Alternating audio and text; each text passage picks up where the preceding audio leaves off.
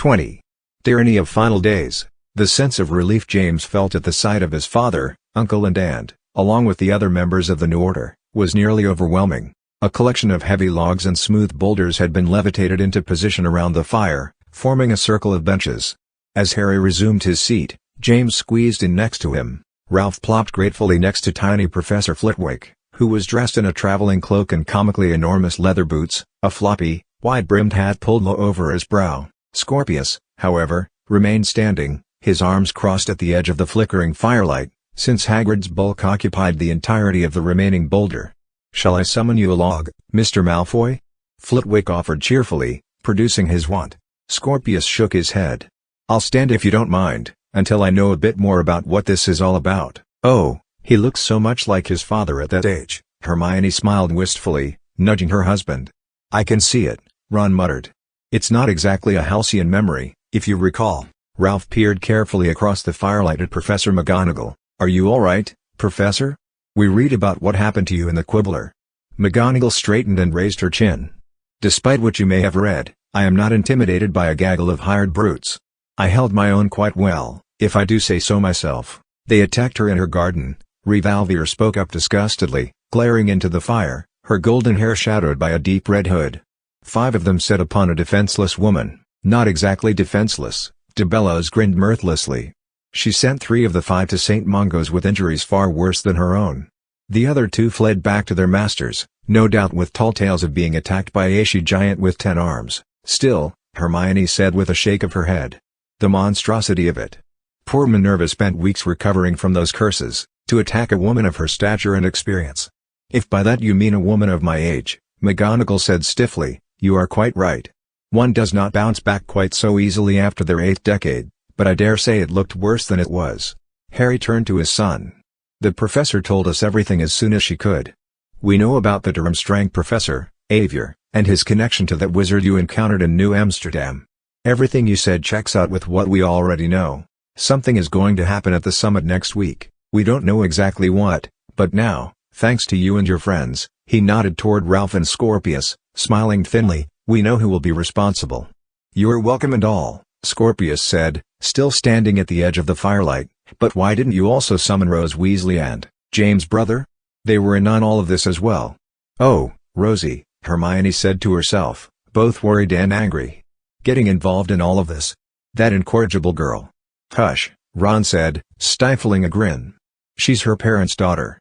What do you expect?" "It's simple, really," Hagrid said, peering askance at Scorpius.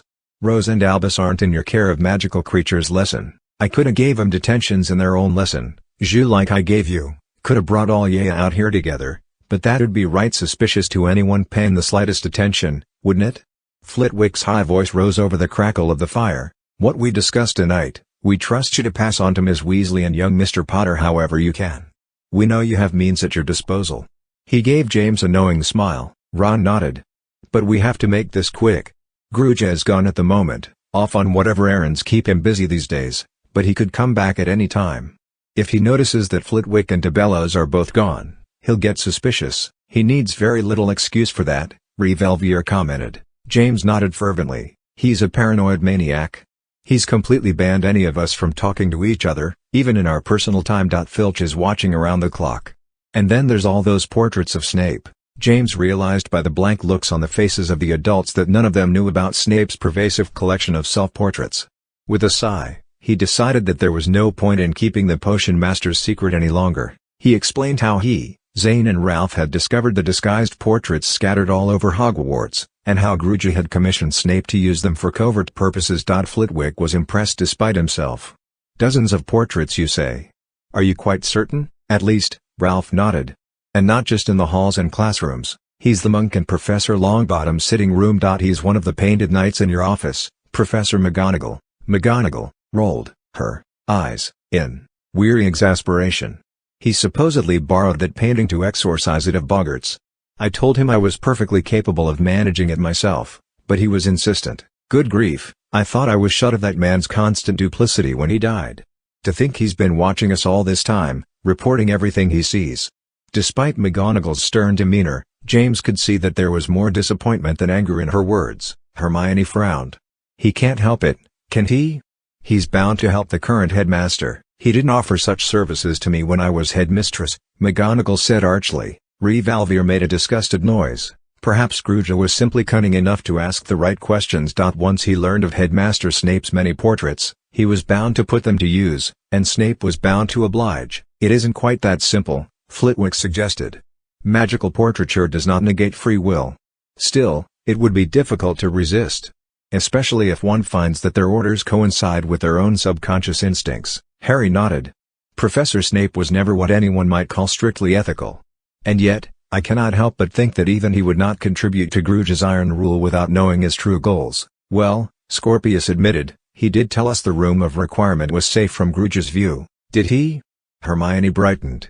Well, that is something, then. Time's wasting, de Bellows announced briskly, clapping his meaty hands and rubbing them together. As good as it is to know how we've been observed, and how to avoid it from this point onward, we have a disaster to avert. Quite right, McGonagall observed. James looked up at his father. But how? What's the plan? That's why we summoned you here tonight, Harry answered, shifting his gaze from James to Ralph and Scorpius. As much as I wish it were not the case, and believe me, your mother will barely speak of it, you lot are integral to our plan. A second wave of relief flooded James where he sat. I was worried we were on our own, he confessed. And we're all totally out of ideas. Harry nodded understandingly. First things first, then. Can you tell us anything we don't already know? What's happened since you last spoke to Professor McGonagall on the Sylvan Tower? James drew a deep breath, but it was Ralph who spoke first. We learned about the Morrigan Web, he announced firmly. Well, mostly, there's a missing piece. We don't know how important it is, but here's what we do know. He proceeded to describe their misadventure in the cellars beneath Alma Alaron. James and Scorpius helped, contributing details about the overheard conversation between Crone Lausa and Tabitha Corsica. At the mention of Corsica's name, however, Harry interrupted. You're certain that Tabitha Corsica was the one interviewing this Crone Lausa? Absolutely, James nodded emphatically. She cornered us afterward and dragged us all back to Hogwarts. Harry steadied his son's face seriously. And then what happened? James shook his head. Days went by. We knew she'd told on us. But then when Scrooge called us all to his office, it seemed like he didn't really know everything. He thought we'd snuck off to Alma Alaron to discuss night Quidditch. Well, Ralph clarified, Scorpius here helped with that, and I'm not entirely positive that Scrooge bought it, Scorpius admitted. But he definitely didn't seem to know what we were really there for. Harry nodded slowly. All right, then. Go on. James looked up at his father suspiciously. There was something he wasn't saying, something about Tabitha Corsica. Scorpius, however, continued the story before James could ask. When the three boys have completed their somewhat rambling tale, Revolver finally spoke again. So we know two of the three markers to identify the Morrigan Web, if indeed that is the method that our enemies will use, an assumption we are forced to make in the absence of any other theories, de Bellows interjected. Hermione agreed reluctantly. It's too terrible to consider. All those innocent people.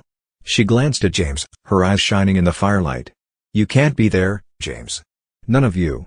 Victoire, Louis, my Rosie, Hermione, Ron began, but James interrupted him. We have a plan for saving ourselves, and at least some of the others, he said as soothingly as he could. We're hiding our wands during the tournament. If the web works by unleashing some sort of super-killing curse, not having our wands with us will keep us safe. We think. Brilliant in its simplicity, de Bellows agreed, impressed. Well, James shrugged, we can't take credit for that. It was Rose's idea. That's my girl, Ron sighed deeply, putting an arm around his wife's shoulder. So, then, Flitwick said, bringing the conversation back on point, the Morrigan Web must be fueled by something that once belonged to a very powerful dark witch or wizard, now dead. It will be a very personal item, I'd wager. Something that would have absorbed the subject's strength and purpose over many years. Revolver pushed back her hood and nodded. And the second marker is proximity. It will be right in the center of the gathering. A focal point. De Bellows narrowed his eyes. Since the event is a Quidditch match, he suggested. Perhaps the cursed object will be one of the game balls. Possible, Harry agreed. Although Hogwarts Quidditch equipment does not often belong to only one person. Hagrid stroked his beard. This is no common Quidditch match, yea and no, he said. Could be somebody will pull out some ancient traditional bit of equipment, all special like a quaffle from some famous old World Cup or the like. We you need to keep watching for anything unusual. James' eyes widened suddenly as an idea struck him. It was so obvious, so perfectly plain, that for a long moment he could not force his mouth say it. "What is it, James?" his father asked, frowning aside at him. "You know something?" James' mind raced, outpacing his tongue. Finally, he looked at Ralph, his eyes still bulging in their sockets. "The crystal chalice," he rasped. Ralph's eyes also widened as the realization struck him. Next to him, Scorpius finally sank to the grass, one hand rising to his forehead in amazement. Ron glanced around the clearing in confusion. "What's the crystal chalice?" "The new Quidditch tournament trophy," Flitwick said wonderingly. "Of course," DeBellows smacked a fist into an open palm. "It's ancient. Likely belonged to some massively powerful old wizard king or queen, ruthless and tyrannical." Hermione glanced at Harry, her eyes grave. "It'll be the center of attention when they introduce it at the beginning of the match." "Where did it come from?" Harry asked, turning to Hisson. "Lance Vassar's parents," James answered spitefully. "They're explorers and teachers, spend all their time studying magical cultures and history and stuff. If they're anything like Lance, they're a pair of arrogant twits who think money and brains are the same thing." "Be that as it may," McGonagall countered, shooting James a reproachful glance, "that doesn't make them enemies. This is a very serious accusation we are leveling against them. They need not even know of the plot," Revelvier suggested. "They may merely be willing dupes, unaware that the relic they've obliged to donate will be used for murderous purposes." "Either way," Ron said, scanning the gathering for agreement, "this is the best lead we've got. Any disagreement?" James looked around the fire, searching the circle of faces for dissent. When none appeared, McGonagall suggested, "Can we destroy the chalice before the match?" "Preferable but unlikely," DeBellows sighed. "If it is indeed the source of the web, it will be guarded extremely securely until the time of its use. We must be prepared to take it in the moments before it is triggered, to be safe," Flitwick said, his eyes flashing in the firelight. "I suggest we follow young Miss Weasley's counsel and attend the tournament wandless." This was greeted with a circle of sober nods. Professor DeBellows, James noticed, did not join in. The big man glared into the fire, his face stony, and James had an idea that it would be a cold day in Hades before the old harrier went anywhere without his wand. "But we should keep them within reach," Harry said, "and let us hope that such precaution is unnecessary." Hermione gave a fervent murmur of agreement. To James' ear, it almost sounded like a half-prayer. He glanced up at his father. "Does this mean you'll be there, Dad?" Harry nodded somberly. "Myself, your Uncle Ron and Aunt Hermione, yes. Hagrid will help us sneak in. That will be no small feat, considering that Titus is in charge of security. What will he do if he catches you?" At that, Harry offered James a true smile. "Remember whose head or, son?" He narrowed his eyes. "Trust me. We won't get caught." "What are we to do, then?" Scorpius asked, glancing up. "You've done your bit," DeBellows answered firmly. "From here on out, your job is to be careful. Stay out of Headmaster Grooge's way. Avoid Mr. Filch wherever you can. Pass your exams," Hermione offered with a half-hearted smile. "And keep trying to get as many people as possible to go to the tournament wandless," Ron added seriously. "Just in case." With that, the meeting seemed to break up. Professor McGonagall climbed to her feet with the assistance of Professor Revalvier. DeBellows unsheathed his wand and snuffed the fire with a whispered command.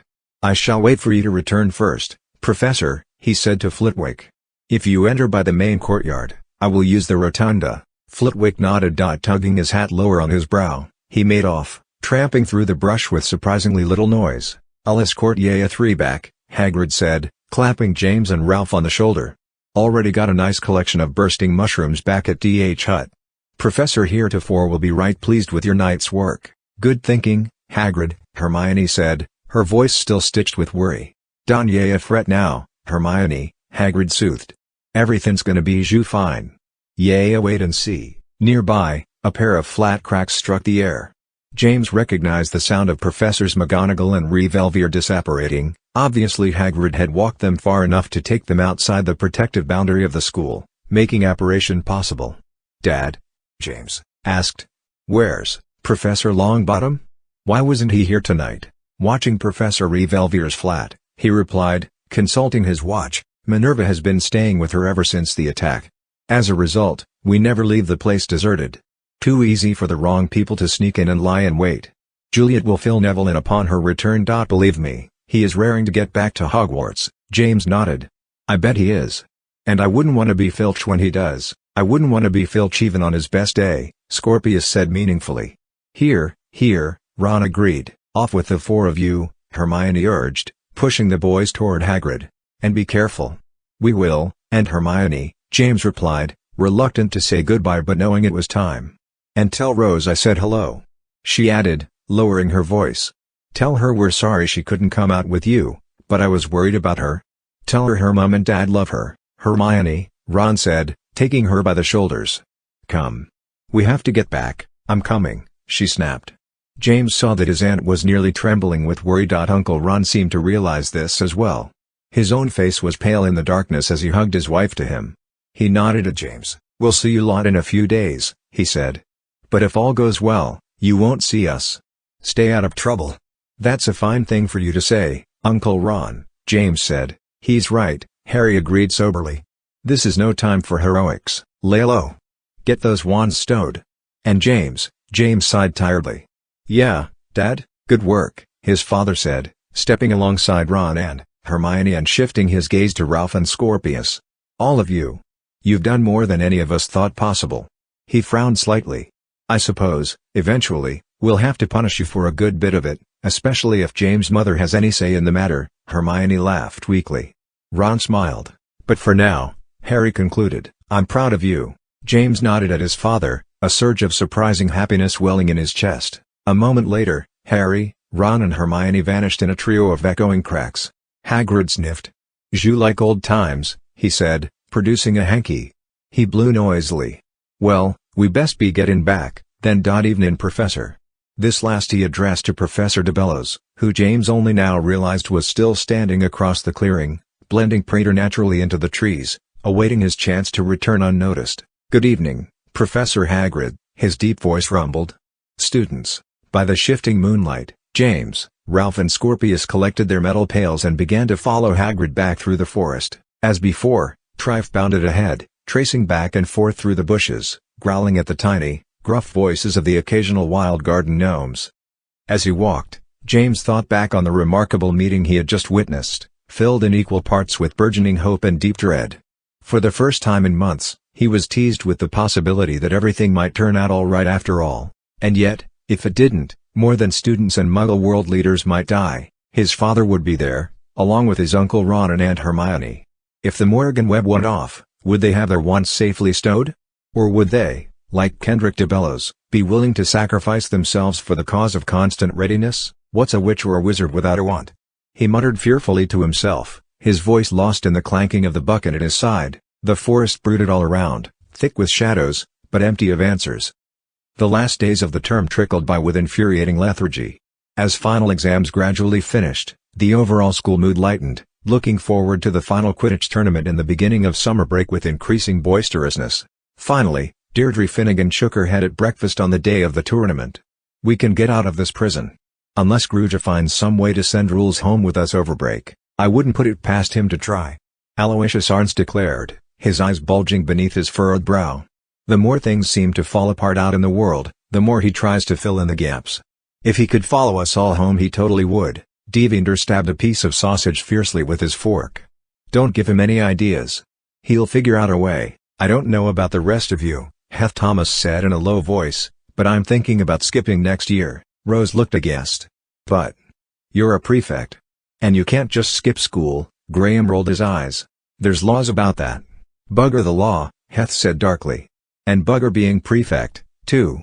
My dad grew up in Provence. My grandparents still live there.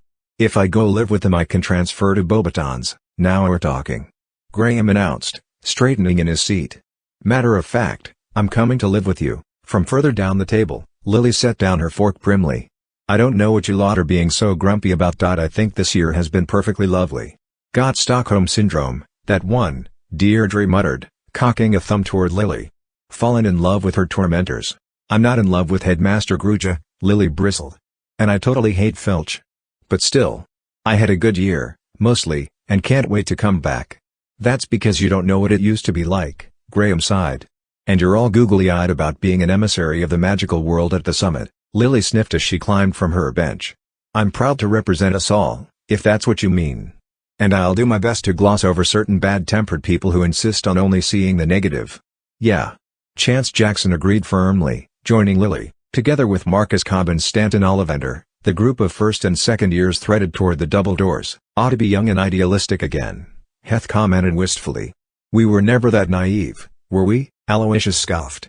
"You spent your whole first year leading the common room in the Hogwarts tribute every night before bed." "Yeah, well, things were different then, weren't they? McGonagall was headmistress, Gryffindor had a winning Quidditch team." "Oh, don't remind me," Devinder interrupted, waving his hands in agitation. "I can't stand it. Have you seen that new trophy? Lance's parents and a pile of guards arrived with it last night.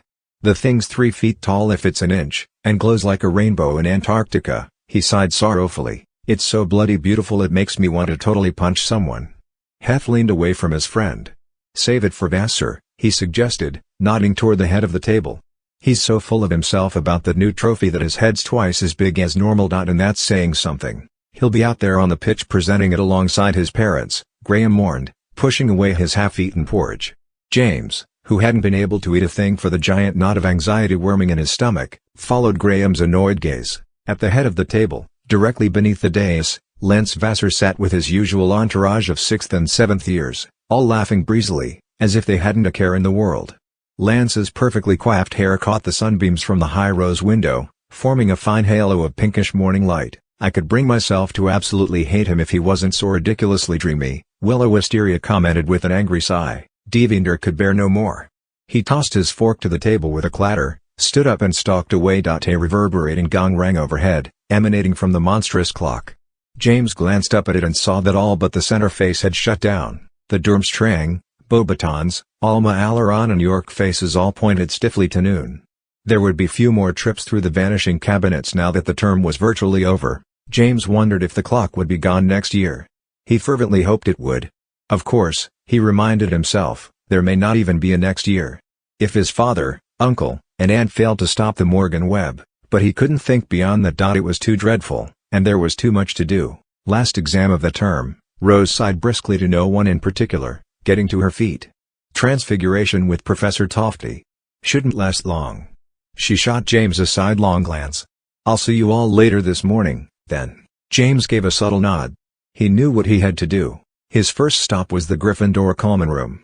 Sunlight streamed from the high windows, suffusing the space with a golden haze and transforming the old sagging chairs and scarred tables into glowing tableaus. Unlike a typical mid-morning, the room was crowded with students, lounging and talking loudly or playing winkles and augurs, biding their time until the tournament that evening. Scorpius met James near the portrait hole, unslinging his book bag from his back. "Got about half," he sighed, showing James the collection of wands hidden in his bag. "Everyone's too ruddy cheerful to think anything bad could happen." "Half," James repeated, dismayed. "That's all? We have to do better than that. You try telling everyone that they're about to get Killadath Quidditch tournament," Scorpius whispered, challenging James with his eyes. "They think it's either a joke or you're mad. Soon enough one of them is going to run to Gruja with it. He already thinks you're one to spread stories for attention. He'll have us all locked up in the old dungeons." James stared at the handful of wands in Scorpius' bag, fuming helplessly. "Fine," he shook his head. "Hand them over." A minute later, accompanied by the skeletal sound of wands clinking in his bag, James made his way down the stairs to the Hufflepuff common room, marked by a large round door with an oversized copper handle. Julian Jackson was standing before the door, already wearing her Quidditch goggles and bobbing on the balls of her feet with impatience. A laundry sack, depressingly thin, was slung over her shoulder. "Here," she said tersely, shoving the bag into James' hands. "I don't know what you're on about, but my sister says you're going to keep these safe for some reason." "Thanks," James nodded, unslinging his book bag and stuffing the Hufflepuff wands into it. "Don't thank me," Julian said. "I think you're daft. And as soon as we win we're going to want those back straight away." James agreed to this and was quickly on his way again. 5 minutes later, Herman Potsdam and Ashley Doon met him outside Ravenclaw Tower. "What's all this about, James?" Ashley asked as Herman handed over an old hat stuffed with wands. "I already told you," James replied.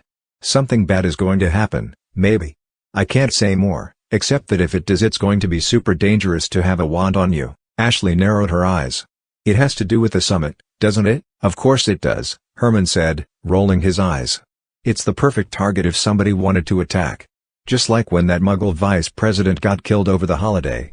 "James?" Ashley prodded, ignoring Herman. "What do you know about this?" James shook his head. "If I say more, No one will believe me. Scorpius is right. Most people already think I make stuff up just to hog attention. Gruja especially. I'm not one of those people, Ashley said impatiently. Jennifer Tellis is my big sister's best friend and she says you're honest, even if you were a lousy gremlin. James frowned, taken aback. Jennifer said I was a lousy gremlin? Ashley rolled her eyes. You're no marauder, James. That was your grandfather. You're just a bit too responsible for your own good. Now Zane Walker, she sighed and looked wistful. Good beater, Herman agreed. Could have used him this year. A shame those Yanks got him. They don't know beans about Quidditch. Ashley shook her head, coming back to the point. You can tell me, James. I know you're no liar. James felt grudgingly gratified by Ashley's words. Look, he said, dropping his voice to a whisper. There is an attack planned on the summit. If it happens, lots of people are going to be killed. It won't be one-to-one combat, either, more like a magical bomb. People are trying to stop it. But if they can't? He shook his head, unwilling to elaborate. Wait a minute, Herman frowned, blinking. That's why we're hiding our wands? I thought it was because Gruja was going to confiscate them? James rolled his eyes. That's just a rumor. But who knows? Maybe it's even true. Either way, this is the best thing for all of us to do. Oh, Ashley countered, backing away. My wand isn't in there. James blinked at her. What? Why not? Like I said, James, she replied soberly, I trust you. If you say there's going to be an attack, I'm inclined to think you're right. And no way am I going into a fight without my wand, magical bomb or not. But, James protested, shaking his head, but that's the point. Your wand will be the thing that kills you. Ashley cocked her head. I trust you, James, she said thoughtfully, but that doesn't mean you're always right. I'll be keeping my wand handy. And who knows? Perhaps you'll thank me later. Maybe, Ashley's right. Herman nodded, squinting into the old hat in James' hands. Before James could stop him, the big boy stuffed his hand inside and retrieved a long, warped wand. There she is. Sorry, James. James protested further, but Ashley and Herman seemed to have made up their minds. Together they ascended Ravenclaw Tower, leaving James nearly sick with frustration below. Albus and Ralph had even less encouraging news outside the Slytherin dungeons. There, Albus said, dropping 4 wands into James' bag. That's mine, Ralph's, Trenton's and Minch's. She's a first year and has a thing for old Ralph here. 4 wands? James declared angrily. That's all? Slytherins aren't in the habit of handing their wands over to Gryffindors, Ralph said, hushing James and steering him away from the dungeon door. Besides, if your dad and his mates do their job, it won't be a problem, right? And what if they don't? James demanded. Come on, James, Albus replied, it's Dad we're talking about. He and Uncle Ron and Aunt Hermione are unstoppable. Didn't you read Revelvier's books? It was a joke, but James couldn't share his brother's confidence. A pall of deep dread was settling in his heart, turning his stomach into a bag of stones and filling his thoughts with nightmare visions. After all, it was more than the Collector they were facing. The Collector was just a mask worn by Avier Dorchascathan, and Avier himself was merely a twisted man, haunted and driven by a past that wasn't even his own. The real threat was Judith and her sister Fates, Petera, and Izzy. James had no idea how they would play into the plot, except that, together, they represented a force of destiny that was exactly as powerful as it was unpredictable. And worst of all was the fact that, even now, virtually no one fully believed him, or understood the threat they faced. Harry Potter, Uncle Ron and Aunt Hermione may well be able to foil the Collector, but could they thwart the combined, chaotic might of Petera, Izzy and Judith? As the 3 boys exited the entrance hall and darted into the brilliant morning sunlight with their clattering bag of wands, James warred with himself at every step. Petra would not, could not, allow Judith to kill. That had been her primary motive on the night of the unveiling, and yet Petra seemed to believe, somehow, that allowing the attack was the only way she could break the chain of destiny, to shatter the bonds that made her and Izzy's sister Fates with Judith. And worst of all, what if she was right?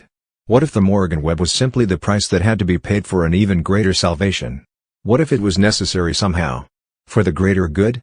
In the blazing morning sunlight, as the Quidditch pitch loomed ahead, its banners fluttering gaily in the soft breeze, a cold shudder racked James' shoulders. No, he muttered to himself, unheard as Ralph and Albus ran ahead, aiming for the hidden trunk behind the Gryffindor grandstand. No. There's a better way.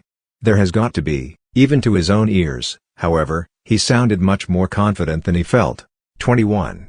The third marker. The final Quidditch match of the term was always a massively popular event, each grandstand filled raucously with students and teachers, peppering the air overhead with firework charms and bursts of confetti, all in various team colors. This year, however, the crowd was far thicker, packed to overflowing as students were crammed into the upper seats, leaving room in the lower boxes for Muggle dignitaries and their entourages.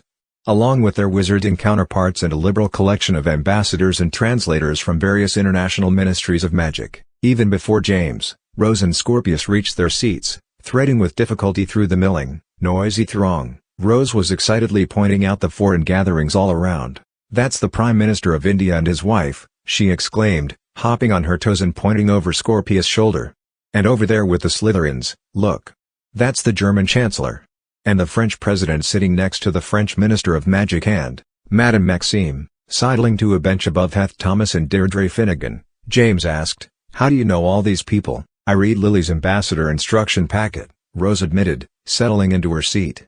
It had a listing of all the attending government representatives. Extremely impressive, all of them being here today. "Muggles at a Quidditch match," Scorpius shook his head. "What's the world coming to?" "Hush!" Rose scolded. James glanced from grandstand to grandstand, watching the various Muggle leaders gaze from their seats with a wide-eyed mixture of wonder, anxiety, and undaunted curiosity. A collective gasp rippled around the pitch as the Hufflepuff and Slytherin teams emerged from the locker rooms far below, spiraling up into the air on their brooms and swooping around the grandstands like hummingbirds, their cloaks snapping behind them. The crowd of students raised a deafening cheer, joined somewhat more respectably by the government representatives and ambassadors.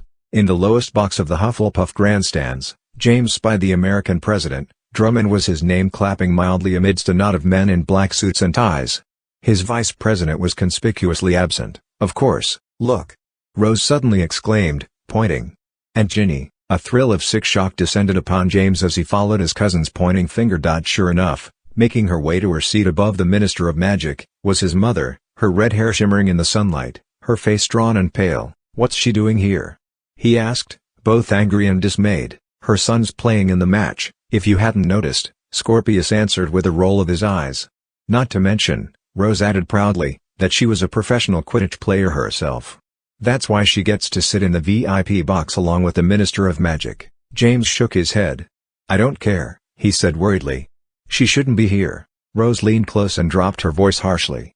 "She's well aware of what's happening here today, James. You can't expect her to stay away with her family in danger." "That's exactly why I wish she had stayed away," James replied helplessly, as he watched. Lily, Chance Jackson and Marcus Cobb joined his mother in the VIP box, wide-eyed and pointing at the various important people all around. Ginny put her arm around Lily. When she looked up, James saw that she was looking across the pitch straight at him. She did not wave, but merely nodded at him tensely. James sighed and nodded back. On the pitch below, a hastily assembled band struck up a spirited rendition of the Hogwarts salute, led by Professor Flitwick on a tall wooden stoolie. Simultaneously, the new scoreboard erupted with showers of gold and green sparks. The competing house names glowed boldly in their colors, accompanied by a pair of matching, flashing zeros. "It really is quite a spectacle," Rose admitted. "If only I could relax and enjoy it." "Everything's under control," Scorpius said with a curt no. "There's nothing for it but to watch." As the team players drifted back toward the pitch, dismounting their brooms for the ceremonial captain's handshake, another wave of excitement arose from the spectators. James craned to watch as a pair of enormous figures lumbered into view, skirting the edge of the pitch far below. "It's Scrop," Deirdre called happily, pointing. "And Wost Hat with him? She's completely monstrous, Preachka," James answered, grinning despite himself. Rose jumped excitedly in her seat, clutching James' arm. "Look how they're dressed," she exclaimed. "They're here as representatives of their clans. Preachka's wearing the apron of the mountain dwellers and Grop has on the crown of the cave tribe."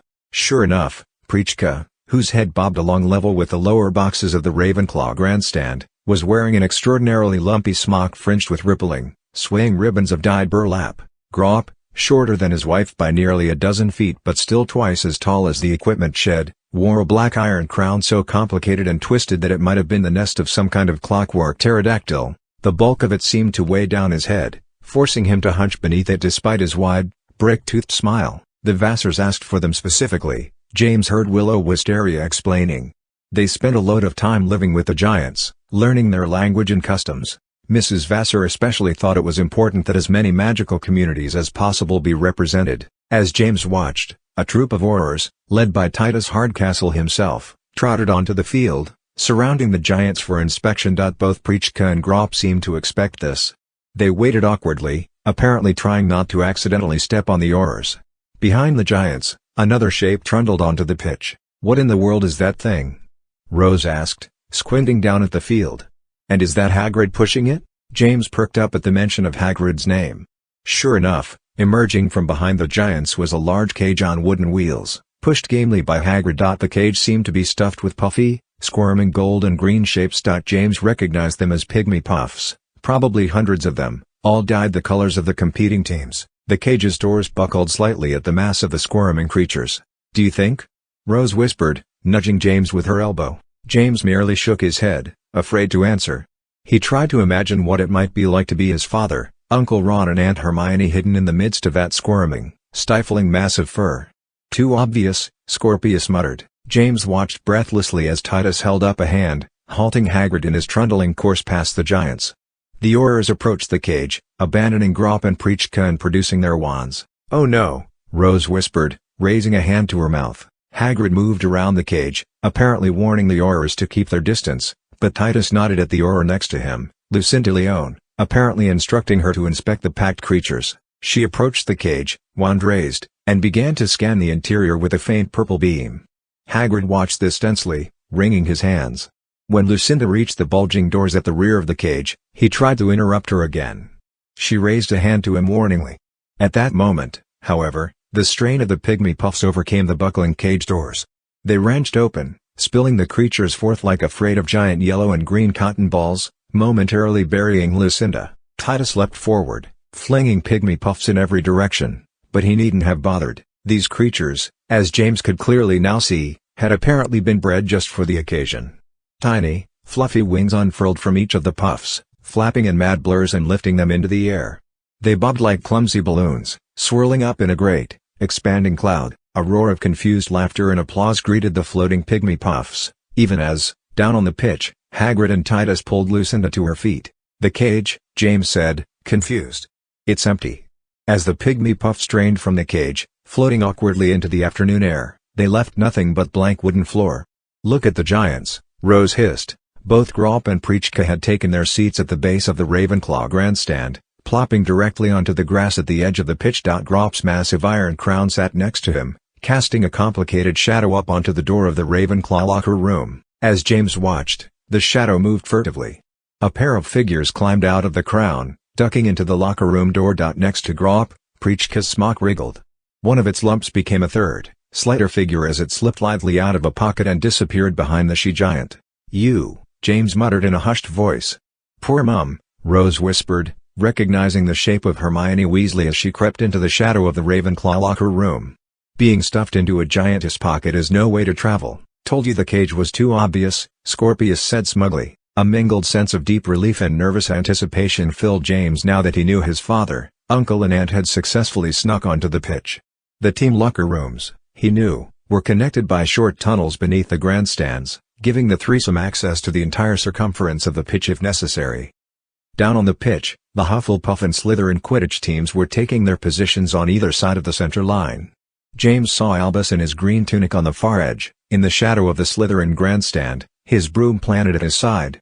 Cambridge Cully stood between the teams in his official's tunic, a yellow cape fluttering from his broad shoulders. Gabriel Jackson, the Hufflepuff captain, joined him there, squaring her shoulders against Slytherin's Nolan Beetlebrick, who was easily twice as wide as her and well aware of it. She squinted up at him appraisingly, seemingly unimpressed. "Welcome students, ladies and gentlemen from the world over," Ashley Doone's voice echoed from the announcer's box, "to this very special and truly historic Hogwarts Quidditch tournament match." A roar of wild applause filled the air, along with an eager display of sparkling fireworks and waving banners. For half a minute, Ashley's amplified voice was drowned out by the crowd. James swept his gaze around the grandstands, taking in the sight of the gathered world leaders. Most smiled and applauded in a dignified manner.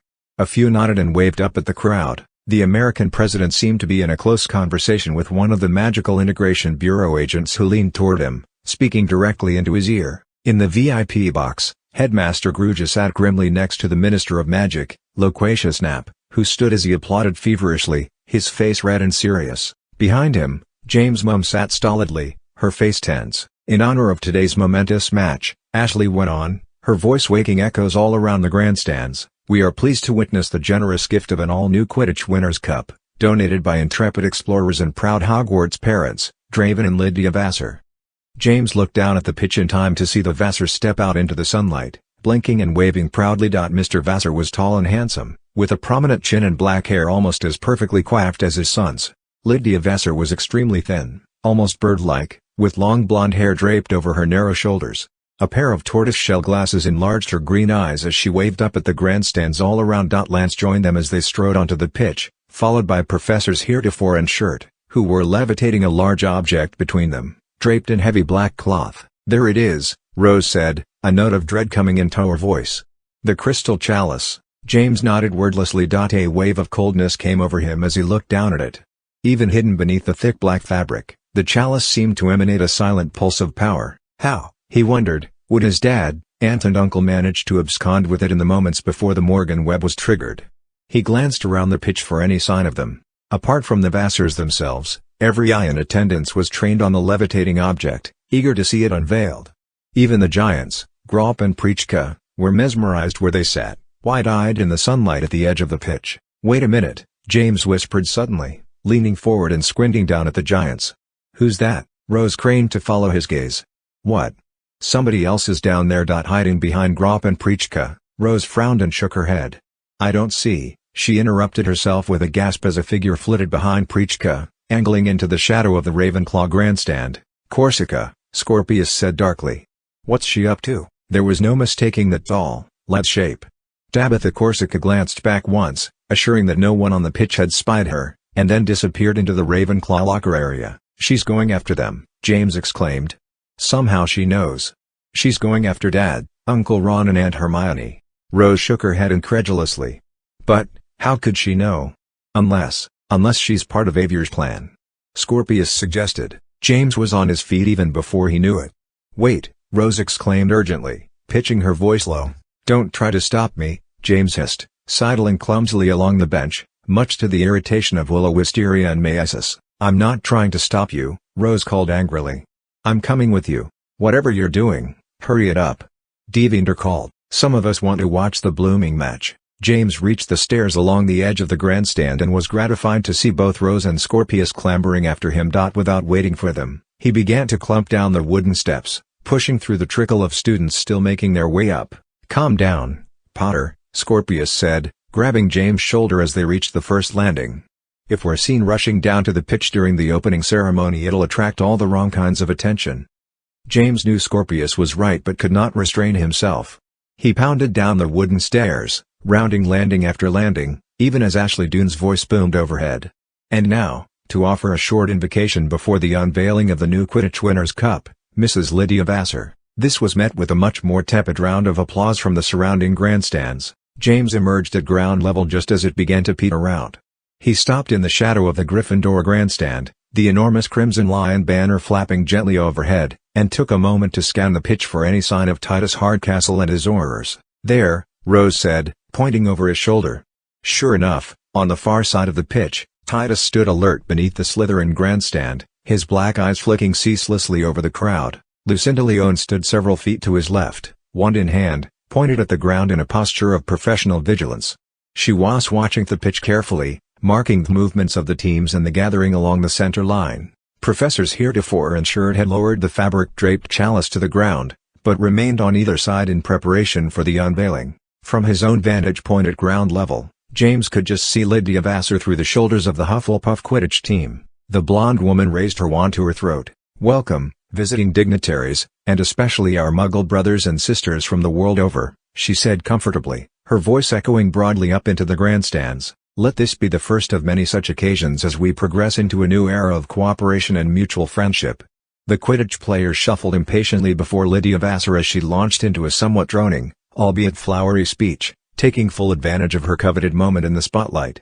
Come on, James muttered, ducking as casually as he could out of the shadows and crossing toward the Ravenclaw grandstand. Fortunately, a large number of students were still milling along the edge of the pitch, offering James, Rose and Scorpius a modicum of cover.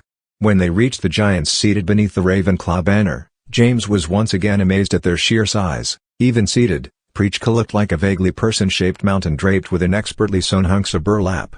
The colored fringes of her smock fluttered in the breeze. All the alertness had fallen from her face, however, as Lydia Vassar's speech blared on. The Shejant glanced down at James as he crept next to her. Before she could speak, he shushed her with a finger to his lips.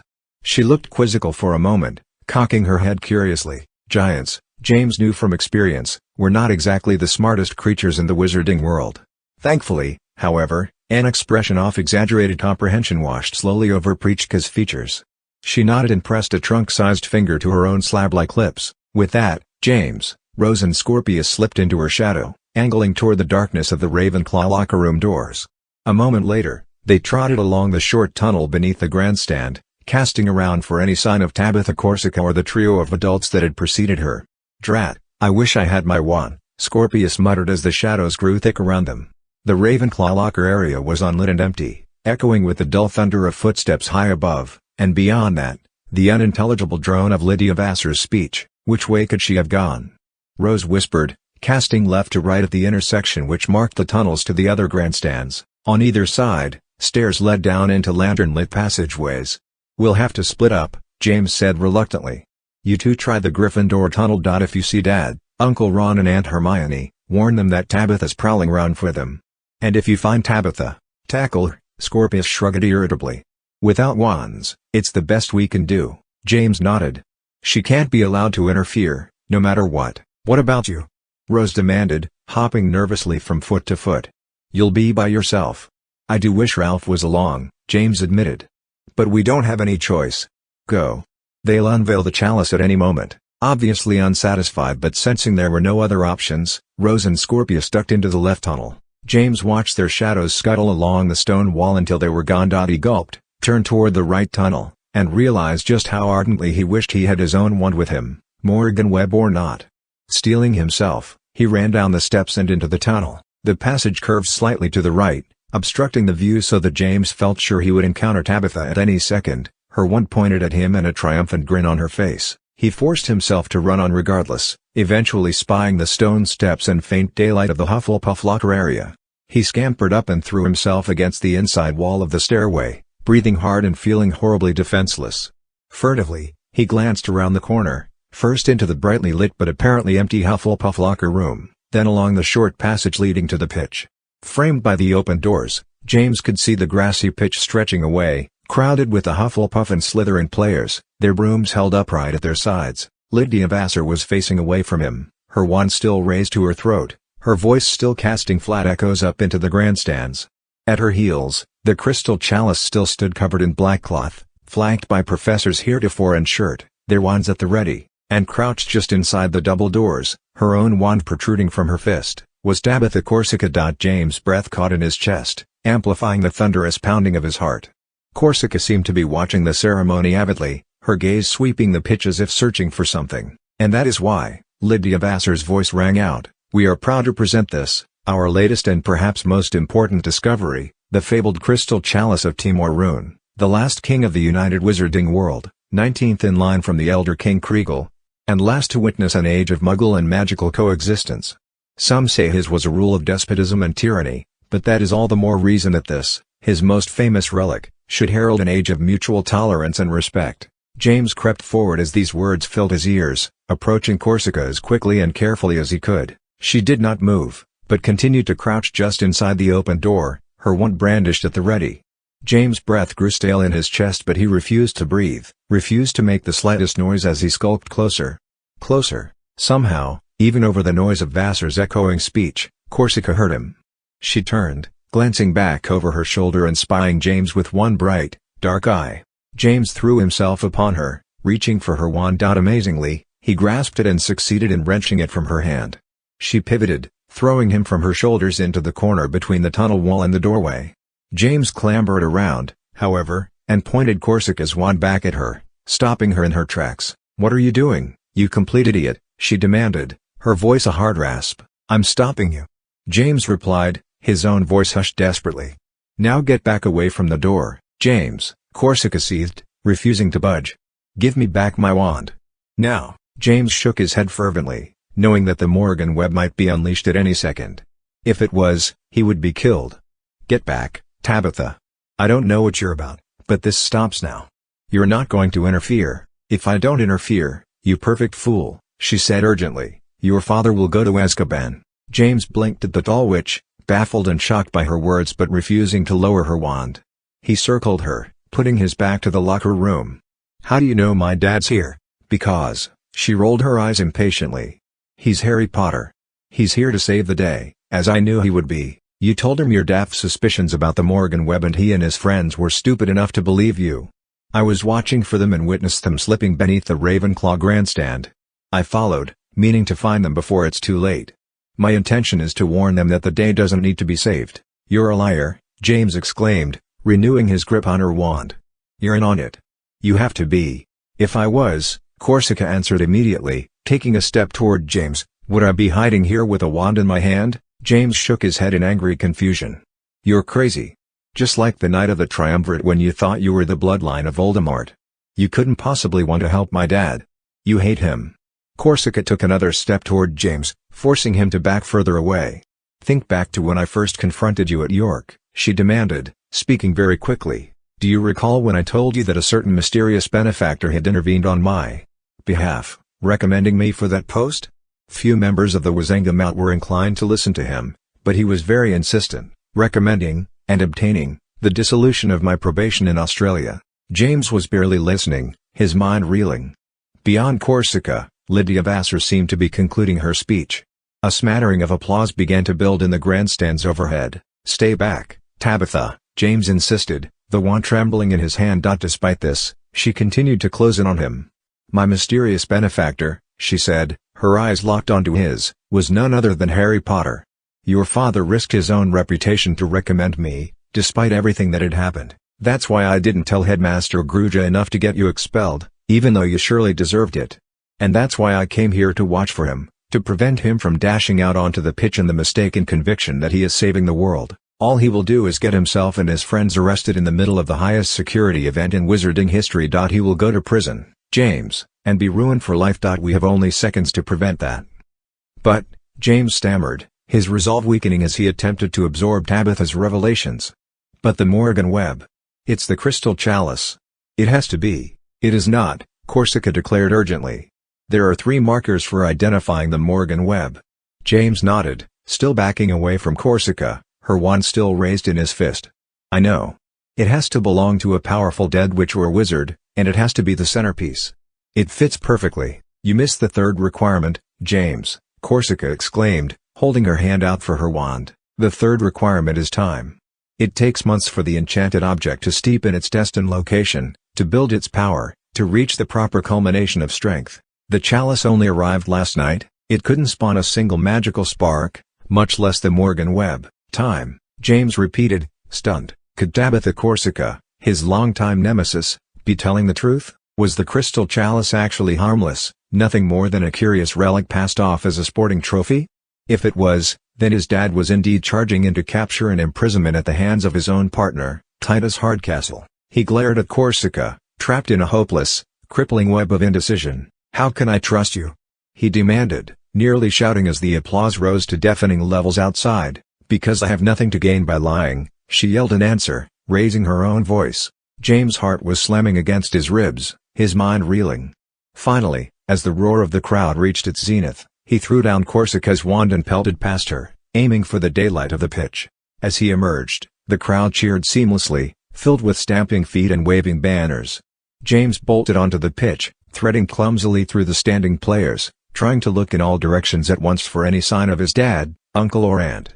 He shoved past Albus, knocking aside his broom. In the center of the pitch, Professors Heretofore and Shirt were levitating the draped crystal chalice again, raising it high into the air. With an additional, practiced flick of her wand, Heretofore jerked the draping fabric from the chalice, whipping it off with a sweeping flourish. Sunlight glinted prisms from the great crystal cup as it floated overhead, turning gently and casting refractions down onto the grass of the pitch.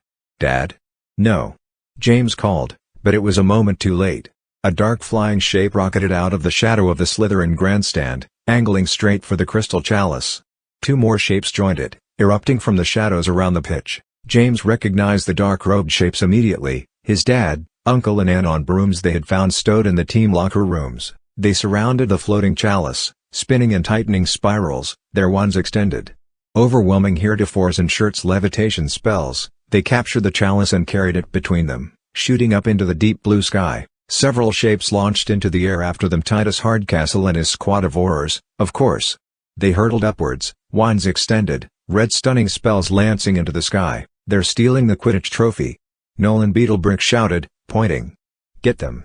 "Wait!" Albus cried, understanding dawning on him, but his voice was drowned in a chorus of angry shouts. Cabrid Collie blew his whistle frantically as both the Slytherin and Hufflepuff teams sprung into the air, following the Aurors in pursuit of the still-rising trio of apparent thieves. "Dad?" James called up, stumbling into the center of the field. He could no longer make out the shapes of his father, uncle and aunt. They were lost in the swirling cloud of Aurors and Quidditch players trailing after them. "Dad? Stop. Don't." A flare of white light and a concussive blast filled the air high overhead, repelling the nearest pursuers, who tumbled back momentarily before righting themselves again. "They destroyed it," Cabrid Collie declared wonderingly, his voice clearly heard in the momentary shocked silence that followed. "Why would anyone destroy the Quidditch trophy?" "It took us 12 years to locate the chalice," Lydia Vassar said, her voice dull with shock. "Capture them." Someone in the Hufflepuff grandstand called shrilly. "Don't let them get away." It was the only encouragement the crowd needed. A massive, angry roar exploded overhead, followed by a forest of raised wands. Red bolts peppered the air, even as the Aurors circled in on their quarry, surrounding them high overhead. James craned his head to see, squinting helplessly, unable to make anything out from such a distance without his glasses. Dimly, he was aware of Scorpius and Rose joining him on the center line. "Did we win?" Rose asked breathlessly, shading her eyes with the flat of her hand as she stared straight up. "Did they destroy the chalice before it could go off?" "They totally lied about not using their wands," Scorpius said, shaking his head. James dropped his gaze. Above and across from him, his mother stood in the VIP box, both hands over her mouth, her eyes wide and tense as she craned up at the milling broom riders. In front of her, the Minister of Mahi looked completely stunned and horrified. Headmaster Gruja, however, merely glared down at James, a wry twinkle in his gray eyes. Suddenly Scorpius grabbed James' shoulder and pointed to the side. "Look out! Here comes Corsica." Ignoring Scorpius, Tabitha Corsica joined the gathering in the middle of the pitch, peering mildly up at the gawking, swooping Quidditch players. In the center, Titus Hardcastle and his Aurors lowered slowly, their wands trained on the three dark-clad figures. "You know, James," Corsica said, pocketing her wand. "This reminds me of your first year, when you tried to steal my broom." She sighed lightly and shook her head. "You really do have a thing for ruining Quidditch tournaments, don't you?" Slightly over 2 hours later, James, Scorpius and Rose met Ralph and Albus at the edge of the pitch. The match had finally concluded with a Hufflepuff victory, much to Albus' compounded disgust. Bedraggled and sweaty in his green tunic, he dragged his broom behind him, fuming blackly as the fivesome ducked beneath the Gryffindor banner, seeking the trunk hidden at the rear of the grandstand. Wind whipped, capriciously, around them, snapping the banners high overhead and carrying grit into the air. A pall of clouds had pushed in over the course of the match, blotting out the sun and dropping the temperature by 10 degrees, as if the weather itself was competing with the confused darkness of James' own mood. No one spoke of the fiasco which had preceded the match. The one small mercy to come from it was that Titus Hardcastle had allowed the three thieves to remain in their cloaks and hoods during the course of their arrest, thus preserving the secret of their identities. Lucinda Leone had taken charge of security for the remainder of the match while Titus and a second Auror escorted the three figures back to the castle at one point, accompanied by resounding boos and jeers from the uniformly furious crowd. Mingled with the deep disappointment about the arrest of James, Albus and Rose's parents was the strange and unexpected relief that, in spite of everything that had gone wrong, everyone had survived the Quidditch summit. There had been no attack. James' dad, uncle and aunt had been willing to sacrifice themselves, triggering the Morrigan Web at a safe distance from the crowd gathered below. But the chalice had not been the trigger after all. There was no Morrigan Web. In all the feverish worry and preparation for disaster, this was the one outcome that James had completely failed to consider, that he had been, quite simply, wrong. But Avier said he was going to attack the summit, he reminded himself. Had the twisted old wizard simply been lying? Was he, perhaps, insane? Delusional? Surely that was a possibility, considering the cracked nature of his past, and yet, as the five students rounded the corner of the grandstand, James was not exactly surprised to find a gaggle of waiting students. all looking terse and impatient. More seemed to be approaching from the exiting throng, as the grandstands emptied, accompanied by a distantly echoing fanfare of Professor Flitwick's band. That was some attack. Fiona Four Compass called accusingly, spying James. It was nothing more than a stupid prank. Who were they, anyway?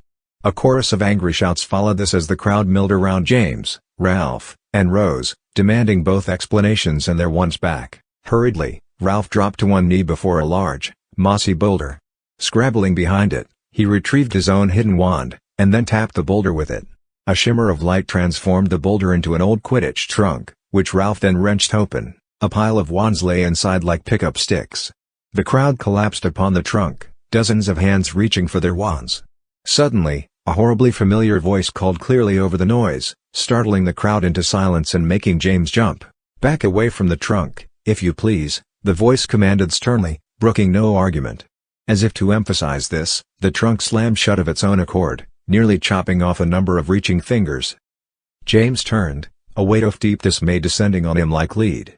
The crowd of students parted behind him, backing away to reveal the much taller figure of Headmaster Grooja, his wand held lazily in his thin fingers. He flicked it. In response, the trunk lifted into the air, soared down the aisle formed by the parted students, and plunked neatly at Grooja's feet. "Mr. Potter," he said in a low, silky voice. "How did I know that you would be at the center of this curious post-match gathering?" James didn't answer. It wasn't that he was afraid. His cheeks burned with such a sudden surge of helpless anger that he feared that if he spoke at all he would shout in fury. "Is anyone prepared to tell me what I might find in this trunk?" Grooja asked, addressing the crowd and raising his eyebrows inquisitively. A scattering of hands shot into the air. "James and his mates told us there was going to be an attack." A girl volunteered. James saw that it was Julie Minch, the Slytherin girl who apparently fancied Ralph Dowd in the wake of Slytherin's tournament loss. However, all of her hopeful acquiescence had soured to petulant anger. "They said it was for our own safety to hide them away." A rabble of voices agreed, while a Ravenclaw boy that James didn't know added, "They told us you were going to confiscate our wands."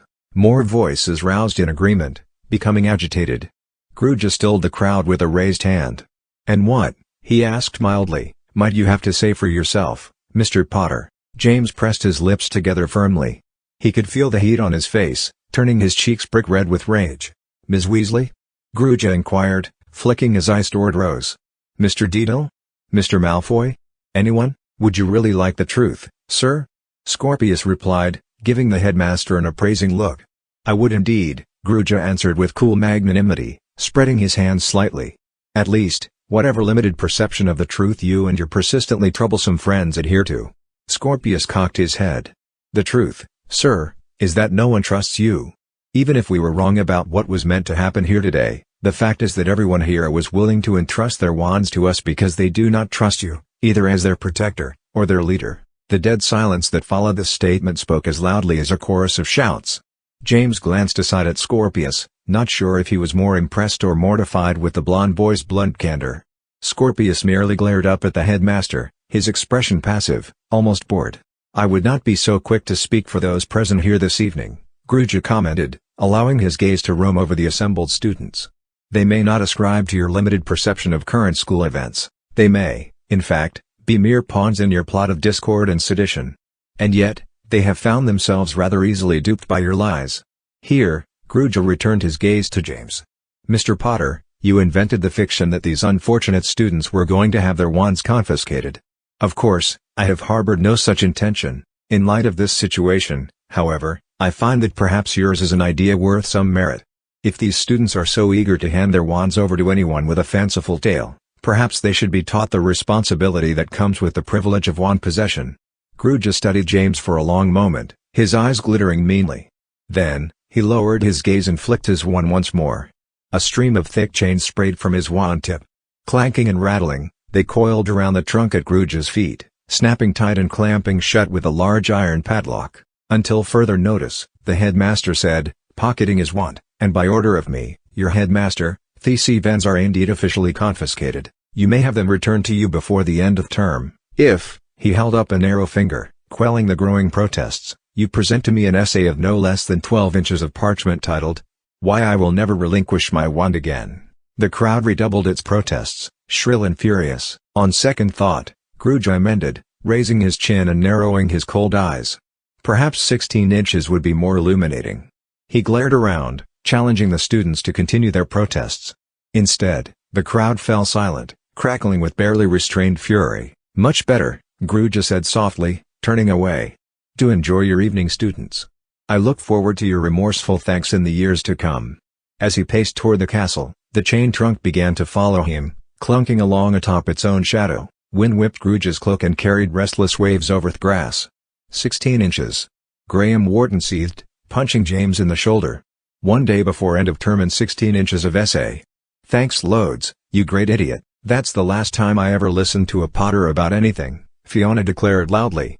This was greeted with a murmur of angry assent as the crowd began to trickle toward the castle. "Well, there's one good thing to come from all this," Scorpius commented, clapping James on the back. "At least now you weren't wrong about why we hid the wands." James could not bring himself to respond. He was so numb with rage and frustration that he couldn't imagine ever feeling cheerful again.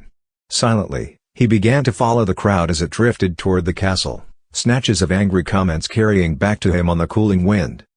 22. An impossible bargain.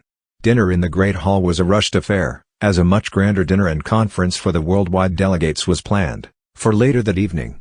House elves, rarely seen during mealtimes, were bustling about the hall in their Hogwarts napkins and tea towels, hanging bunting, cleaning the high windows on tottering ladders, and replacing any of the floating candles that were more than a third burned. The 4 school vanishing cabinets had been removed, making the area along the front of the house table seem strangely empty.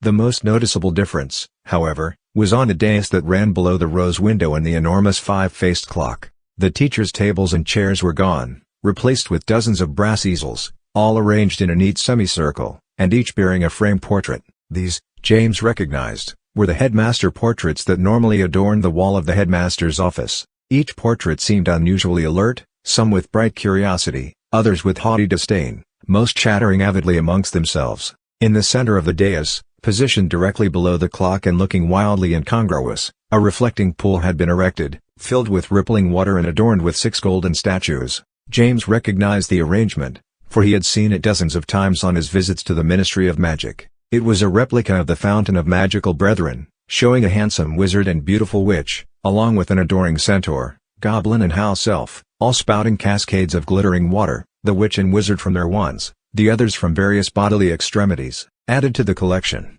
however, was the unmistakable figure of a Muggle man, most noticeable for his lack of an upraised wand. This 6th figure was positioned between the witch and wizard, his arms lifted, palms up, capturing the cascading water from the spouting wands, his face upturned in grateful rapture. "Did you see Mum?" Albus asked, passing James on his way out of the hall. "Yeah. But only for a minute," James acknowledged, turning back to the stew he was idly picking at with a fork. She was in the entrance hall talking to Flitwick and DeBellows. She and DeBellows left straight away, headed back to the ministry to try to get Dad, and Hermione and Uncle Ron released right away. "Titus won't even meet with her. Says he's too busy. I think he's just dodging her." Albus nodded dully. "Any idea where he's got them locked up?" "No clue," James admitted darkly. "Could be anywhere, and he's keeping it a total secret. Doesn't want anyone breaking them out while he's busy with the big banquet tonight." Albus sighed angrily. He seemed to want to say more, but couldn't think of anything. After a long moment of shuffling his feet and watching the house elves straighten the headmaster portraits, he continued on his way. Glancing back up at the portraits, James could not help noticing that the portrait on the far end, the one showing the stern visage of Merlinus Ambrosius, was still as unmoving as stone. He was somewhat surprised that it had been included in the arrangement at all. The paintings were obviously meant to inspire wonder and awe in the Muggle attendees. Perhaps the name alone would be enough. According to Zane, Muggles were quite familiar with the legendary sorcerer, albeit through myth and legend. The portrait of Albus Dumbledore, however, was nowhere to be seen. This was not particularly surprising, James supposed, since the last few times he had seen the painting it had appeared completely abandoned. Despite the bustle of the room and the palpable air of anticipation, the atmosphere around the house tables was tainted with sullen anger. Even the Hufflepuffs, who under normal circumstances would have been celebrating their tournament victory, sat in a shroud of subdued gloominess. Not only had their trophy been stolen and destroyed by unknown vandals, the entire team had given James their wands, and seen them subsequently confiscated, at the behest of their captain, Gabriel Jackson. Even now, she glared at James from the Hufflepuff table, Still wearing her Quidditch tunic, her hair pulled back in a frayed ponytail, James ate as quickly as he could and left the Great Hall by himself, unable to bear the silent anger of his classmates any longer. Unexpectedly, Nastasia joined him as he climbed the stairs to the common room. "How'd you get in?" he grumped under his breath. "All the vanishing cabinets have been stowed somewhere. Probably shut down, too." "Oh, they haven't been disenchanted yet," she answered, matching his footsteps up the swiveling staircase. "There are still a few students out and about, finishing up last-minute assignments. Besides, I've been here all day. I wanted to see what happened. Must be nice to be able to turn into a snake and slither around unseen," James muttered. "I told you," she said primly, "I don't turn into a snake." "But yes. It's handy." They reached the top of the stairs and angled toward the portrait of the fat lady. James said, "So I suppose you saw everything?" Nastasia shrugged non-committally. "I saw that things didn't go how you planned." "That's an understatement." James barked a sardonic laugh. "My dad, aunt and uncle arrested, imprisoned somewhere in the castle until Titus can take them back to the ministry. Half the school's wands confiscated and everyone blaming me for it." "I wouldn't say half the school's wands," Nastasia commented. "You aren't that persuasive, more like a third." "Thanks," James groused. "You're a great help." He stopped in front of the portrait and spoke the password. The fat lady swung open with a faint creak. "Are you going to invite me in?" Nastasia asked. James looked back at her. "Why should I? I've got 16 inches of essay to write." "You aren't writing any essays tonight," Nastasia said with a knowing smile. "And I think you could use a friend." James paused on the threshold of the common room. Nastasia was right on both counts. "Fine," he sighed. "Come on in. But I'm not going to be especially good company tonight." "That's all right." Nastasia laid a hand on his shoulder and gave him an apologetic look. "You never are." James rolled his eyes and ducked through the portrait hole. Nastasia followed. If anything, the common room was even more moody than the Great Hall had been. Even those who did not have essays to write seemed strangely subdued, considering that the term was virtually over and summer holiday was upon them. Part of it was likely the weather. Darkness pressed against the windows, which rattled with sudden, whistling gusts of wind. The fire had been stoked against the strange chill outside. James spied Rose seated at her usual corner table, along with Deirdre Finnegan and Shivani Yadav, all bent direly over parchments, quills in hand. Scorpius was nowhere in sight, likely still down in the Great Hall finishing dinner. As James and Nastasia threaded toward the fire, Lily came skipping down the stairs of the girls' dormitory, resplendent in her dress robes, her red blonde hair neatly parted with a jeweled clip. "I'm off," she announced giddily.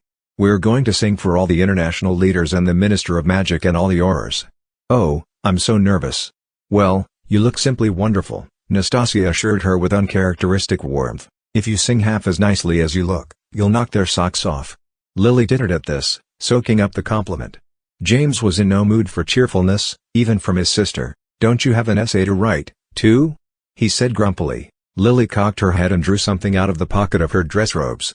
It was her wand. "Headmaster Gruja gave mine back," she said sweetly, batting her eyes. "Me and all the other student ambassadors. Didn't want us distracted from our duties," he said. "Maybe he's not so bad as everyone says." She glanced at the clock over the fire and exclaimed, "Oh, I need to go. We're all meeting in the entrance hall just before 7. Professor Heretofore will let us in all at once, in a procession, no less." She grinned, beside herself with excitement. With a quick wave goodbye, she dashed toward the portrait hole. "She doesn't know, I assume?" Nastasia asked in a low voice. "About Dad?" James replied, "No. We kept her out of it. She has no idea who got arrested today." Nastasia nodded. "Good for her. I'm sure it will all be worked out before she ever needs to know." James wasn't interested in Nastasia's meaningless assurances. He threw himself into a sagging armchair before the fire while she settled onto the end of the sofa nearest him. Neither said anything further on the subject. How, James mused to himself, glaring into the fire, how could he have been so totally wrong? It wasn't just that Avier had admitted his plan to attack the Quidditch Summit, it was the arrangement of wizard chess pieces on his desk, seeming to signify some ongoing conflict, each piece representing real people, himself, a knight, his father, the Diamond King, and Rose inexplicably the Queen, and on the other side of the board, ranged against them, Petra Judith as the Dark Queen, the Collector as the King. Could it possibly all have been a sham? The lunatic ravings of Avier's broken mind? Wouldn't Petra have told him? After all, when she had met him in the mysterious gazebo, she had warned him that he was getting too close, Figuring too much out. If it was all just a madman's delusion, wouldn't she simply have said so? James frowned at the fire, his mind spinning. It simply didn't make any sense. There had to be something he was missing. He had been so sure that the crystal chalice would be the trigger for the Morrigan Web. It had made such perfect sense. But was it possible that that had been his biggest mistake? Like Hagrid's gauge, he muttered to himself. Scorpius said it was too obvious. What? Nastasia stirred next to him. James shook his head, trying to clear it, to arrange his thoughts. When Dad and Uncle Ron and Aunt Hermione snuck into the tournament, he murmured, still frowning into the fire, Rose and I thought they were hidden in Hagrid's cage, buried in all those pygmy puffs. Blue, Nastasia stuck out her tongue. Sounds like a form of torture. Those things stink when they sit in the sun too long. But Scorpius said it was too obvious, James went on, ignoring her. He knew it was a diversion. James sat up in the armchair, thinking furiously, was it that simple? Had the crystal chalice purposely been included in the tournament as a decoy, a diversion, meant to flush out anyone who planned to stop the Morrigan Web? If so, it had worked perfectly. And after all, the summit wasn't over. Even now, world leaders and magical administrators were gathering in the Great Hall below, along with a collection of student ambassadors, teachers, and aurors. Perhaps Xavier had purposely misled James, allowing him to believe the attack would occur during the tournament in order to distract him from his real plan. But what could it be, then? He asked himself. I've got to think. What are you talking about? Nastasia asked, raising one eyebrow at him. You're not still on about the Morrigan Web, are you? Give it a rest already. Something that once belonged to a powerful witch or wizard, now dead. James' mind raced, trying to find something that fit. Something that's a centerpiece, that everyone would notice. Could it be the new fountain and statues on the dais? No. They were too recent. Because according to Tabitha Corsica the third marker was time. The object needed to have been there for months, right out in the open, seen by everyone. Time. James' mouth dropped open with sudden realization. He nearly leapt out of his chair. What? Nastasia demanded, taken aback. It has to be it. James muttered tensely, his eyes bulging at the fire. Oh no. Lily. With that, he did leap from his chair, turning to dash for the portrait hole. Wait, Nastasia exclaimed, grabbing him by the elbow. It's too late, whatever you're talking about. Look. She pointed at the clock over the fireplace. It's 7:15. Lily and her procession of little ambassadors marched into the Great Hall 15 minutes ago. Dan Jack says the doors were locked after them, and probably guarded by a couple of those one-happy aurors of yours. James stared at the clock in mute frustration. We have to get in there somehow. What's going on? A voice whispered at his shoulder. James glanced aside to see Rose standing next to him, her essay forgotten on the table behind her. It wasn't the crystal chalice, he rasped at her. But I know what it is. We have to get down there right away to stop it. Rose's frown deepened with confusion. What are you talking about? Down where? The big formal dinner in the Great Hall. He explained, nearly bursting with impatience. The Morrigan Web was never meant to go off at the Quidditch match. That was just a trick to throw us off track, and it totally worked. It's meant to go off tonight, downstairs, and I know what's going to trigger it. You were pretty sure last time, too, Nastasia commented mildly. Shut up, Nastasia, Rose said. To James, she whispered, no matter how sure you are, we can't just sneak into the Great Hall. It's got guards all around it. Every door will be locked. I know, James exclaimed, trying desperately to keep his voice low. Even so, he felt the uncomfortable stares of several people nearby. We need some help. Hagrid, maybe. Or your parents? Nastasia suggested. Both Rose and James turned to her. James narrowed his eyes. You know where they are? I do, Nastasia answered with a nod. I followed that Auror guy, Titus, when he brought them back to the castle. It was either that or watch the Quidditch match, and I have to admit I've never really understood that crazy game. Rose looked confused. You followed Titus? And he didn't see you? How? She has ways, James answered with a roll of his eyes. Trust me. Fine, Rose said, dismissing the topic for the time being. Where are our parents, then?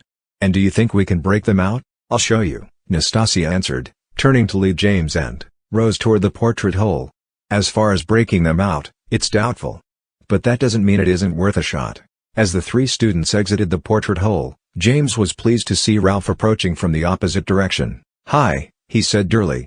No fun in the Slytherin common room tonight since we lost the match, and Julie Minch is on the lookout for me, says I owe her an essay. I was wondering if maybe I could hang out up here? "Walk with us, Ralph," James said, grabbing his friend by the elbow and turning him around. "Stuff's up." "Not again," Ralph moaned, following along reluctantly. "What is it now?" "James has figured something out, apparently," Rose whispered, turning to trail Nastasia down a side corridor. "Hurry, Nastasia," James hissed. "We don't have much time." "Where are we going, then?" Ralph asked nervously. "Because I just came to hang out, maybe play some wizard chess, try not to get cornered by that mad Julie Minch." "Take it easy, Ralph," Rose answered. "We're just off to break out our parents." "Ah." Ralph nodded, weakly, apparently unsurprised. "And we're doing this because?" "Because the Morrigan Web is still going to go off," James replied in a low voice. "And we need help stopping it." "But we've been through this," Ralph protested, his face flitting in and out of shadow as they hurried on. The crystal chalice was supposed to be the trigger. Except it wasn't. "It was never the trigger," James said with dark certainty. "The trigger's been in front of us all along. We didn't see it because we'd gotten too used to it." Nastasia turned, leading the others down a curving stone stairway. "So?" she said, her voice shuddering as she tramped down the steps. "Do tell." "What is it, then?" James paused as they reached the bottom of the steps, gathering in the high corridor that led to the Defense Against the Dark Arts classroom. "It's that bloody clock," he declared fiercely, meeting Rose's and Ralph's eyes in turn. "The clock that's been hanging in the Great Hall all year, plain as day." Rose's eyes widened as she considered this. "But we don't know who it belonged to, do we?" James shook his head. "Who knows? Could be anyone. Or maybe the trigger is hidden inside it, even. It's big enough. And it's been the centerpiece of the entire school for the whole year. Everyone's been watching it, running their entire day by it." "Just a little further," Nastasia urged, striding forward again. James, Ralph and Rose followed. "How can you be so sure it's the clock?" Ralph frowned. "We were certain it was the chalice, after all, and that turned out totally pear-shaped." "I know the third marker for the Morrigan Web," James proclaimed. "Tabitha told me." "She did?" Ralph's eyes widened. "When?" James waved a hand impatiently. "Long story. Point is, the clock fits all three markers. The first one is ownership. We don't know where it came from, but for all we know it belonged to some horrible witch or wizard." Rose nodded, quickening her stride. "The second marker is proximity. The clock is definitely the centerpiece of the Great Hall, right in the middle of all the action. And the third marker is time," Nastasia concluded. "It's been there all year, steeping in both attention and its own magic, just waiting for tonight." She stopped in front of the Defense Against the Dark Arts classroom door and put her hand on the handle. 2 paces behind her, however, James came to an abrupt halt. He stared at her in the dimness, his face filled with sudden suspicion. "I never told you," he said slowly, "what the third marker was." Silence filled the corridor as every eye turned toward Nastasia. She gazed back at James unwaveringly. "It'll all make sense in a minute," she told him. With that, she pulled open the classroom door. James glanced inside. 4 chunky shapes stood in shadow, the 4 school vanishing cabinets, removed from Great Hall and apparently awaiting disenchantment. Standing in the middle of them, also apparently waiting, was a tall, hooded figure, its face lost in shadow. "Ah, the figure's deep," grinning voice said. "Miss Hendricks and friends. Do come in." Rose gasped sharply. It was the collector. James recoiled from the door, pulling his cousin with him. Before he could retreat, however, something sharp poked him in the back, stopping him in his tracks. He spun around to find Nastasia behind him, her wand raised meaningfully in her hand. "Go on inside," she sighed impatiently. "Don't keep him waiting." James' stomach dropped, in shock and disappointment. "You have got to be kidding." "You're the one who must be kidding," Nastasia shook her head. "After everything that's happened, you trusted me again?" "Believe me, I won't make that mistake anymore," James seethed, glancing down at her wand. "Promises, promises," Nastasia muttered. "Go on. Get moving." "He'll kill us," Rose protested breathlessly. "You know that, right?" "Maybe," Nastasia answered. "But that's up to James, not me." "Miss Hendricks is quite correct," the collector called breezily. "If she has brought you here, it means that you have learned more than I can allow you to freely know. But do join us. This night need not end badly for any of us. And please have your hands in sight. Wands or not, I've learned to keep a sharp eye on you lot." He seemed to be amused by this. Reluctantly, James turned back toward the classroom door. Ralph led the way slowly inside, followed by Rose and James. Nastasia remained behind them, her wand still raised threateningly. Once inside, She closed the classroom door with a dull clunk, and locked it. "And now," the collector said in a low, eager voice, "do make yourselves comfortable. We have tales to tell, games to play, and time, as I need not remind you." He smiled broadly, knowingly, "is ticking. Ticking. Ticking." James, Ralph and Rose hung back from the collector, forming a loose line along the edge of the classroom, next to an untidy jumble of desks that had been pushed aside to make room for the vanishing cabinets. "Please, my friends," the collector said, grinning from beneath his hood, "there is no need to be so formal. You have nothing to fear from me. I, like you, am without my wand this night. Discretion is the better part of valor, as the Muggle bard says, and considering what is about to take place, not having a wand in hand is most assuredly the better part of discretion." "You seem very happy to let her carry a wand," James spat, jerking his head toward Nastasia. "Seems like the better part of cowardly, if you ask me." "Miss Hendricks will be well on her way before the web is unleashed," the dark man replied dismissively. "I would never place her in the slightest danger. She has been far too valuable to me, and shall continue to be, I am quite certain." "But alas," the collector cocked his head at James. "You are unaware of your American friend's rich history. Allow me to illuminate you." In a stiff voice, Rose spoke up, "I don't think we care." "Oh, don't let's be petulant, my dear Miss Weasley," the collector waved a hand as if to dispel a nasty odor. "I dare say that you, especially, might find this most intriguing. You are the intelligent one, after all. Cast your mind back to our previous meeting at Durmstrang, my dear. You may recall my mentioning that Ms. Hendricks has a very rich family history. In fact, it is more than rich, it is downright infamous. Go ahead, my dear," he addressed Nastasia, who still stood behind James, her wand pointed at his back, "tell them the name of your great-grandfather. Let us see if they recognize it." James glanced back at Nastasia, curious despite himself. He half expected Nastasia to be ashamed, or reluctant. Instead, she raised herself to her full height and lifted her chin. "Hannibal Drake Magnuson," she proclaimed proudly. Next to James, Ralph gave a physical jolt. Rose clapped a hand over her mouth in surprise. "Aha," the collector grinned. "They do indeed recognize the name. Yes, your close friend and comrade, Ms. Nastasia Hendricks, is the descendant of one Professor Ignatius Magnuson of the American Wizarding School of Alma Alaron. It was he who unlocked the mysteries of the wizard's grand unification theory, who broke the threshold of the Nexus curtain and tread the world between the worlds. Truly a man after my own heart.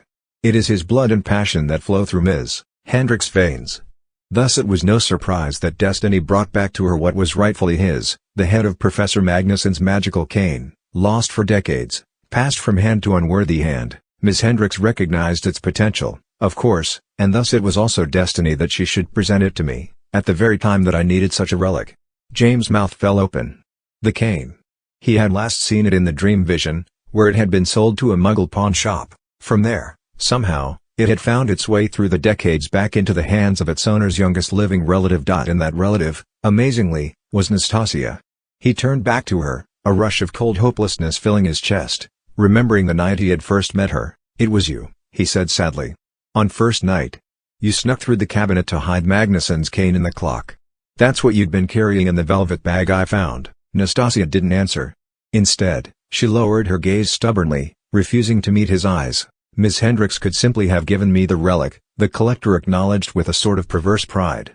"I could have placed it in the clock myself. But she insisted on a more active role. Rarely have I encountered someone so young and yet so driven by conviction. She impresses me, I confess." James glared at Nastasia, anger welling up to match the deep sense of betrayal. She lifted her gaze again, challenging him with it. "Don't look at me like that," she said coldly. "You don't know me." "I'm beginning to think you're right," James agreed. "What about Zane? Did you lie to him, too?" Nastasia laughed. It was a hollow, mad sound. "Zane Walker is a dear boy, but his brain turns off in the presence of girls. He was simply the easiest way for me to get to you. That's all he ever was to me." James studied Nastasia's face critically. She was lying. He was certain of it. "Ashia?" he asked quietly. "That's you, isn't it? You can't keep this up. Can you?" "Shut your mouth, James," Nastasia said, snapping her wand up to his face. "Or I'll close it for you." My, the collector chided, such youthful hot-headedness. Quite unbecoming. "Hold on a moment," Rose suddenly said, as if giving voice to a question she'd been mulling for the last few minutes. "You say you could have put Magnuson's cane into the clock yourself? How, Exactly. You've been dividing your time between New Amsterdam as the Collector and Durmstrang as Professor Xavier. How could you have found the time, much less the means, to get into Hogwarts and do these filthy deeds? The dark figure seemed delighted by this question. He laughed out loud. Ms. Weasley, your wit is a force to be reckoned with. Allow me to challenge it. How do you suppose that I accomplished these remarkable feats? How is it, do you think, that I am able to be here even now? James knew that Rose couldn't possibly know the answer to the Collector's question. When he glanced at her, however, her face was pinched with unspoken suspicion. I only know that if you've mastered the secrets of the Morrigan Web, she said carefully, then you know that its original purpose was to share magic with the magically weak. And with squibs, like your Mr. Filch. The Collector exclaimed conspiratorially. Yes. Perhaps you have divined more than you have let on. But allow me to explain for those who might be a bit slower than yourself. Here, the Collector took a step backward, flinging both arms out so that his heavy sleeves flapped. His hands were very white in the dimness. It may interest you to know, he said, pushing back his hood to reveal his dark hair and angular, grinning face, that this persona, the persona that I rather whimsically refer to as the Collector, is quite a recent invention, created for use in the United States. The Collector is a useful face that I wear, meant to inspire both terror and trust, depending on how I use it. But it is a new face, a temporary one. A mere mask that I will discard soon enough. I do have another face, however. Here, the dark figure began to change. James had seen it happen before, in Xavier's chamber, when he had changed from that persona to the one that stood before them now. He expected that same change to occur now, only in reverse. The figure did indeed grow thinner and older. This time, however, the hair turned iron gray, matted like straw. The beard that sprang from the chin was stiff, triangular, threaded with black. And the face that formed was not that of the long-departed Albus Dumbledore. It was stern, cold, with deeply sunken cheeks and dark shadows haunting the eyes. This face, the figure announced in its new, gravelly voice, is the face of Rechter Strangeways Grooja. And I have been him for decades. Rose pressed back against James, scrabbling for his hand. She had obviously suspected this, somehow, and yet the reality of it was clearly terrifying. On James' other side, Ralph gulped, backing away half a step himself. As you can imagine, Grooja said, his entire demeanor changed along with his appearance. It takes a wizard of unique constitution and particularly stoic mind to maintain three separate personas. The animagus aspect of it is only the beginning. The compartmentalizing off minds, the discipline of conflicting personalities, is the true challenge. None of you three can begin to appreciate it, of course. Grooja passed his gaze over Rose, James, and Ralph, but Ms. Hendricks. I suspect she has some idea of what I've mastered. The only difference between her and me is that I embrace the fracture, and cultivate it. In time, however, I intend to teach her that skill as well. She already shows the aptitude. Ralph cleared his throat cautiously. Headmaster, he said, addressing Grooja directly, his voice shaking slightly, Sir, I think that you should let us go. We have essays to write. Oh no, Mr. Deedle, Grooja replied. We have only just begun. There is still more story to tell. Ms. Weasley is curious, after all. And Mr. Potter here. Well, we shall come to him in a moment. He turned and ran a thin hand along the doors of the Durmstrang cabinet. Before I, Rechter Grooja, was headmaster of this school, I was employed by the Ministry of Magic. Ms. Weasley has surely already ascertained this. I was an unspeakable, consigned to the Department of Mysteries. This was by my design, for it gave me access to the deepest and most terrible secrets of the wizarding world. Grooja walked on, passing in front of the Alma Alaron cabinet. It is said that, apart from its creator, only two people knew the tale of the Morrigan Web, how it came to be, and how it was accomplished. These two were the international wizarding investigators who interviewed Professor Lousa after her first, tragic experiment. It is further said that the accounts of these investigators were lost to history, deliberately buried in the endless annals of the Department of Mysteries. I can tell you that this is indeed the case. For I alone found their tales. I absorbed them. It was my single goal as an unspeakable. Using what I learned, I perfected Professor Lousa's technique. By my hand, transference of magic became a reality. Mr. Filch's cane is the result. With that object, Principia Lousa's original dreams are finally realized. But the clock in the Great Hall, bearing the relic of Ignatius Magnuson, is also the result. With that object, Principia Lousa's darkest nightmares are soon come to life. But why? James asked, anger and frustration turning the question into a demand. But I have already answered that question, James, Gruja said, and as he did his face changed again. He transformed into Professor Xavier, altering his bones and flesh with swift precision. It is because destiny demands it. The rightful place of wizardkind is to rule. The Muggle world needs us. Left to their own devices they are unruly, unpredictable, a danger to themselves and others. We must subdue them. For their own good. Rose gave a disgusted laugh. You're going to rule them by killing them? Some, yes, Xavier replied, his voice deepening as he morphed back into the Collector. But only those who must be put down to make way for us. Only those whose cooperation cannot be obtained by other means. It is a cruel mercy, but a mercy nonetheless. But my sister is there, James cried out, growing desperate. She'll die as well. Oh, I'm afraid the reality is much worse than that, dear James, the Collector said, shaking his head sadly. You see, your parents are also there. Rose startled violently and emitted a little leap of horrified surprise. James' mouth dropped open. Ralph stepped forward. What do you mean? Mr. Potter and Mr. and Mrs. Weasley are imprisoned somewhere in the school. They aren't in the Great Hall. Well, no, the Collector replied, hedging slightly. You do have me there. They are in the antechamber directly behind the Great Hall. Unconscious, I might add. If things should go especially badly, do take some solace in that. They will not have suffered the suspense of their own impending death. Unlike this afternoon, when they willingly embraced what they believed to be their own doom, sacrificing themselves for the ungrateful crowd below. I suspect, were they conscious now, they'd feel somewhat silly about that. Pity we cannot all enjoy a hearty laugh over the affair. What do you want? James demanded furiously. The Collector sighed dramatically. As he did, he transformed yet again, shifting back to the shape of Xavier Dorchascathan with a subtle crackle of bone and tendon. This is also a question I have already answered, James, he said. In my office, weeks ago. History repeats itself, only this time we must get the details right. Like your father and Albus Dumbledore, you must join me rather than oppose me. We must be partners, you and I, and by your own willing decision. If you do so, I shall see that your sister and parents are moved to safety. It's all quite simple, really. James shook his head helplessly. That's crazy. How am I supposed to join you? How could I? We shall come to that, Xavier smiled thinly. For now, simply answer the question, do you mean to partner with me? Will you, James, join me, as your father joined Albus Dumbledore? Fine, James exclaimed. Anything. Just get my sister and our parents away from the Great Hall. In a moment, Xavier nodded. But first, I'm afraid, the details of our partnership. He drew a deep sigh and regarded James speculatively. You are not my first partner, James. I have another, a fetching yet powerful woman. It was she that introduced Miss Hendricks to me, who recognized the potential of our alliance. You know this partner of whom I speak, do you not, James? James' mind was such a blur of fear and worry that for a long moment he had no idea what Xavier was talking about. Then, with a shock, the truth clicked into place. You mean, he said, not quite daring to say it aloud, would Xavier laugh at him? Mock him? Doubt him as had so many others? He steeled himself and went on, your other partner is Judith, the Lady of the Lake. Xavier nodded slowly, meaningfully. I am jealous of you, James, he said, almost playfully. You've known her rather longer than I. You two have a history.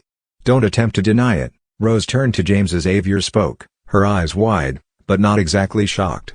He knew what she was thinking. She could no longer afford the luxury, the comfort, of doubt. The Lady of the Lake was real. Xavier knew her. She was his partner. Ralph sidled closer to James. Blimey, he said under his breath, you were right. Xavier went on. It is the history that you and she share that I mean to speak of, James, he said, a bit too casually to hide the intensity of his interest. For it shall form the foundation of the partnership between you and I. As Xavier spoke, he changed again, more gradually this time, transforming back into Richter Gruja. He turned, pacing slowly along the line of vanishing cabinets. There is something that I want, Mr. Potter. Something you have heard of, no doubt. It is a great tool. Even greater than the Morrigan Web itself. I have come to understand that whoever possesses it possesses the very fabric of destiny. With it, they can step outside the capricious and nonsensical restrictions of fate. Rather, they can make fate their slave, bending it to their every whim. You know the tool of which I speak, James. My other partner, Judith, whom you call the Lady of the Lake, assures me of this. In fact, she tells me that you are, quite simply, the key to it. You, my young friend, Gruja said, turning to face James squarely, piercing him with his cold, gray eyes. You are the key to the crimson thread. James returned Gruja's stare, his mouth suddenly as dry as cotton, completely dumbfounded, and thus, Gruja went on, approaching James slowly, measuring him. I present to you the nature of our partnership. I desire the crimson thread. I have already told you that it is nearly in our grasp. I am assured that you are the key to it. It is in your very hand. All you must do to save the lives of your sister and parents is give it to me. James could not speak. More than anything, he wanted to save his sister, his dad, his Uncle Ron and Aunt Hermione, but he had no idea what the crazily transforming figure was talking about. Why would he think that James was the key to the crimson thread? Why would he say that it was in his, James, hand? Helplessly, James glanced down, opening his hands. They were empty, of course. She lied to you, he said faintly, not looking up from his open hands. Speak up, Mr. Potter, Gruja said warningly. And take care, the lives of your family depend on your next words. James shook his head, wishing he had something else to offer, wishing that Judith hadn't been so horribly cruel. He raised his eyes to Gruja. She lied to you, he said, angry tears prickling the corners of his eyes. Judith is the one who told you I was the key to the crimson thread. But she lied. It's a trick. A horrible, mean trick. On both of us, Mr. Potter, the dark figure said, transforming once again into the collector. Are you telling me that you refuse to give me the crimson thread? I'm telling you, James said, raising his voice, that I don't have it to give. He glanced aside at Ralph. Last time we saw the crimson thread it was in the world between the worlds. Only what we saw wasn't really the crimson thread at all. It was just a symbol. The real crimson thread was a girl. Her name was Morgan. She's dead now. Judith killed her. That's what she does. James returned his gaze to the dark figure before him, his eyes blazing. Judith kills. She killed Morgan. She killed my cousin Lucy. She'll kill us if she gets the chance. And then, when she's done, James laughed harshly, why, she'll come and kill you. The collector's face hardened at this. All the mean glee leaked out of it, leaving only hard-eyed viciousness. He straightened. So be it, he said coldly, almost petulantly. If you do not wish to play my game, Mr. Potter, then I am afraid I have no use for you at all. Ms. Hendricks, he looked past James, addressing Nastasia. Kill them. James couldn't quite believe his ears. Could it be this sudden? This anticlimactic? Were he, Ralph and Rose about to be killed by a girl their own age, a traitor with pink hair and a nose ring? He turned, but Nastasia was no longer behind him. She was moving around them to join the collector, her eyes firm as she glared at James, her wand still raised. The collector stood back to allow her room. This is the first time you've killed, is it not, Ms. Hendricks? Nastasia nodded, not hesitantly, but eagerly. I've practiced plenty. On the target dummies back at Alma Alaron. But this is the first time for real. For real is the only time that counts, the dark figure said wisely, his bones crackling slightly as he transformed back into Professor Avier. I know that you have feelings for James. This could make killing him somewhat difficult for you. Practice on the other two first. Begin with Ms. Weasley. Wait, James cried, trying to push Rose behind him, but she shoved him away. Don't be stupid, James, she hissed. You're very noble and all, but it's pointless. Suddenly, Ralph lunged forward, rushing Nastasia where she stood and inexplicably jamming his hand into his robes.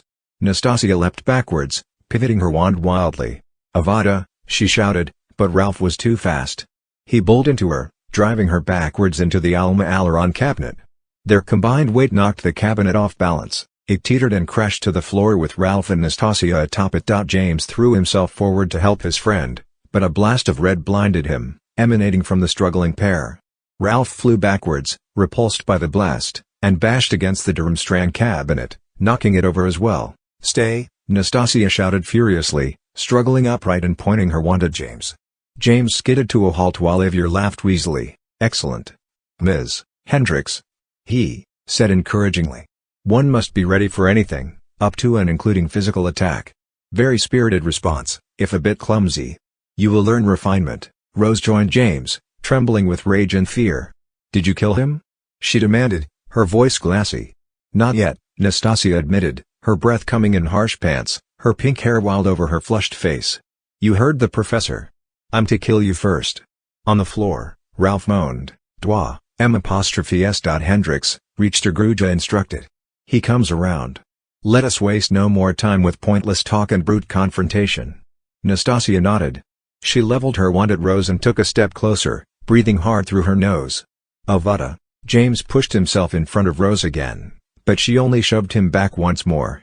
"Stop it, you git!" she rasped angrily, hopelessly. "You think I want to watch you die in front of me?" She grabbed his hands, refusing to look at Nastasia. Instead, she squeezed her eyes tight shut. James waited breathlessly. 5 seconds passed. There was no flash of deadly green. He looked aside, still grasping his cousin's hands. Nastasia stood exactly as before, wand extended, panting hard through her nose. "Avada," she said again, more loudly. "Do it," Gruja commanded. Nastasia opened her mouth to finish the killing curse. What came out, however, was her own name. "Nastasia," she shouted. James blinked at her in confusion. "Avada Nastasia?" Rose opened her eyes, glancing aside at the pink-haired girl. Nastasia's wand trembled in her hand. "Nastasia," she called again. Apparently involuntarily. Her eyes seemed to lose focus, to drift, almost to look in two different directions. "Nastasia," she shouted.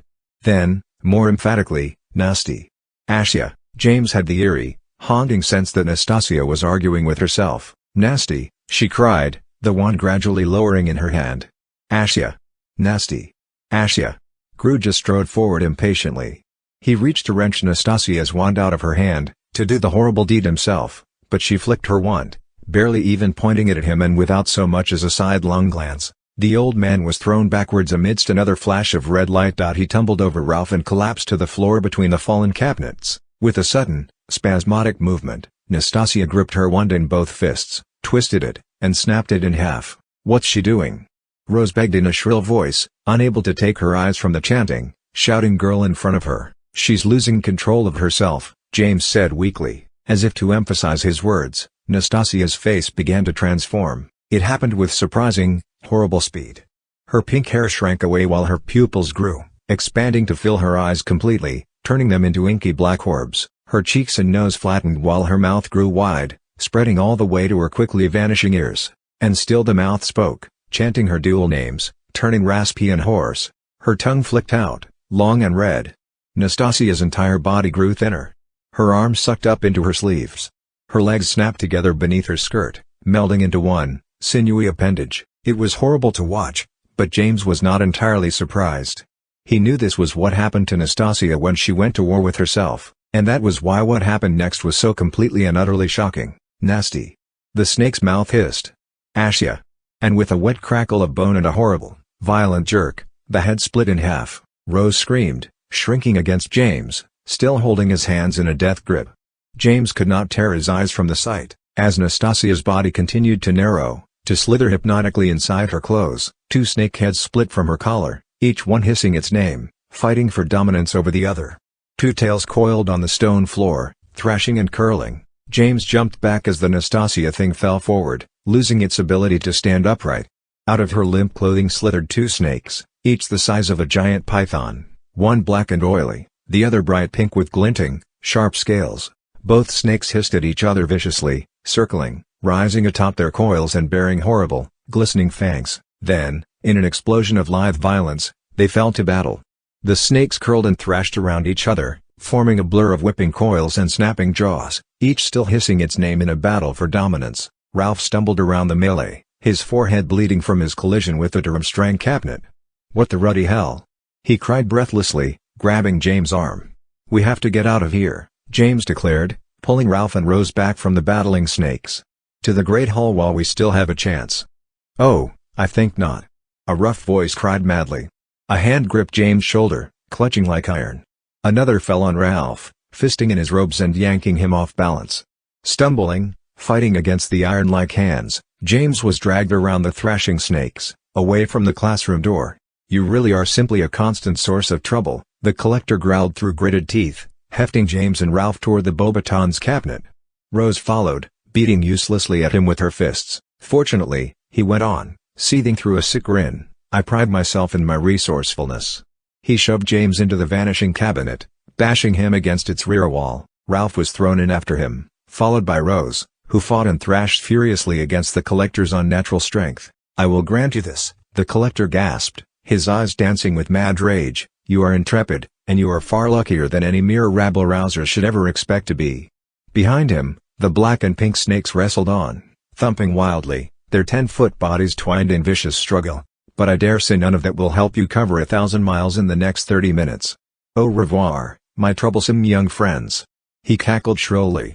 James struggled to jump out of the cabinet, along with Ralph and Rose, but the door slammed upon them, closing them in seamless darkness. No, James shouted, but it was no use. A flash of light filled the compartment, accompanied by a sickening lurch, like a lift suddenly dropping in its shaft. A moment later, gravity reasserted itself, propelling the 3 students out of the cabinet, tumbling them onto a cold, marble floor. James clambered around, aware that he was in an entirely new space, echoing and flooded with golden light.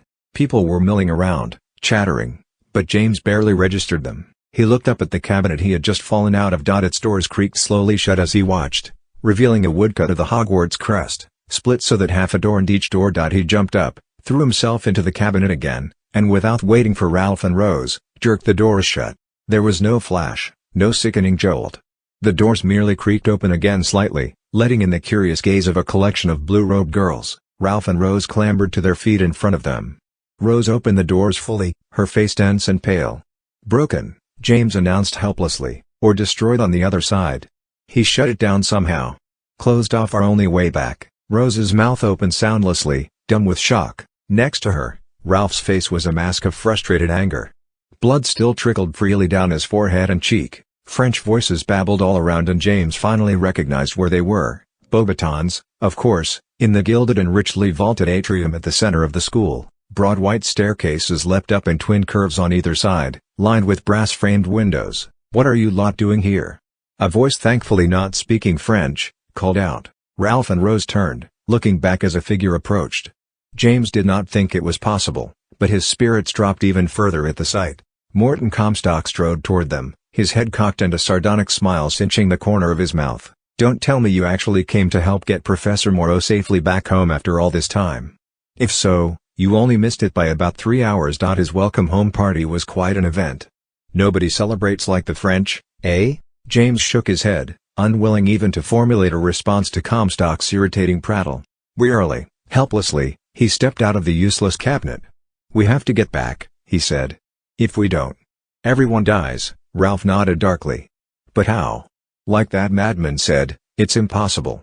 1,000 miles in 30 minutes. Wait a minute," Rose suddenly said, her eyes sharpening. She glanced back at Comstock. "Where, exactly, did this Professor Moreau just get back from?" Comstock scoffed and adjusted his glasses. "You mean where didn't he just get back from?" he chortled.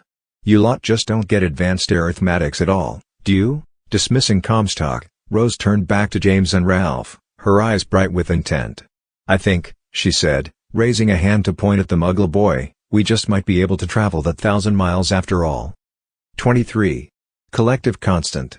"It isn't like a cab, you know," Comstock said, straightening his glasses as Rose hurried him along. "You can't just hop across countries neat as you please.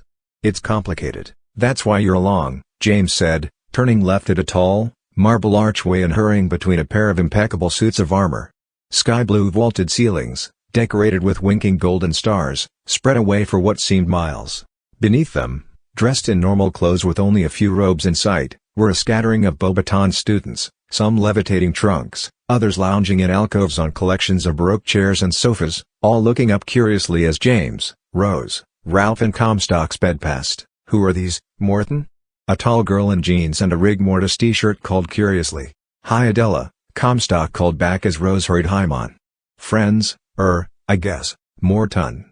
A trio of younger girls walking in the opposite direction sang, giggling. The ginger-haired one in the middle waved, "Posse dot, change your mind about the dancing lessons?" Morton gave a forced laugh. "Some other time, Marielle. I'm busy, apparently." "Wait a minute," Ralph frowned, wheeling Comstock around another corner. "You're popular here?" "It's a little something called personality," Comstock declared with a sniff. "You lot could learn a thing or two. Which reminds me," he added, turning to Rose. "Your cousin Dominique says she still wants that hairbrush back you borrowed Christmas before last.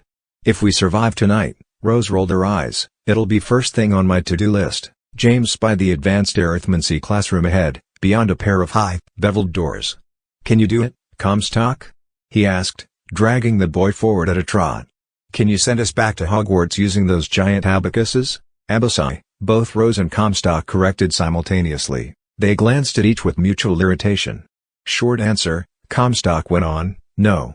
You don't understand a thing about how it works. It would be daft to even try. I thought you were a genius at this? James demanded irritably. Don't start telling me now that it won't work. Comstock jerked his elbow away from James' fist. I can't send I out array because the support arithmeticians don't do the sending, he exclaimed irritably. That's just not how it works. What's the big rush, anyway? Why are you lot even here? Rose, who'd been pacing briskly ahead of the three boys, came to an abrupt stop in the corridor. She gathered herself for a brief moment, hands raised slightly in front of her in a calming gesture, and then spun around to face Comstock. You were there in the forest the night we found the dead warlock. Yes? Comstock blinked at her, obviously reluctant to revisit the memory. Yes. Not to put too fine a point on it, but it was me what found him. Rose nodded curtly. He was a very bad wizard, and he was working with an even worse wizard. Together they created a sort of super weapon that's going to kill a whole load of people in, about 25 minutes. Our parents are among them. She glared at Comstock, letting the full weight of her gaze bore into him like a drill. If we get back immediately, we may be able to stop it. If not, well, the whole world is likely about to drop straight off into global war and chaos. So, Morton, can you help us get back to Hogwarts? Or can't you? Morton returned Rose's gaze blankly, seemingly frozen in place. James waited as patiently as he could. Fleetingly, he wished he had his wand with him, if only so he could send a quick stinging hex into the boy's ample backside, shocking him into action. Finally, glancing from Rose, to James, then Ralph, Comstock drew a quick, resolute sigh. What we waiting for, then? We've got some abysite to man. James nearly laughed with relief. Together, the four students broke into a run. So how does it work, then? Ralph asked haltingly as he jogged. The base concept is marvelously simple, Comstock answered, his voice echoing in the corridor along with his heavy footsteps. Have you lot heard of this thing called technomancy? We've taken a class or two, Rose prodded. Go on. Well, it turns out, Comstock panted, warming to the subject, that the entire bleeding universe is held together by magic. It's this thing called the collective constant, and it connects every bit of everything with every other bit of everything else. Nothing's independent. If you manipulate one bit of the collective constant, every other bit is manipulated right along with it. Rose squinted thoughtfully as she ran. It's almost like the entire universe is connected by a giant protean charm. Fascinating, James exclaimed breathlessly as they pelted into the advanced arithmetics classroom, which was dark except for the golden glow of the corridor beyond. He stumbled to a halt amidst the hulking rows of abaci. But how does that take us to Hogwarts? Well, that's the really cool bit, Comstock said, passing James and gesturing toward the dark abaci. It doesn't. Ralph shook his head irritably. Running always made him grumpy. You're not making any sense.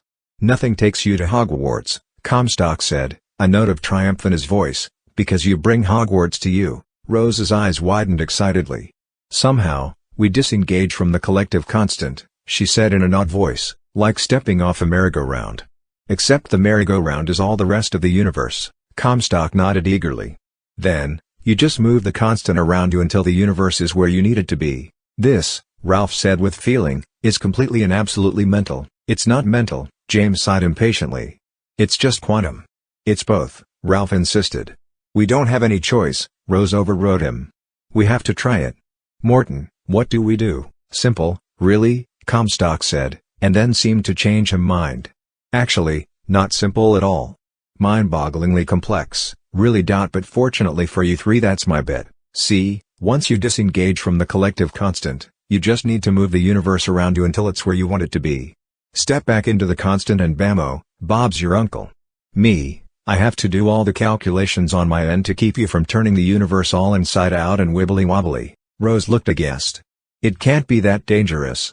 Can it? So I'm overstating it just a bit, Comstock shrugged, moving in front of an abacus and cracking his knuckles. Mostly, I'll just be keeping you lot from accidentally dragging yourselves through any supermassive black holes and whatnot. Should be manageable enough since you'll be keeping it in the celestial ballpark. No flings out to Neptune. Although Professor Morrow apparently has a nice flat there. Are you sure you can do this by yourself? Ralph asked skeptically. Are you sure you lot can find Hogwarts without a map? Comstock replied snidely. You do your bit, I'll do mine. James ran a hand through his hair in exasperation. So exactly how do we do our bit, then? How do we disengage from the constant thingy? Terry's an incantation for it, Comstock shrugged. That's the bit I can't help you with. Takes plain old magic. I've watched Benoit practice it 100 times. Swish around all three of you, a quick flick upwards, and dive. Nice and clear. James turned to look at Comstock, his stomach dropping precipitously. We need wands for this to work? Well, not all of you, I suppose, Comstock frowned. But one of you, yeah, of course. How else you going to manipulate the constant? Your bare hands? He sniggered. But we don't have our wands. James nearly shouted. Well, Comstock blinked, taken aback. What kind of magical people are you then? Hold on, Ralph said, digging into the inner pocket of his robes. I think I can help. When he withdrew his hand, he was holding his enormous wand.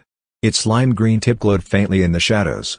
Ralph, James exclaimed, beside himself with relief. But how? My wand was never in the trunk, Ralph grinned sheepishly.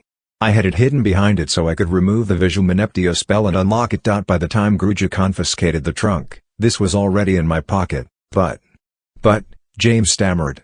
Then why didn't you use it on Nastasia? I meant to, Ralph admitted. I was going for it just when she stunned me. I really could just about kiss you right now, Ralph, Rose said seriously. But we need to fly.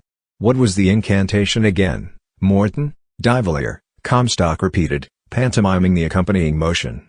Draw a circle around all three of you with the wand, then flick it straight up. Ralph nodded and gathered a deep breath. James and Rose clustered as close to him as possible, one on each side. Carefully, slowly, Ralph leveled his wand and began to turn in place, shuffling his feet as he went. James and Rose shuffled with him, careful to stay in the invisible arc defined by the green point of Ralph's wand. It doesn't look like it's doing anything, James muttered. Belt up. Rose admonished. You'll jinx it.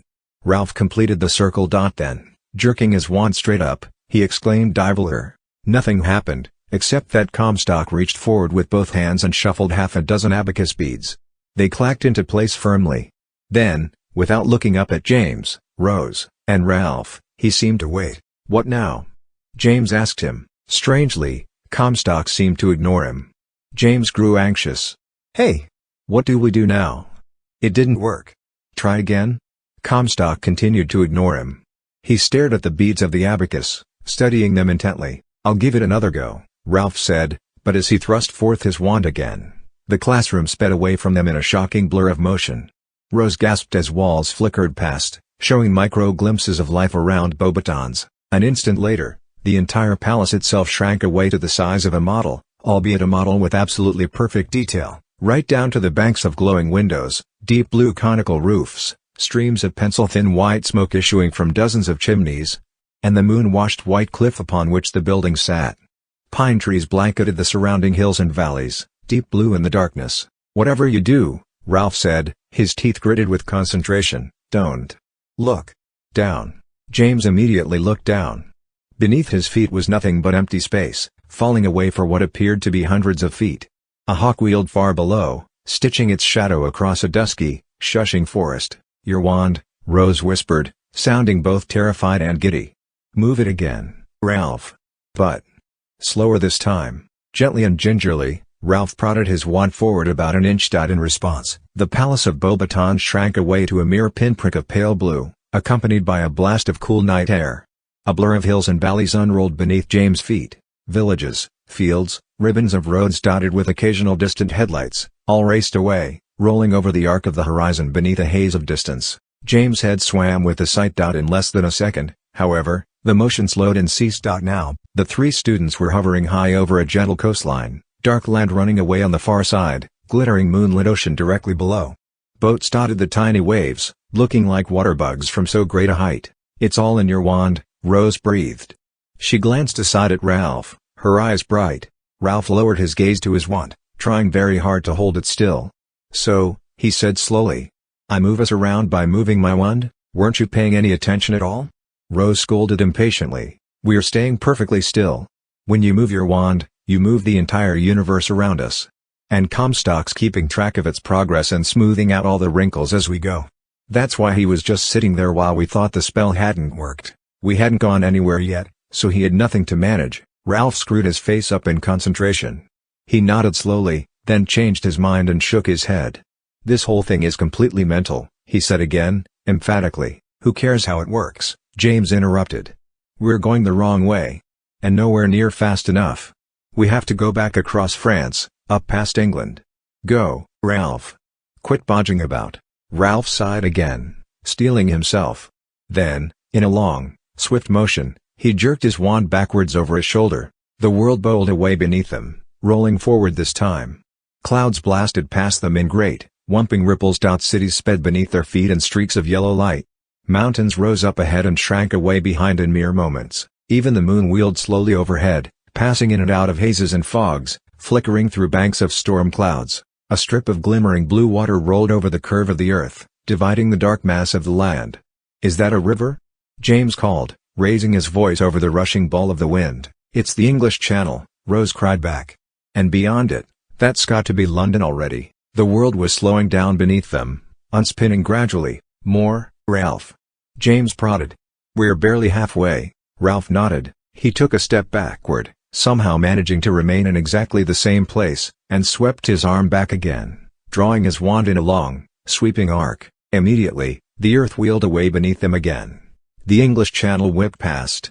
London streaked beneath, a mere blur of lights and snarl of gridded streets, instantly replaced by open country. Small towns and villages swept below like comets, connected by looping country lanes and fat motorways, studded with lights. "Here we come," Rose proclaimed, pointing ahead, her hair whipping wildly about her face.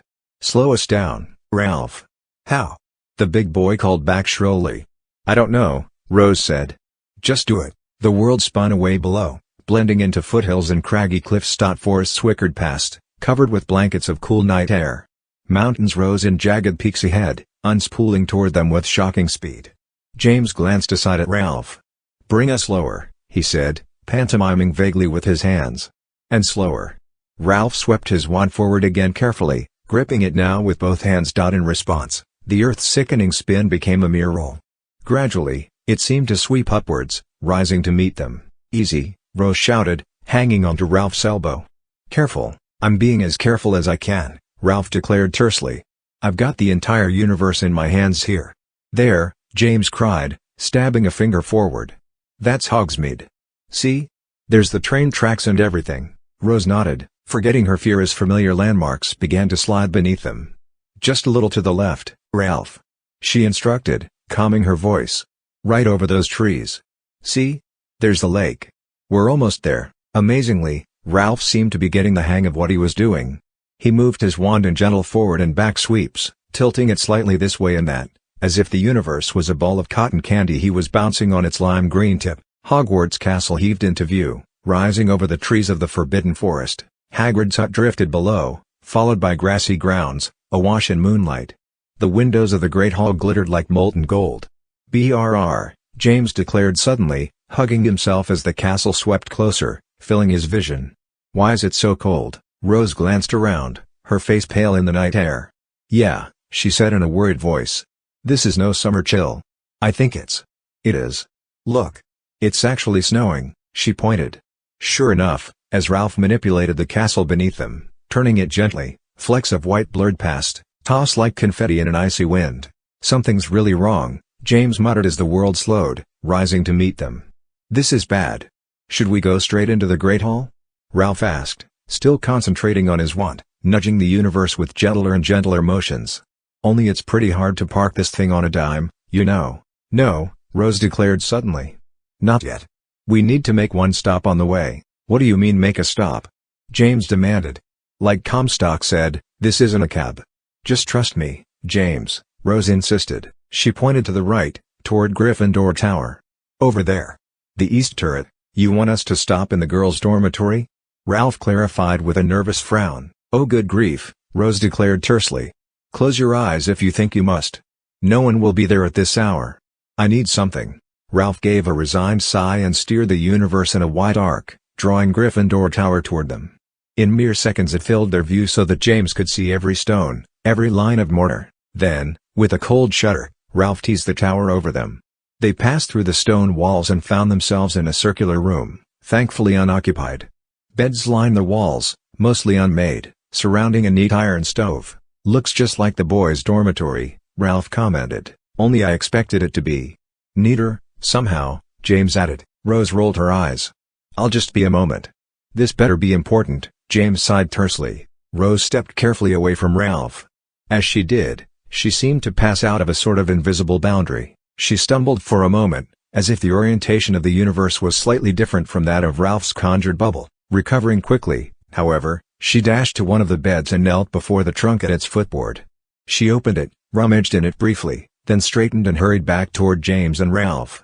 When she neared them, she stopped and blinked vaguely. "Where are you?" she whispered, waving her left hand through the air as if feeling for something. In her right hand was a small, powder blue brocade purse. "We're right here," James rasped back. She did not respond to his voice, any more than Comstock had when James had called to him earlier.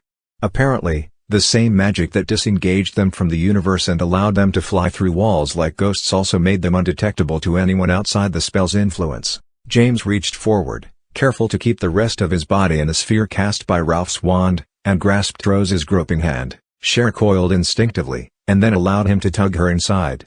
She stumbled again, reorienting to the spell's unique gravity. "What's that, then?"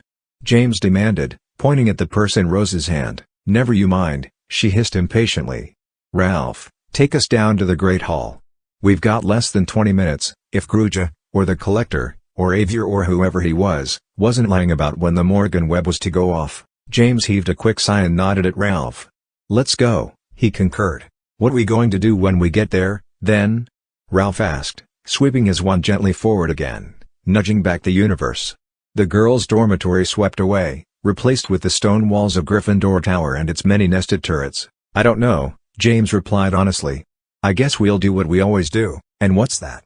Rose inquired, clutching the pale blue purse with both hands as Ralph turned the castle below them, heaving the Great Hall into view. James shrugged helplessly.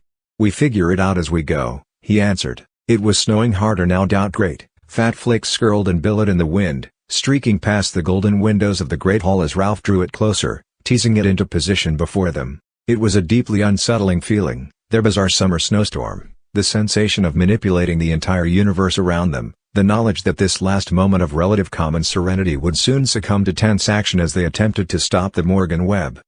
The windows grew larger, larger as Ralph drew them closer, flicking his wand deftly.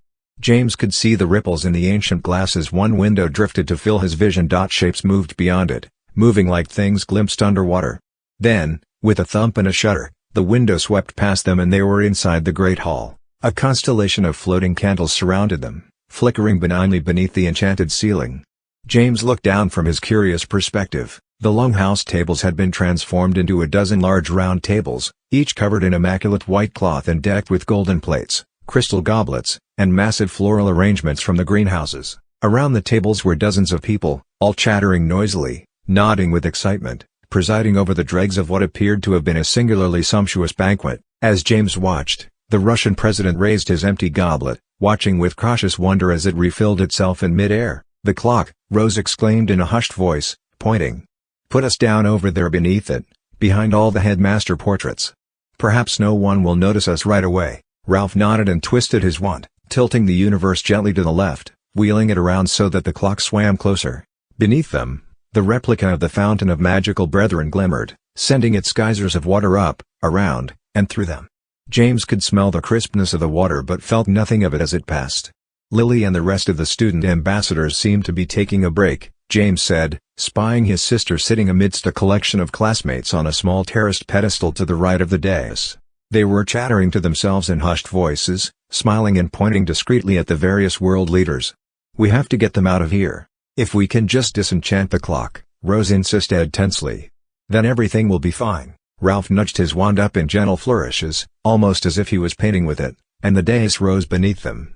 The portraits of the headmasters, seen from the back, drifted upwards to block the view of the rest of the hall. "Now," Rose whispered, "how do we stop all this collective constant stuff, then?" Ralph asked, bringing his wand to a trembling halt. "Comstock forgot to tell us that bit." "Try the incantation again," James suggested. With a downward flick this time, Ralph shrugged gamely, still keeping his wand as steady as possible. In a hushed voice, he said, "Diveler," and flicked the wand straight down. James stumbled as his feet struck the floor of the dais. For a moment there was a sense of extreme disorientation, As if the universe had somehow just remembered he was there and had forcibly reclaimed him, then all the axes of reality seemed to realign again. "That was a good guess, James," Rose gasped, putting a hand to her throat. Ralph took half a step forward, his shoulders stooped, and peeked between two of the headmaster portraits and the fountain beyond. "I don't think anyone's noticed us," he whispered. James joined Ralph, peering out at the chattering crowd. Titus could be seen roaming carefully around the perimeter of the hall. Lucinda Leone seemed to be stationed by the door. James glanced down. Rose was on her hands and knees next to him, reaching through the brass legs of one of the portrait easels toward the pattering fountain beyond. "Rose." He nudged her with his foot. "What are you doing?" "Quit it," she rasped up, still straining toward the fountain. "This isn't as easy as it looks. It looks like you're about to get us caught." "Fine," she proclaimed, dropping back onto her haunches and wiping a trickle of sweat from her brow. "So what do we do now?" James glanced up. From this angle, the enormous five-faced clock was a gilded monstrosity, its gears, flywheels and pendulums clearly visible behind the complicated scrollwork and ivory faces. Only the central face continued to mark the time, ticking audibly with a noise like spider legs dancing on sheet ice. "We need to get inside it," James whispered, nodding up to the clock. "We have to get Magnuson's cane out of it if we can."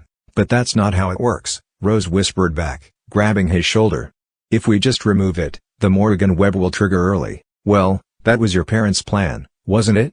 Ralph said, huddling down behind them. "They didn't know it was a mistake," Rose rolled her eyes, "because you two forgot to tell them. Lucky for all of us the chalice wasn't the trigger. The cane is. If we just yank it out, it'll release all of its energy right then and there." "So how do we stop it, then?" James asked fearfully, glancing from Ralph to Rose. Rose bunched her fists in frustration. "How should I know? It was your bloody idea to make it up as we go." "Wait a minute," Ralph interjected, narrowing his eyes. "Kronlausa said that the relic could be replaced out, but it had to be replaced with something equally as powerful, and something belonging to the same person." Rose nodded impatiently. "But what good would that do?" "No," James said, struggling to keep his voice hushed. "She said it had to be replaced with something related to the same person. It doesn't have to have belonged to them. It just has to be connected to them somehow. That'd have to be one ruddy strong connection," Ralph breathed, shaking his head. "Either way, where are we going to find such a thing? We've only got about 18 minutes left." "What ho," a deep voice interrupted, not whispering in least. "How'd I know I might encounter you lot here?" Ralph startled so violently that he fell over, very nearly taking the row of headmaster portraits with him. James slumped, recognizing the voice. He turned and glanced behind him. "Hi Titus," Rose sighed. "Nothing much gets past you, does it?" "In this case," Titus Hardcastle rumbled, his wand held lazily in one ham-sized hand, "it's less professional vigilance and more long-time familiarity. After what your parents did, I had a feeling I'd be seeing you tonight. Up with you both. Deedle, too. And hand over your wands." "We don't have our wands," Rose replied, giving Ralph a brief warning glance. "Headmaster Gruja confiscated them all." Hardcastle nodded. "Heard about that, actually. Thank heaven for small favors." "Titus," James said quickly, rising to his feet. "You have to listen to us. We're not here to pull a prank or anything stupid like that.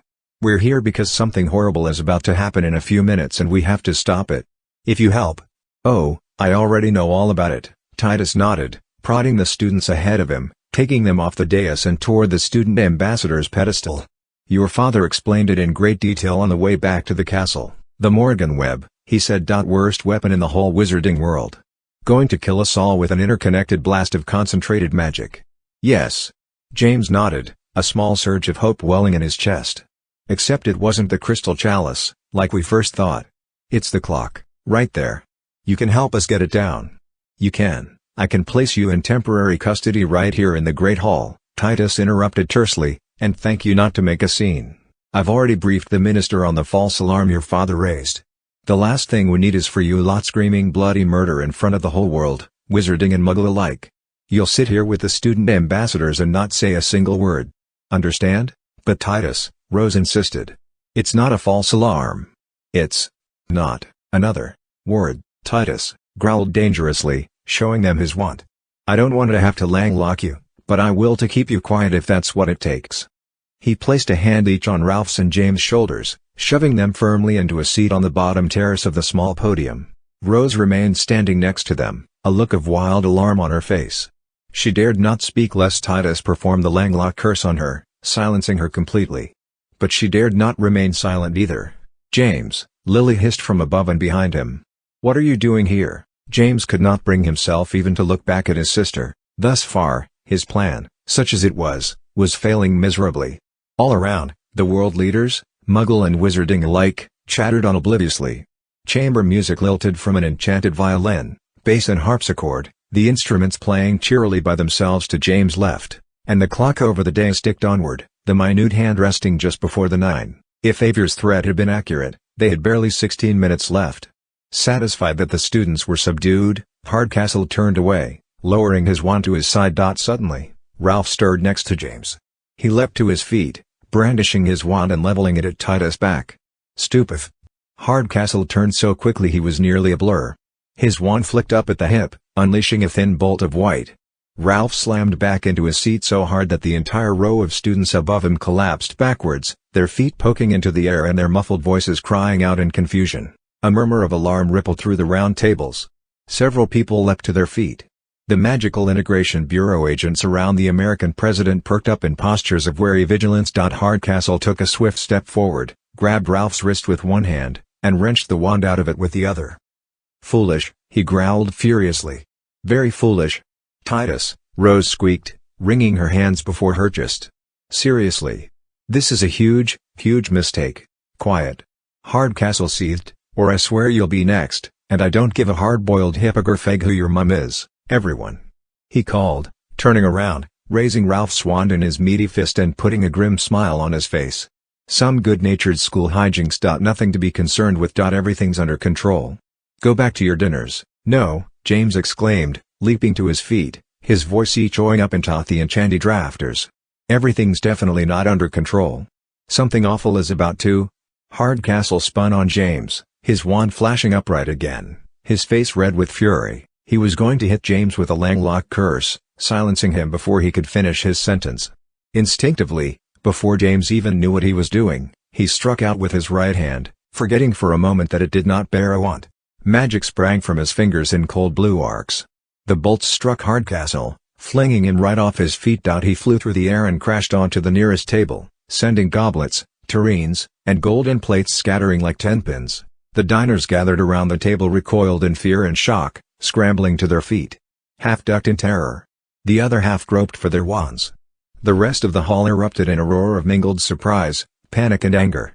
"Stop," James cried out, sweeping his arm before him, palm outwards in a placating gesture, but magic continued to crackle from his fingers like lightning, electric blue and cold as ice, drawing flashing arcs as it swept the air. The crowd recoiled in fear. Even the other Aurors, James noticed, kept a distance, although their wands were raised, trained on him with unwavering accuracy. "Stun him," Hardcastle roared, scrambling to climb off the table, the tablecloth tangled in his belt and dragging after him. "Put him down." Red bolts sliced through the air from 5 different directions, converging on James. Each one, however, snuffed harmlessly mere inches from his body, as if an invisible force swirled around him, deflecting the Auror spells. James stared in shock at his own outstretched hand.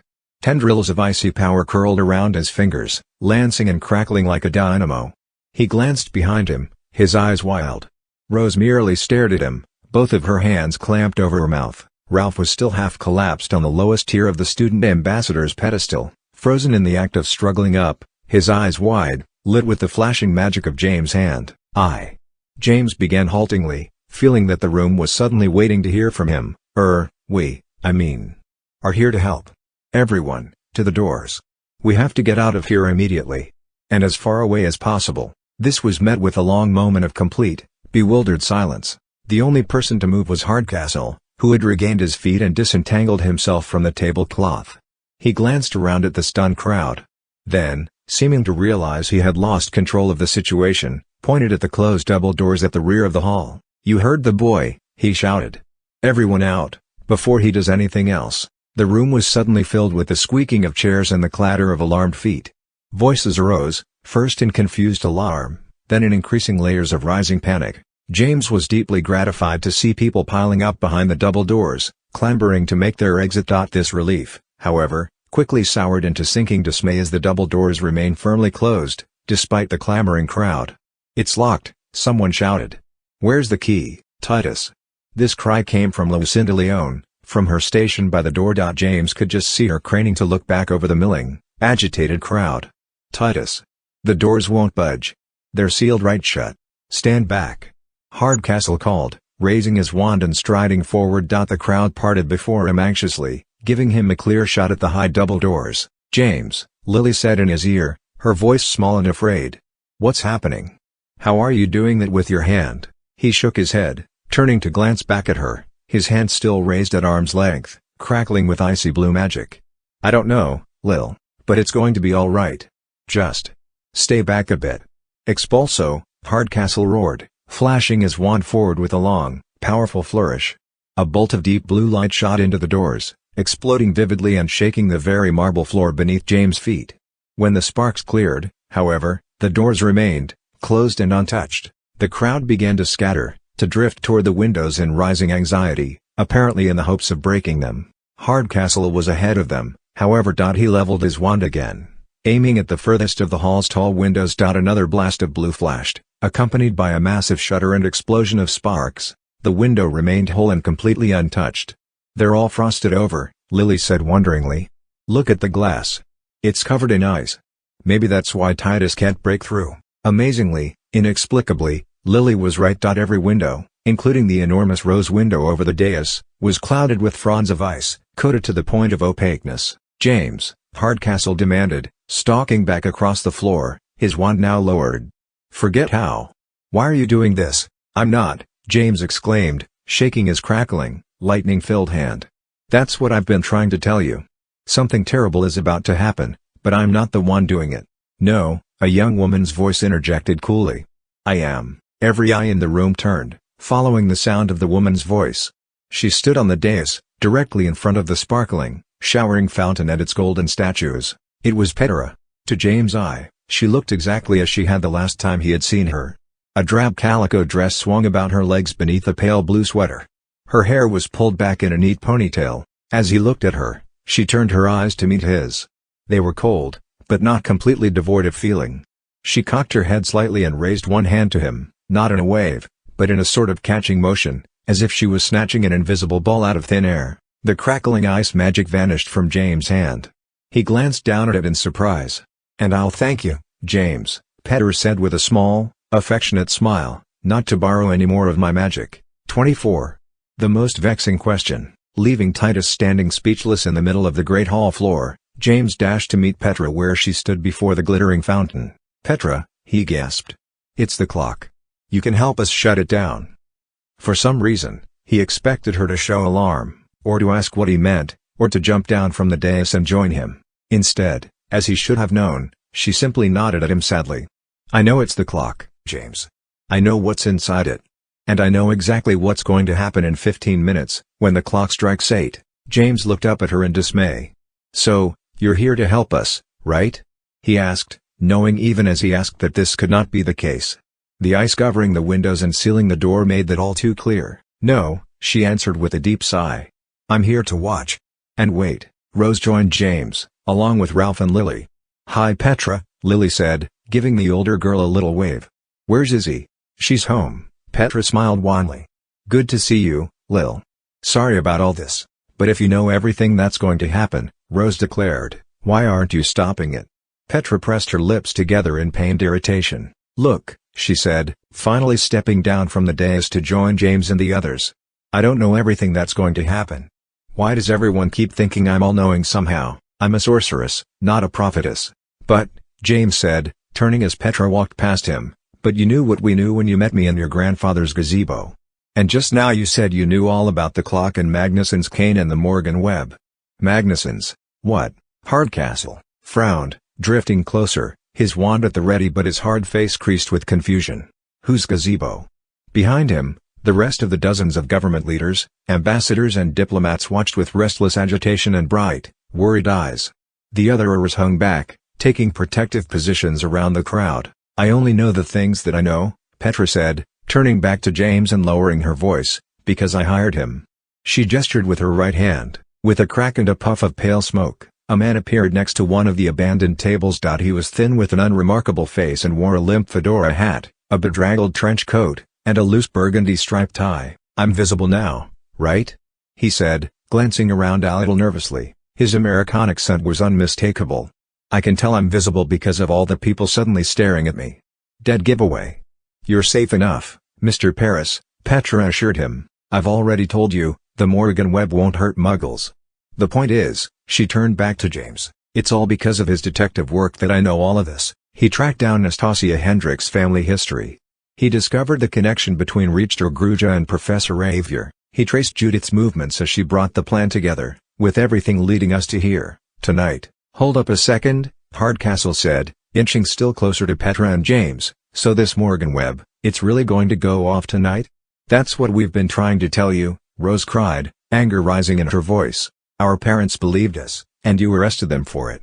Hardcastle ignored her, his eyes still on Petra. "But it won't hurt any of the muggles, right?" Rose rounded on him furiously. "It will once all the witches and wizards are dead and Gruja and his assassins start picking them all off one by one." The crowd stirred again, growing tense. "Petra," James whispered, moving alongside the dark-haired girl and ignoring the sudden row between Rose and Hardcastle. "My dad's here. He and Aunt Hermione and Uncle Ron, they're locked up behind the dais, in the antechamber. And Lily is right here with us, not to mention Rose, Ralph. You can let them all out, can't you?" She shook her head slowly, not meeting his eyes. "I told you to stay away from all this, James," she muttered. "I warned you. I can't help any of you now. I wish I could, but I can't." "But why?" James pressed, becoming desperate. "Petra, why does this have to happen? Why can't you stop it, or at least let everyone go before it does?" "The Morrigan Web can't be stopped," Petra hissed, her icy facade cracking. "Paris and me, we couldn't learn much about it, but we do know that once it's put into motion it's unstoppable." "No." James interrupted her. "It can be stopped. We just need to find something equally." She overrode him, raising her voice. "And I can't let anyone go, not a single person, because if I do, it won't be as tempting to her. She'll only show up if it's going to go off exactly as she planned. She won't risk appearing, and facing me, if her plan falls apart. She'll just start over again with a new plan. An even worse plan. She'll only come if the Morrigan Web is actually going to go off and kill every witch and wizard here. She won't miss that for the world, because she loves death. She lives for chaos. It's the only thing that will bring her to me." "But that's mad," James exclaimed, grabbing Petra's arm, making her face him. "Why, Petra? Why do you have to face her?" "Because I have to kill her," Petra shouted, her voice flying up into the rafters and breaking into rolling echoes. The hall fell silent in the wake of this declaration. Even Hardcastle and Rose stopped their argument. James stared at Petra, shocked and slightly horror-struck. It wasn't that he didn't believe Judith deserved to die. It was that he wasn't certain, even if it cost him and every witch and wizard in the room their lives, that Petra could truly defeat her, and the worst part was the look on Petra's face. It was uncomfortably clear that, despite her resolve, she doubted this as well. "That's why you left Izzy somewhere safe," James whispered, understanding dawning on him. "Even though you're more powerful with her at your side, you couldn't risk her life as well." "I'm willing to die for all this to end," Petra said, firming her jaw and standing straight. "And for all of us to die as well?" "It may not come to that," Petra sighed, seeming to shrink slightly before James' eyes. "I hope it won't. If I can defeat her fast enough. If there's still time." Behind Petra, something suddenly splashed in the fountain of the magical brethren. James glanced at it, his senses heightened to almost painful alertness, and saw a wave slopping over the edge of the reflecting pool. Water slapped at the heels of the statues, growing choppy and rough, as if something large was heaving just beneath the surface. The already anxious crowd backed away further, pressing futilely against the hall's main doors, as water began to pour over the ledge of the pool, cascading down the dais and splattering to the stone floor. Then, with a deep, wrenching screech, the statues themselves began to shudder, to tilt, to lean. "Behind me!" Hardcastle growled urgently, moving to get between the students and the fountain, his wand raised. In a sing-song voice Petra warned, "I wouldn't do that if I were you." On the dais, the wizard statue toppled, tipping forward and crashing over the ledge of the pool. The centaur statue keeled over as well, knocking down a third of the headmaster portraits like a row of dominoes. The witch and house elf followed, bashing against each other, the witch statue breaking in half. Only the statue of the Muggle man remained, tilting and creaking ominously, its hands upraised in pointless rapture. Water continued to slop and cascade over the fountain ledge.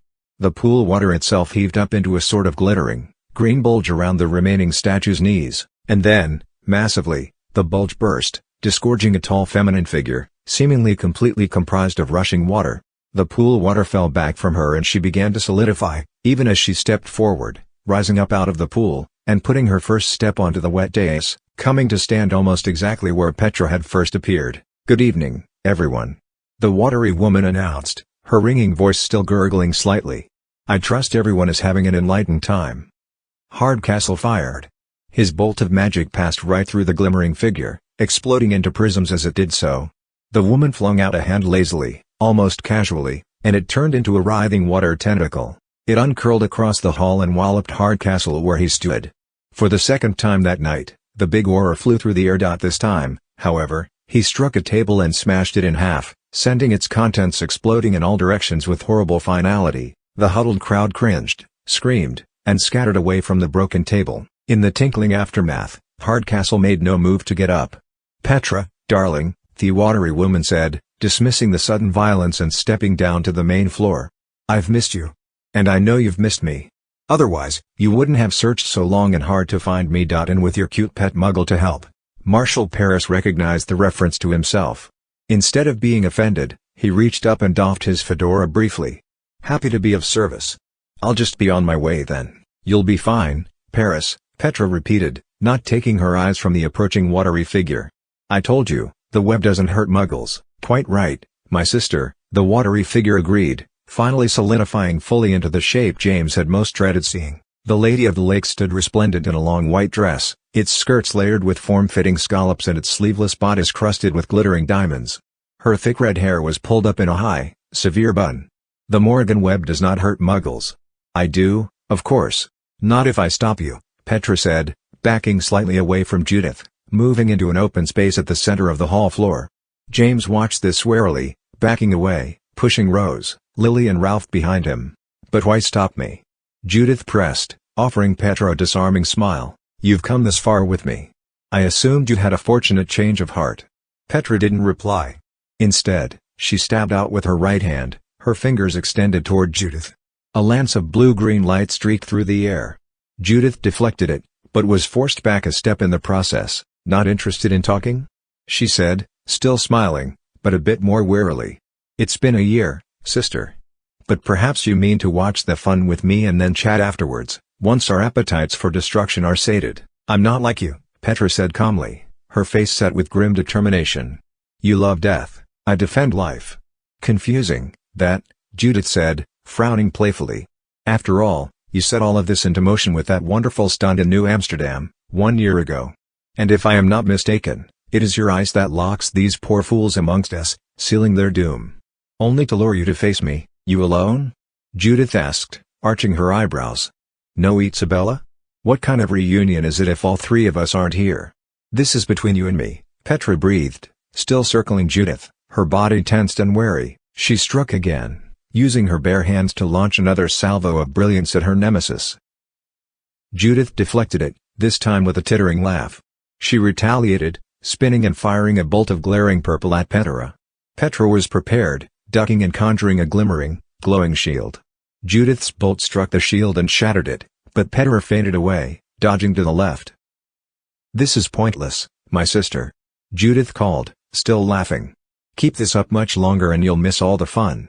Swiftly, Petra turned on the spot, forming a graceful pirouette, and then dropping into a sudden crouch, her left arm raised, her right pointed at Judith, palm up.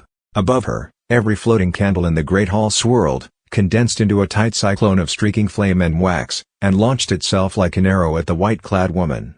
Judith crossed her bare forearms into an X before her face, and then flung her arms apart again. The arrow of burning candles shattered apart, sending broken candles and hot wax flying all around. Petra was already moving again. Gesturing with both hands, she levitated a pair of abandoned tables, one on each side. Their tablecloths fluttered and their contents drifted over them, forming coronas of glittering silverware and plates. With a flick of each wrist, Petra flung the tables at Judith. They careened through the air like saw blades, surrounded by the spinning blurs of their tableware. Judith clapped her hands and the tables smashed together like cymbals, breaking into dozens of pieces and littering the floor between her and Petra. "This is pointless, my dear," she sang out, And yet, to James' ear, she sounded slightly breathless. It almost looked as if Judith was on the defensive. Petra struck again. Levitating the golden wizard statue, she pounded it down upon Judith. Judith split it in two before it could strike her, then thrust both halves apart, crashing them against the walls on either side of the hall. The bun of her hair was becoming frayed, however, and despite her grin, her eyes were haunted, wild, dancing with growing rage. Now, it was Judith who circled, sidling around the clearing in the center of the floor while Petra stalked her. "You know, my sister," Judith called, her voice splintering. "I am beginning to doubt your resolve. Why, I do not believe you mean to murder these many people after all." "No, I do not," Petra shouted, her temper breaking. "A shame," Judith replied, still backing away from Petra, circling, drawing close to James once more. "For I was truly enjoying this little contest, and now you've handed it to me." "I think not," Petra seethed, tensing to strike once more. "Oh, but you have." With that, Judith struck first, and with lightning speed. She did not strike at Petra, however. James gasped and lurched backwards as a lance of water shot past him, thin as a blade and glittering like ice, emanating from Judith's left index finger. He turned to follow her aim and saw the finger of ice stab through Rose's shoulder, just above her heart. The force of it rammed her back against the stone wall, but did not allow her to fall. She hung from the glittering icy spear, pinned to the wall by it, even as blood began to blossom on her shirt. She looked down at it, her face a mask of pure surprise. The light blue brocade purse fell from her hands, empty. "No!" a voice cried out in pained rage. James was surprised that it was not his own. He turned, his senses dulled by shock, and saw Petra striding toward him, her face contorted. "Rose!" she cried, raising her hand toward the bleeding girl. Judith fired at Petra with her right hand, taking advantage of the diversion. Petra blocked this, but ineffectively, one-handed, still reaching toward Rose with the other, rushing to join her. Judith laughed shrilly and struck again, this time shattering Petra's defenses. A third blast of white light exploded against Petra's side, knocking her off her feet and bashing her against the front of the dais. "Such a shame," Judith chided, her left hand still extended toward Rose, maintaining the spear of ice that impaled her. A battle of titans, ruined by that most boring of all weaknesses, sentimentality. "I am so sincerely disappointed." As she spoke, she approached Petra, who was struggling to her feet, dazed. Judith raised her right arm, extending it into another watery tentacle. It snaked toward Petra, twined around her, and lifted her bodily into the air. The slight girl struggled, but her hands went right through the watery shape. In seconds, the tentacles spun Petra into a sort of living, liquid cocoon, completely enclosing her. Judith cackled with delight, loud and glassy, watching as Petra struggled, her hair floating about her in the swirling ball of water, her cheeks bulging, holding onto whatever air she could. Judith jerked her arm away, breaking contact with Petra's watery prison, and simultaneously causing it to freeze solid. The enormous ball of ice crashed to the floor, solid as stone, clouded so densely that Petra herself was barely visible inside. "I hope you at least appreciate the irony," Judith smiled, cocking her head at the frozen sorceress across from her. "You, my sister, are not the only one who can use ice as a weapon." With that, Judith withdrew the icy spear from Rose's shoulder. Rose collapsed to the floor in a heap, blood running freely down her right side, her face pale and blotchy. James and Ralph ran to her, dropping to their knees beside her and taking her hands, one each. "Oh," Judith said, turning toward them and placing a hand to her cheek. "I'm sorry, James Potter. Did I go and kill another of your cousins?" "Rose," James cried urgently, clutching her hand. "Tell me you're not dead." "I'm not dead," Rose whispered weakly. Surprisingly, the Muggle detective, Marshal Paris, hunkered down on James' right. "Pressure's what she needs," he said under his breath, whipping off his tie. Saw enough injury reports at the old man's law office to learn a few things. Wad this up and hold it hard against the wound. He did so himself, nodding for Ralph to help. "We have to get her help right away," Ralph said, his voice low and furious as he pressed the wad of fabric against Rose's shoulder. "We can't let it happen this way." James nodded helplessly, knowing there was very little they could do. "So noble." Judith nodded. "So rich with drama. Does it pain you to know that it's hopeless?" James looked over his shoulder at her. She smiled at him. "Your father is about to die, James," she reminded him, maintaining eye contact. "As he should have last summer. Why, it's been almost exactly a year, hasn't it? And now here we are again. And really, it's so much better this time. The gang is all here. Your aunt and uncle. Your sister. your friends. And, of course, so many of your marvelous leaders and protectors. But alas, she interrupted herself, looking away slightly. We are missing one important person. She snapped her fingers. Reached her. Gruja fell out of thin air in front of her, crashing to the floor in an untidy heap. He scrambled, eyes wild, searching his surroundings. When his eyes lit on the woman before him, they narrowed. You. He seethed. How dare you? Oh, I know I'm naughty, Judith tittered, but I simply couldn't let you toil away in your headmaster's office and miss all the fun. Now, could I? You mean to kill me as well as these? Gruja breathed, his voice vibrating with rage. But you forget, I have no wand. He gestured to emphasize his empty hand. The effect was ruined, however, by the wand that sat prominently on his open palm. He startled upon seeing it, and made to throw it away. It remained firm and fast, adhered to his hand as if by glue. Judith clucked her tongue reprovingly. Such a silly weakness for such a marvelous weapon as the Morrigan Web, she said. But I've taken care of that, as you can see. Not one person in this hall will be able to divest themselves of their wand. After all, that would be like cheating, wouldn't it?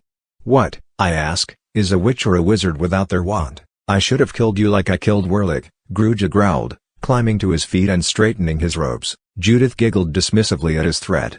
My dear collector, if it hadn't been for me, you and your pathetic Muggle slaves would still be digging through the ruins of New Amsterdam in search of magical trinkets, hoping to concoct something powerful enough to fuel the web, if I had not introduced you to Miss Hendricks and her ancestor's lovely cane. Sighing happily, she glanced up at the clock. But alas, still 5 minutes to go, she said, adopting an air of petulant impatience. What shall we do until then? A figure huddled up next to James, squeezing between him and Marshal Pears. He glanced up and saw that it was his sister, Lily. Her face was wide-eyed and pale. The jeweled clip had come out of her hair, leaving it hanging about her face in disarray. On the floor behind her, Judith continued to cast around restlessly. I know, she announced suddenly, eagerly. Let us spare someone. A ripple of desperate hope roiled over the crowd. Voices began to call out, volunteering. James glanced around, somewhat gratified to see that almost none of the volunteers were the government leaders, Muggle or otherwise. He suspected that this was not because they did not wish to be saved, but because they knew a mean-spirited ruse when they heard one. I will choose one of you to spare from the ensuing chaos, Judith announced gleefully, glancing around.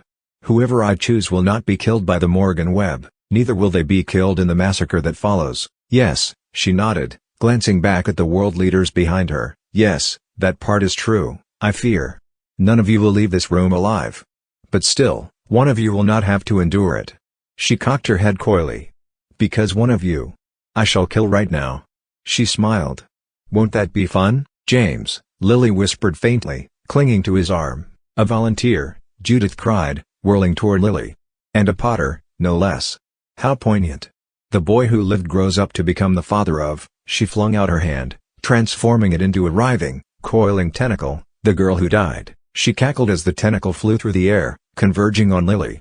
James flung his sister behind him, crying out in mingled desperation and rage, forcing himself between her and the icy coil of the Lady of the Lake. I'm about to die, he thought, squeezing his eyes shut, and the last thing I heard my dad say is that he's proud of me. Instead of a spear of deadly ice, however, a splash of tepid water struck James, dousing him where he stood. He opened his eyes. Judith stood before him, her arm extended, but ending in a dripping, faltering stump. She raised her dissolving arm and regarded it with complete, naked surprise.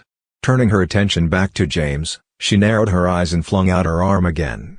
It extended, snaking, trailing streams of dripping water, and then dissolved away, crashing to the floor with a wet, resounding splat. What? She breathed, her voice shaking with confusion. What is this? How can this? She tried again, using both arms.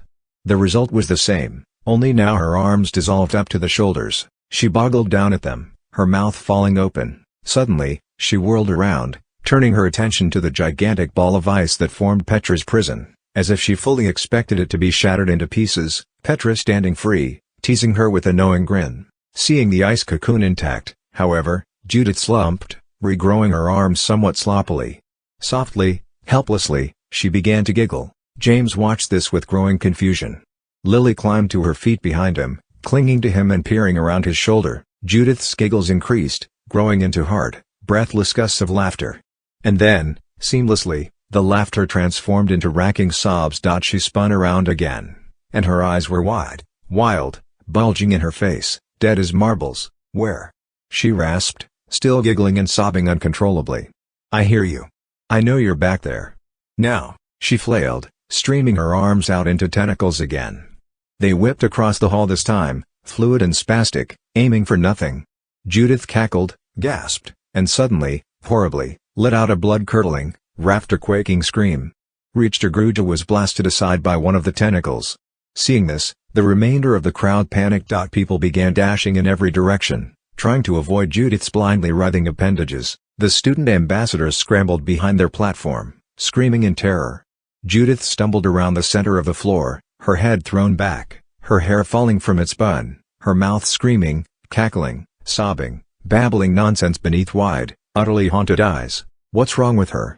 Lily cried, her voice so high it was barely audible. James glanced behind him, to his sister's frightened face, and then lower. Rose still lay crumpled against the wall, Marshall Paris' tie still compressed to her shoulder by Ralph's big hands. She glanced up at James with her eyes, then down, at the blue purse abandoned on the floor next to her. It was clearly empty.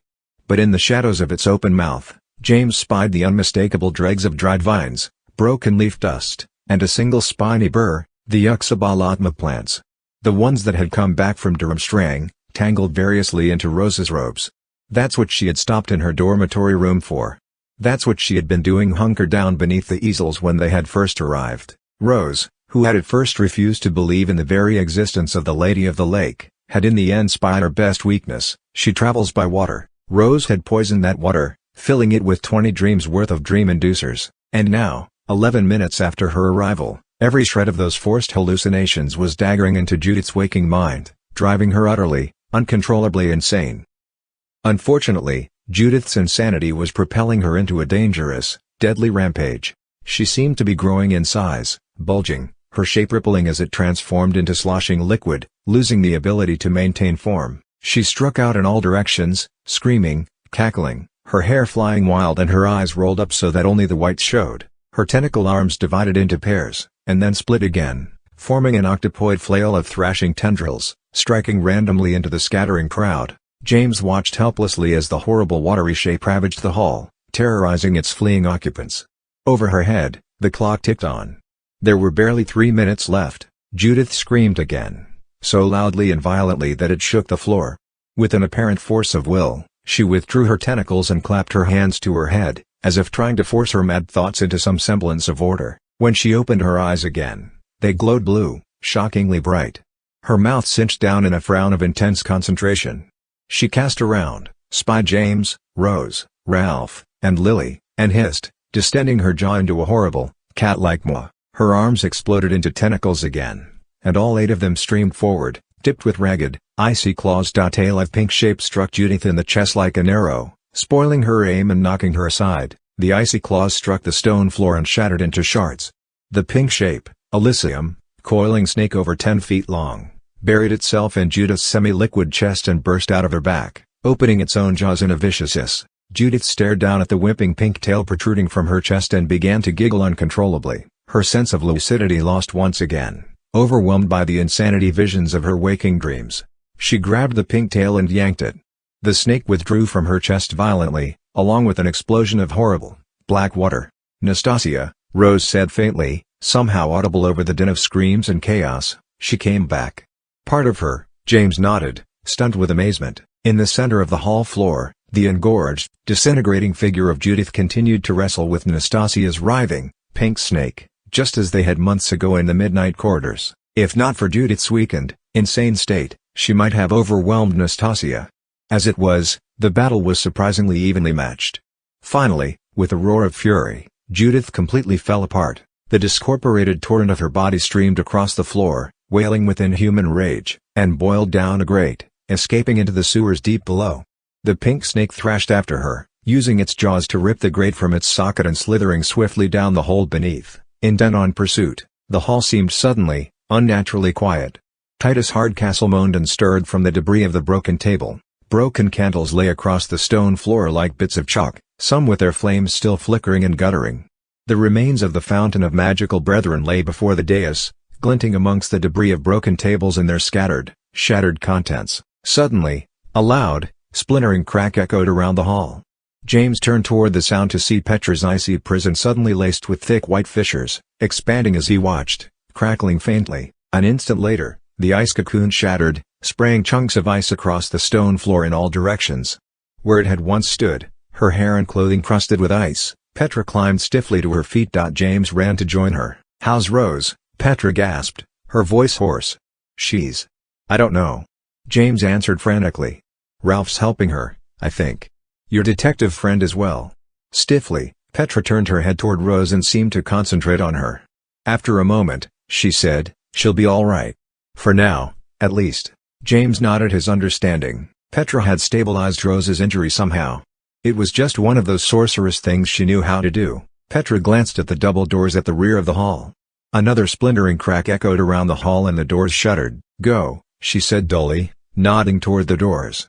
"They're unsealed. Get everyone out of here." Lucinda Leone gave the doors a hard pull.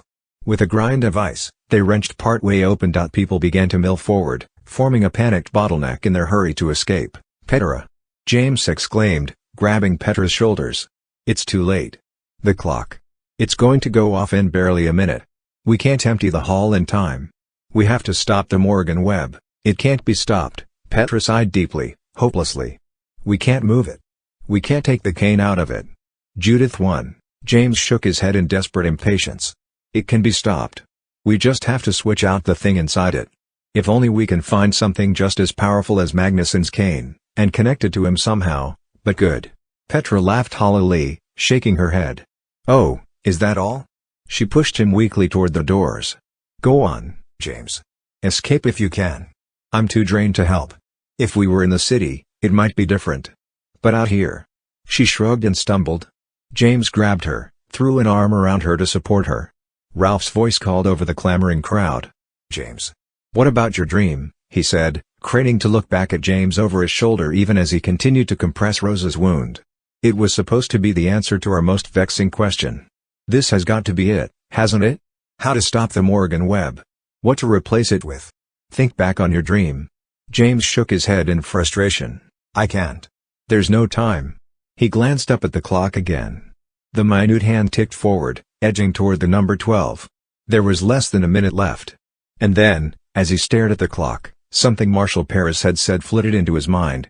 Saw enough injury reports at the old man's law office to learn a few things. "Quinwins," James whispered, his eyes widening. He glanced back toward Ralph.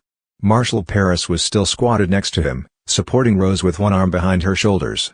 "Hey Mr. Paris," James called, "tell me, does the phrase Quinwins mean anything to you?" Paris blinked at him in confused surprise. "How?" he began, then cocked his head and frowned. "It was my old man's slogan. Not my dad, but the guy whose house I grew up in.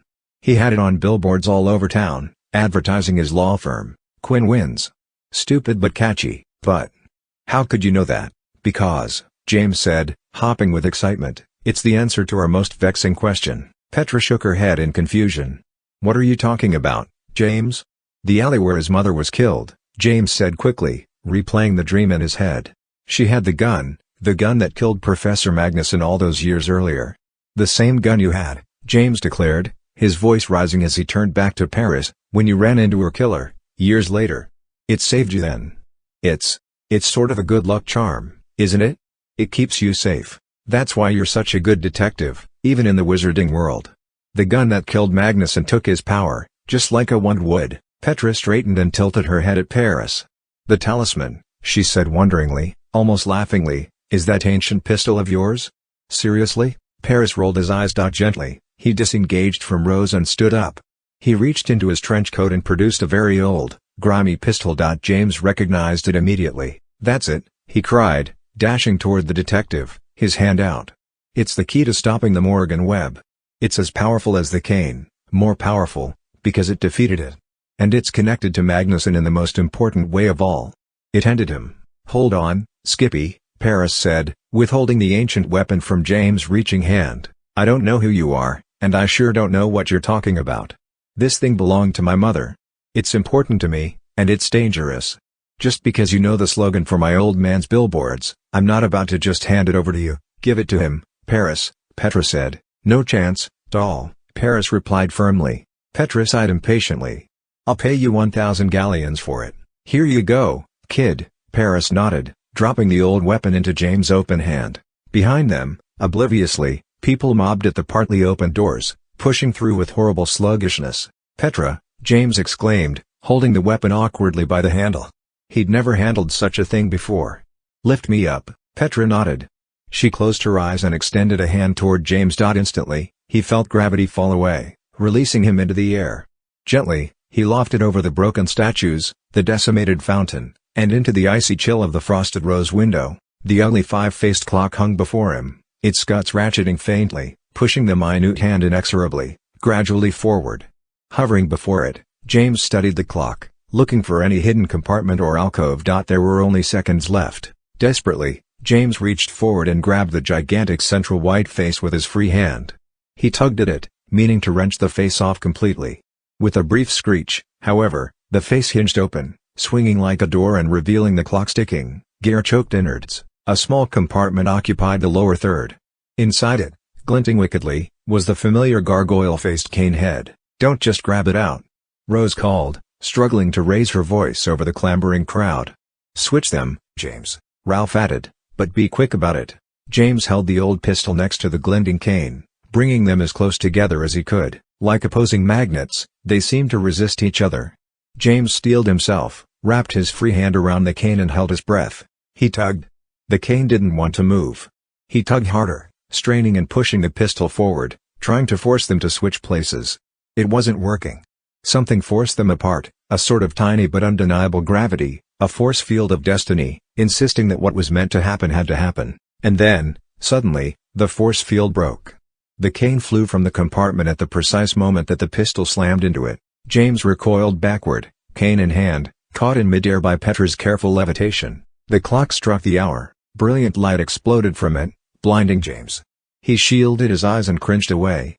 Tendrils of magic arced from the clock, white gold in the expanse of the hall. The tendrils connected like lightning to every wizard and witch in the hall. Titus Hardcastle, who had finally regained his feet, along with the other Aurors, Lily and the other student ambassadors, every diplomat and ministry official in the clamoring crowd, all were suddenly connected in a sparkling, flashing web of magical energy. The web's intensity built, became blinding, and then, with an explosive crescendo of perfect finality, burst into a mass of inexplicable red, purple and yellow shapes, filling the hall entirely. James felt himself lowered suddenly to the floor, clumsily, as Petra glanced around, her eyes wild, worried, examining the flittering, colorful cloud. A scent filled the hall, soft but pervasive, smelling incongruously of spring breezes and sunlight. It was, in fact, the unmistakable perfume of spring flowers, and with it, James recognized the fluttering veil of objects. They were petals, descending like confetti, covering the floor, the broken tables, the smashed statues, and every person in the hall, transforming the chaotic scene into a softly magical wonderland.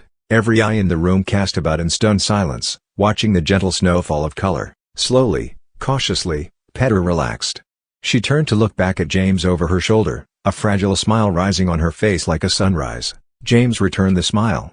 Helplessly, he fell to a seat on the floor, releasing the ugly cane head, weak with relief. Behind him, suddenly, the door beneath the rose window shuddered.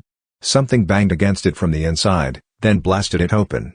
From his seat on the floor, covered with fluttering petals and smelling of summer rose gardens, James turned. His father, uncle and aunt burst through the antechamber door, wands raised alertly, shoulders hunched for battle. Spying the gently falling curtain of petals, they stopped, looks of comical confusion dawning on their faces. Harry spotted his son seated amidst a drift of flower petals and lowered his wand. "James," he asked, his voice strained with wonder and confusion, "what exactly did we miss?" 25. Through a glass darkly. The moment the crowd of ambassadors, diplomats and government officials drained from the hall, carefully guarded by the Aurors, Albus and Scorpius appeared, as well as Zane and, unexpectedly, Professor Flitwick. "Whoa," Zane said, his eyes going wide as he pushed through the double doors and spied the destruction and bizarre floral decoration of the room. "This must have been some party." "Albus," Harry called his son, beckoning him forward urgently. "Help us. Rose has been hurt." Both Albus and Scorpius dashed forward, converging on Rose as Hermione and Ron bent over her. "It's not as bad as it looks, Mom, really." Rose winced as they pulled her to her feet. Petra helped me. She's good at that sort of thing, apparently. Shush, Hermione commanded, supporting her daughter on one side while her husband supported her on the other. This is all your fault, she exclaimed, glancing up at Ron. She gets all her mischief from your side of the family. Mom, Rose managed to roll her eyes. No, Ron shook his head, it's true, love. And despite what your mom says, she wouldn't have it any other way. You'll tell us everything that happened on the way to Hospital Wing, right? There are others, Harry said, meeting Albus and Scorpius and pointing toward the petal-covered debris of broken tables and statuary. None hurt as bad as Rose, but they'll need some help getting to the Hospital Wing. You'll take them, won't you? Aw, Dad. Albus complained, I want to hear the story. I mean, look at this place. And you should have heard the noise. Believe me, I did, Harry nodded curtly. And you'll hear the story just as soon as I do. For now, you and Scorpius, I officially classify you junior Aurors, first class. What? Sincerely? Albus brightened. Wait, does that mean? He glanced back toward the double doors, where Titus Hardcastle was conversing with Lucinda Leone, their heads close together. You know. You're, like, back in charge again? Provisionally, Harry nodded. I've only spoken briefly to the minister. He seems to have spent a large portion of the evening under a table, but he formally dismissed the charges against your aunt, uncle and me in light of the evening's events. There'll be a hearing before the Wizengamot, but I don't expect to have any trouble with it after. He glanced around the room and gestured vaguely, all of this. Now off with you. Duty calls. Yes sir. Albus saluted and dashed off, followed closely by Scorpius, watching from nearby. Still dazed at the evening's events, James could see that Scorpius was pleased with his temporary deputation, even if he didn't like to show it. Together, the boys began to lead limping and confused diplomats from the room, grilling them loudly about what had happened. I wanted to be a junior Auror, Zane sighed, plopping next to James in the drift of petals. James glanced aside at his friend. So what brought you here? Zane shrugged. Nastasia left me a note. Said she was coming here tonight and that I would never see her again. She said not to follow her because she didn't want me to get hurt. So you followed her? James nodded, immediately. The Alma Alaron cabinet was in the Defense Against the Dark Arts classroom, lying on its back, Zane said, cocking his head curiously. I mean, what's up with that? I had to crawl out of it like Dracula waking up from a nap. Oh, James said, that was Ralph. He knocked it over. Sounds like Ralph, Zane agreed equably. What about the Beauxbatons cabinet? Don't tell me that was his work, too? Why? James asked, his curiosity piqued. What was wrong with it? Zane gave a low whistle. Smashed all to bits. Looked like somebody had taken a sledgehammer to it. You're probably not far off, James nodded, thinking back to the collector's unnatural, rage-fueled strength. So have you seen Nastasia, then? No, Zane slumped. You? James shrugged non-committally, here and there. It's complicated. Zane gave a deep sigh. I know. She's trouble. I'm sorry for the way I acted about it all. She weaves quite a spell, doesn't she? James nodded again. Petra was here, he commented, changing the subject. She was? Zane exclaimed, sitting up. Where'd she go? Gone again, James admitted, making a flying away gesture with one hand. She and that detective bloke. Marshal Peres. Said she'll be back, though, once she sees him back to his home in the States and pays him. She's bringing Izzy back with her when she comes. Cool, Zane relaxed. Ralph approached, his hands still tacky with Rose's blood. Come on, you two, he said, cocking a thumb over his shoulder. Your dad's looking for some explanations, James. The big boy smiled down at Zane. By the way, good to see you, mate. Zane squinted up at Ralph, meeting his smile. You too, Ralphinator. Just like old times, eh?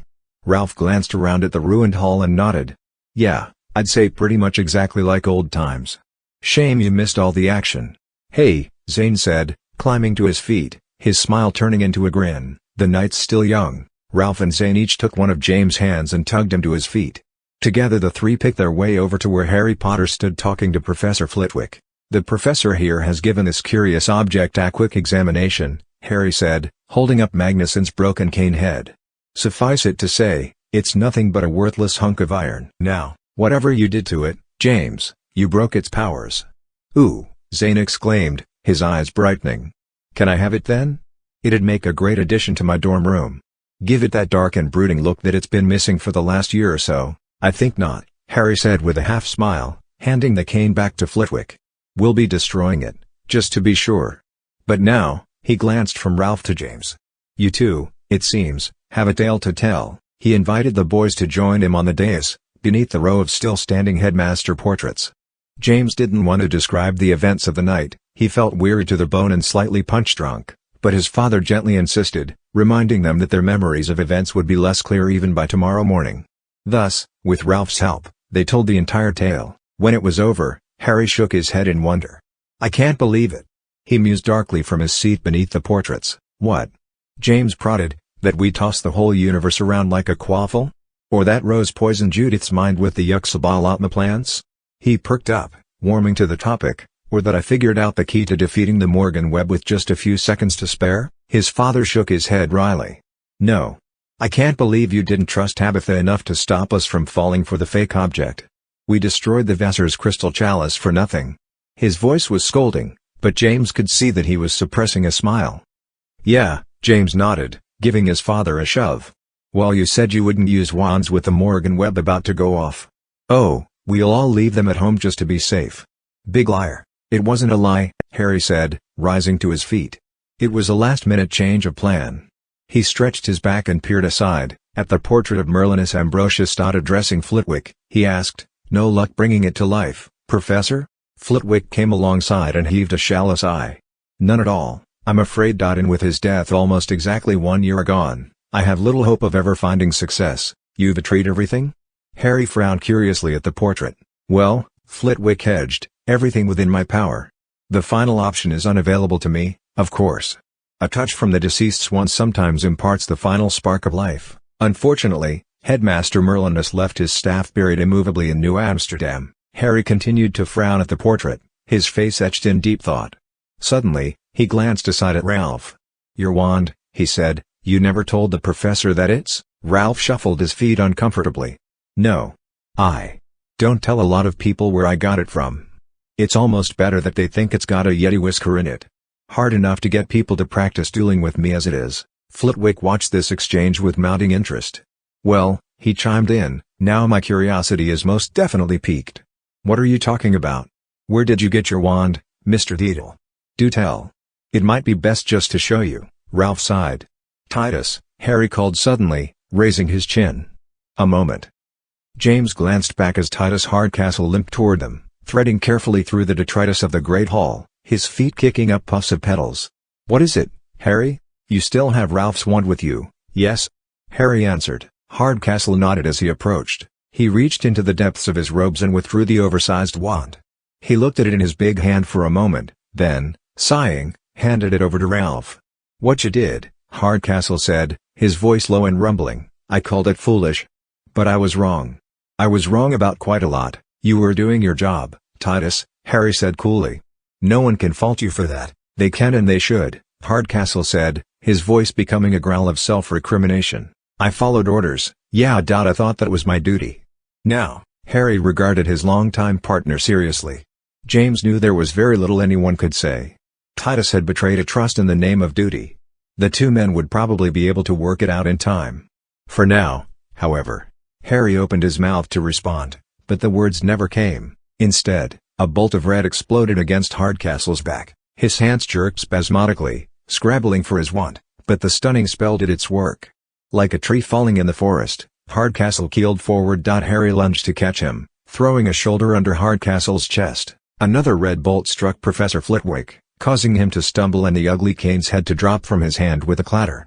"Oh dear," he said faintly, and fell to the floor. James, Zane and Ralph scrambled, their eyes scanning the seemingly empty great hall for some sign of the attacker, but there was no one in sight. Harry lowered Hardcastle to the dais as gently as he could. "Behind me," he ordered, scrambling for his wand. Once it was in his hand, however, he let out a startled grunt. The wand popped out of his fist, floating in mid-air. A moment later, Harry's head jerked back as if kicked. He fell back onto Titus Hardcastle, raising a hand to cup his jaw. A dry, rattling laugh came out of empty air right in front of James. He recognized it immediately and his eyes flew wide. "I have to hand it to you, James," the laughing voice said. "You were right about my dear partner Judith. She could not be trusted. Fortunately, she went insane, chased away to who knows where. But I am still here, and this presents me with a bit of a problem. Fortunately, James Potter, my problems. There was a flourish of suddenly visible fabric and Rechter Grooge stood before him, Harry Potter's wand in one hand, his own wand and the invisibility cloak in the other. Are your problems? He favored James with a thin, angry smile. Headmaster Grooge, Harry said, climbing carefully to his feet, making no sudden movements. We assumed you had vacated along with the others.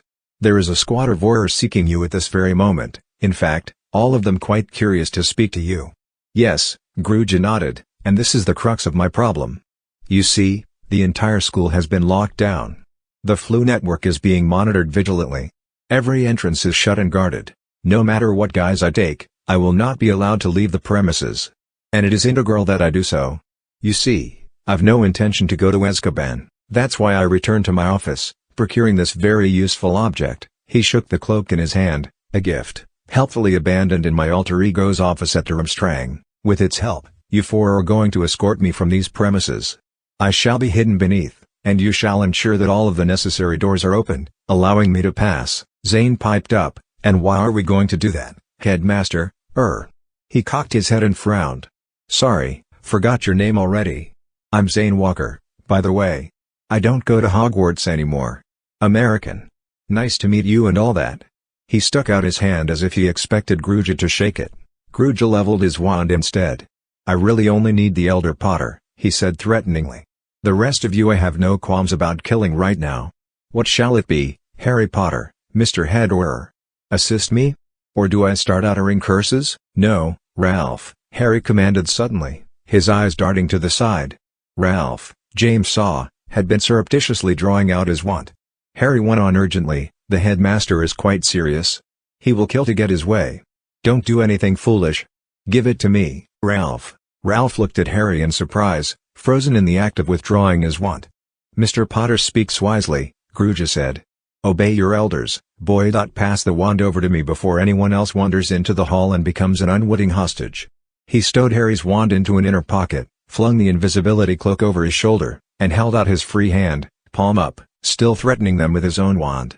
Reluctantly, Ralph passed his wand to Harry. Harry took it carefully. To me, Mr. Potter, Grooge commanded in a low voice. Slowly, Harry sighed deeply and turned. Still making no sudden movements, he held the wand out, extending it slowly toward Grooge's reaching hand. Just as the headmaster made to grab it, however, Harry pivoted, turning the wand away and touching it, with a dull thunk, to the unmoving canvas of Merlin's portrait. There was no response. What are you doing? Grooge demanded, growing impatient and angry. Give me the wand. Give it to me or your son dies first. In answer to this, a tiny noise emanated from the portrait. Every eye turned toward it. Suddenly, for no apparent reason, the portrait had ripped. The tear emanated from the tip of Ralph's wand and stretched upward, crossing over the front of painted Merlin's chest, slashing his face, and stopping just past the top of his head. It looked, more than anything, as if the canvas had been stretched too tight and the pressure of the wand had caused it to split. James' heart sank. Whatever his father had done, it hadn't made matters better. The wand. Grooge ordered, raising his own wand to James' face. James cringed back. Here, Harry said, taking the wand away from the torn portrait and handing it over, his face grim. Grooge reached for it. Suddenly, soundlessly, light pierced the torn painting. Grooge startled so abruptly that he jumped back, leaving the wand in Harry's hand. James peered around his father's shoulder at the Merlin portrait. Inexplicably, the tear glowed like a bolt of lightning, sending out living, shifting beams of light. The rip widened, tearing the canvas further. The frame creaked and popped, its corners beginning to separate as the canvas bulged. Back away, Harry muttered, not taking his eyes from the splitting portrait, but pushing James, Ralph and Zane behind him, maneuvering them away slowly, carefully. Across from them, Grooge's face was frozen in a pained rictus, his lips pulled into a tight frown, his brow lowered over bulging, tense eyes. His wand was still raised in his hand, only now, slowly, he turned it toward the brightly glowing, splitting portrait. The frame snapped and broke. The portrait fell forward, flipped off its easel, and dropped to the floor face up, so that the beams of light from its ruptured canvas cut straight up into the air, making the rest of the great hall seem positively dark by comparison. And still the rift widened, creaking, tearing the canvas apart with a soft, purring, ripping noise. A sound emanated from the lightning bolt-shaped rift. It was like wind, or like distant voices, echoing, indecipherable, blowing and overlapping and teasing at meaning. James found himself leaning forward to hear, to understand. "Stop," his father said, softly but sternly. "I've heard that before." The portrait exploded apart. Bits of canvas and broken frame spun from the dais. But the glowing rift remained, bigger now, as if freed from its boundary. Light speared toward the great hall's dark, enchanted ceiling. James squinted into it, sure there was something moving inside that light, a thin shadowy shape, growing wider, darker, more substantial, like a figure walking out of some brilliant, blindingly hot furnace.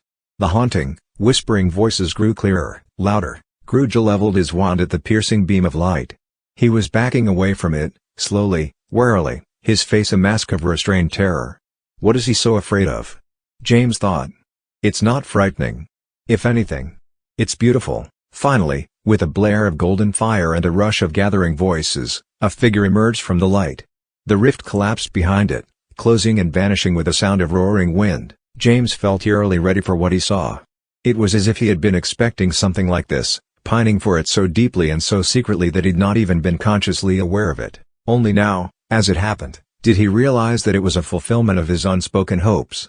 "Merle," he began, and then stopped suddenly, his breath catching in his throat. The figure that resolved out of the blinding light, now standing before him as real as he himself, resplendent in a conical hat and rich purple robes, was not Merlinus Ambrosius. It was an old man with flowing white beard, a thin, kindly face with a long, crooked nose, and wearing, over his bright blue eyes, a pair of half-moon spectacles.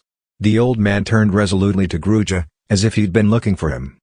Grudge's face paled so quickly and completely that he appeared to transform into a ghost before James' eyes. His wand was still held out before him, but it trembled so violently that he could barely hold onto it. He seemed to have completely stopped breathing. He did not fire, seemed suddenly completely incapable of firing. The old man with the flowing white beard regarded him sadly.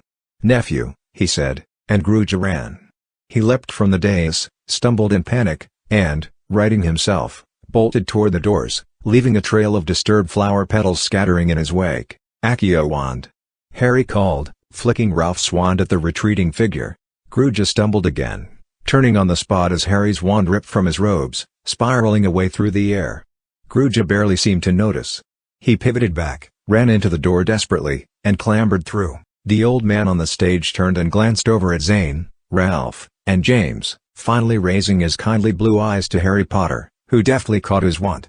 He smiled and his eyes twinkled behind his half-moon spectacles. A moment later, with a loud crack, he vanished. After him, Harry exclaimed, tossing Ralph his wand, leaping down from the dais and running toward the hall doors. Grudge can't be allowed to escape or obtain any more hostages. That was, James cried faintly, scrambling to follow his father, his mind spinning so fast he could barely keep up with it. That was that? What? Zane asked frantically, running to keep up and pushing Ralph ahead of him. Who? What did I miss? Who's the oldster with the specs? It can't be who it looked like it was, Harry said as he ran, shoving through the double doors in pursuit of Grudge. But it was. I'd know that face anywhere. That, he said, shaking his head in dark wonder, was Albus Dumbledore. James followed his dad up the staircase at a dead run. Where do you think he was going? He called up to him. There, Harry exclaimed, pointing to the top of the stairs. James craned to look as he ran. A robed figure was just dashing around the upper banister, shoving aside a gathering of students as he went. Stop him! Harry called, his voice echoing sternly up the stairs. But, Cameron Creevy stammered, pointing after the fleeing figure. But, that wastes the headmaster. Harry rounded the banister and blew past Cameron, who turned to watch him pass. And that was Harry Potter. He added excitedly. James and Zane followed, with Ralph panting in their rear. What's going on, mates? Cameron called, cupping his hands to his mouth and hopping on his toes. Another adventure? Can I come? Harry pelted, swerving around knots of students. James had seen his father in aura mode before, but never like this. He barely seemed to be breathing as he ran, his hands flattened into blades, scissoring the air, his feet seeming to cross acres with each swift step. He was pulling away from James even as James ran flat out to keep up with him. Grudge ran ahead, his robes flying wildly, shoving students out of his way angrily, gasping with unbridled panic. And yet, James felt sure, the headmaster was not running from them. He was running from the figure that had appeared on the dais, the completely inexplicable form of Albus Dumbledore. They turned one corner, then another. Finally, Gruja passed the gargoyle that guarded the spiral stairs to the headmaster's office. The gargoyle straightened to block Harry, but Harry flashed his wand, firing a bolt of purple at the ceiling. "Official aura business," he called, jerking his head toward the glowing purple spell above him. James glanced up. Printed on the ceiling in illuminated purple letters was his father's name, the seal of the Ministry of Magic, the minister's signature, the symbol of the aura department, and the words "Head Aura." The gargoyle immediately stepped aside. As James bolted past, following in his father's wake, he was certain he heard the gargoyle mutter, "Go get him." The spiral stairs clanked with the pounding of 4 sets of footsteps. Harry reached the outer chamber first, his wand still out, steady as stone, his head lowered behind it. The door to the headmaster's office was wide open, emitting a bar of golden light onto the stone floor. "Stay behind me," Harry growled, slowing. "And Ralph, keep that wand of yours at the ready." Behind James, panting and sweating freely, Ralph nodded. He leveled his wand before him. Harry peered around the edge of the office door, inching his face into the yellow light that glowed from within. He paused. After a moment, he glanced back at James, Ralph and Zane and lowered his wand. The expression on his face was strange, unreadable. Was he happy? Upset? He nodded toward the door, beckoning the boys inside. They approached and followed him into the golden light. The first thing James noticed was a figure collapsed against the wall just inside the door. It was huddled, panting harshly, its hands scrabbled over its face and its knees drawn up to its chest. It took James several seconds to realize that it was Richter Gruja. Only it wasn't. As James watched, the figure melted into the shape of Avier Dorchaskathan, his breath whistling in his chest, his eyes wild between his fingers. A moment later, it was the collector, his face sheened with sweat, his hair standing up in terrified spikes. "Terrible, I know," a soft voice announced. "But he is nothing to be afraid of. Not anymore. Do come inside. We have very little time." James turned toward the voice. Albus Dumbledore stood before the headmaster's desk, tall, thin and exuding a sort of grandfatherly warmth. His eyes sparkled benignly, but sadly. As James crept slowly into the room, approaching the revered headmaster, he realized that he had been wrong about Professor Avier. He was not this man's twin, he was barely a pale replica. The missing element was not in his physical appearance, but in the warmth, the restrained grandeur, the sense of laughter hidden just behind the eyes, even in sadness. Without those things, Avier was merely a gray shadow, devoid of life. Gradually, James noticed that the office itself looked different than he'd ever seen it before. Gruja's cold gloom had been replaced with golden light and subtle motion. Fire crackled happily in the hearth. Golden gizmos and clockwork wonders ticked and spun on small tables all around. Surrounding this, tall bookshelves lined the room, filled with curiosities, clocks, statues, and books. Books, so many books, all bound with sumptuous cloth, or rich velvet, or somber leather, and all promising a lifetime of incredible adventures, tall tales, and dark mysteries. For James had the undeniable sense that this man, this Albus Dumbledore, did not only hoard textbooks. There was something of the child in him, not diminished by age, but tempered by it, made perfect, brimming with curiosity, yearning for adventure. A huge, glorious bird preened on a perch next to the headmaster's desk. Its plumage was brilliant crimson, edged with deepest gold. By comparison, the Jiskr seemed a mere winged lizard, no more dangerous than it was regal. The strangest bit of all was the tall, rectangular mirror erected near the fire. James recognized it immediately, as did his father by the way he looked askance at it. The mirror of Erised glinted darkly, its glass face obscured by shifting, silvery clouds. Slowly, Harry led the 3 boys into the room, not taking his eyes from the wizard that stood before him. When he joined Dumbledore in the pool of golden light cast by the desk's many candles, he finally spoke.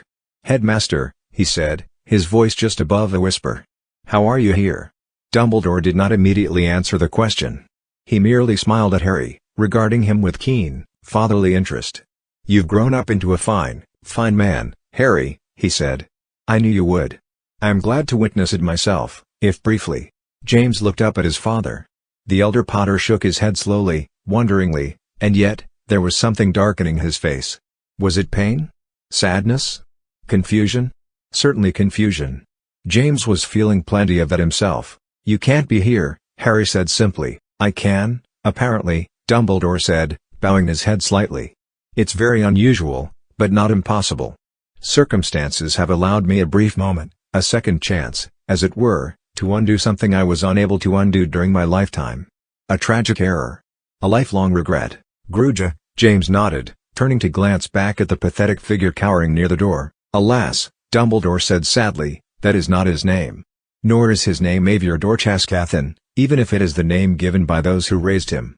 He might best be known by his most recent alias, for a collector is what he is. He collects faces, you see, trading them for the one he never knew. The one that should have been his from birth." Harry shook his head, frowning. "I don't understand. What's Reached or Gruja have to do with any of this?" "I'll explain it all later, Dad," James sighed. "It's kind of a long story." Dumbledore lowered his gaze to James, offered him a small smile.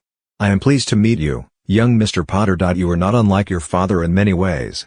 And there is a hint even of your grandfather in you." "The woman, Judith, did not lie when she told you that." James shook his head. "Thanks. But I'm not like him at all. He was a marauder." "Hugh is much more than a marauder." Dumbledore's smile widened secretively and his eyes glimmered. "Otherwise, your grandmother never would have married him. But this is not the point. Despite your family similarities, you, James Potter, are very much your own man. In you, the whole is very much more than the sum of the parts." James considered this, not sure if he fully understood. He glanced up at his father. Harry looked aside at him, and nodded. "And you, Mr. Walker?" Dumbledore narrowed his eyes slightly in amusement. "I have observed you as well, if fleetingly. The Sorting Hat was wise to place you in Ravenclaw, and make no mistake," he nodded meaningfully, maintaining eye contact with the blond boy, "once a Ravenclaw, always a Ravenclaw. But intellect is only one of the horses hitched to your destiny. The other two are a fierce spirit and a soft heart. You are learning to align them, rather than pit them against each other. I expect great things from you." Zane beamed at this, for once at a loss for words.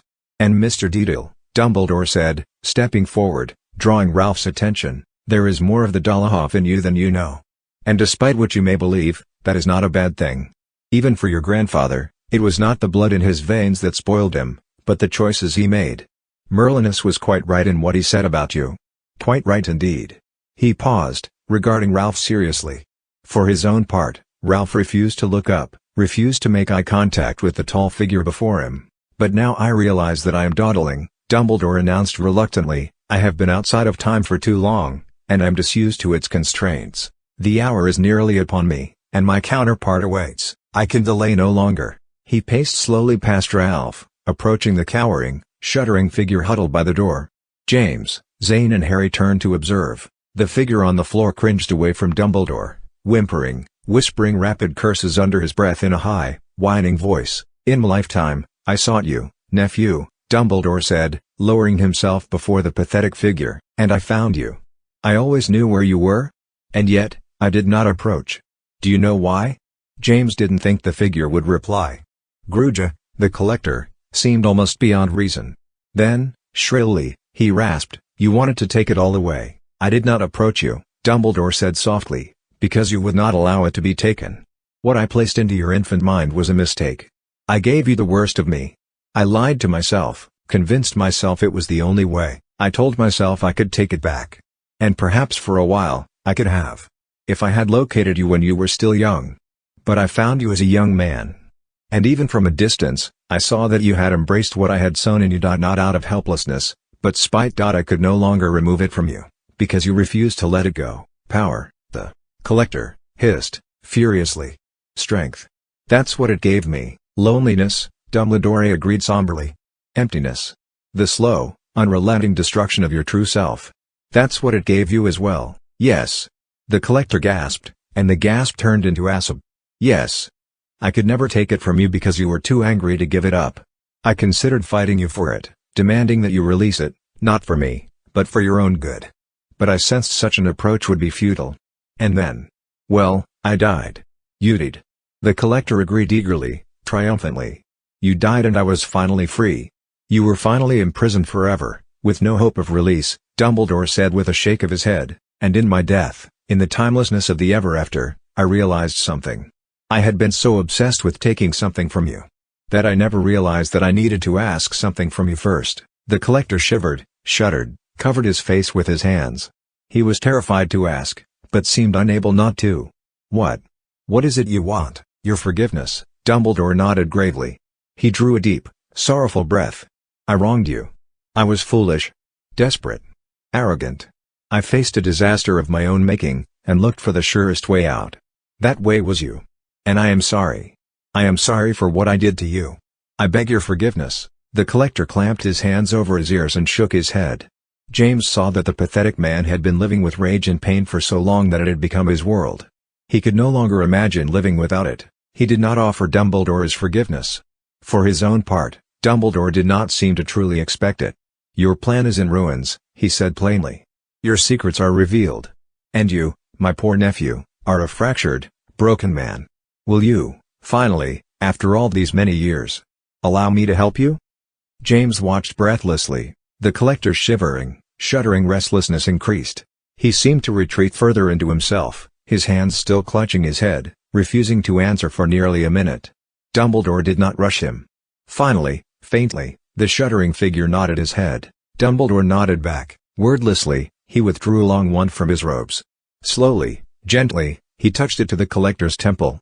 The collector flinched, but did not draw away.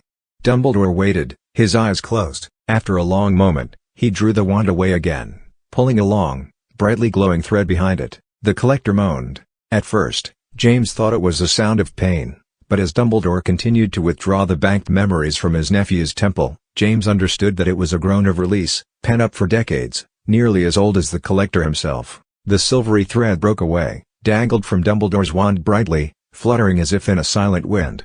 The collector slumped, his shivers suddenly and completely stopped. Silently, Dumbledore placed the wand against his own temple. The silvery thread dimmed, faltered, and vanished.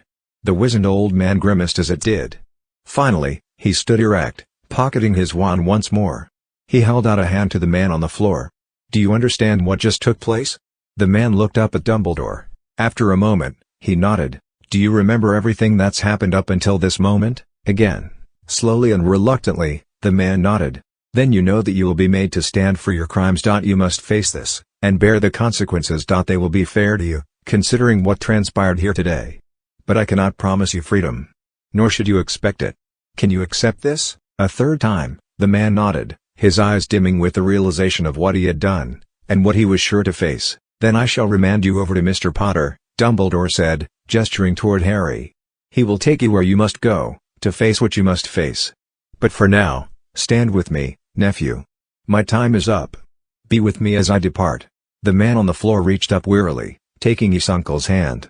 Dumbledore pulled him easily to his feet. Standing, James saw that the man's face had reverted to Avier's, but different.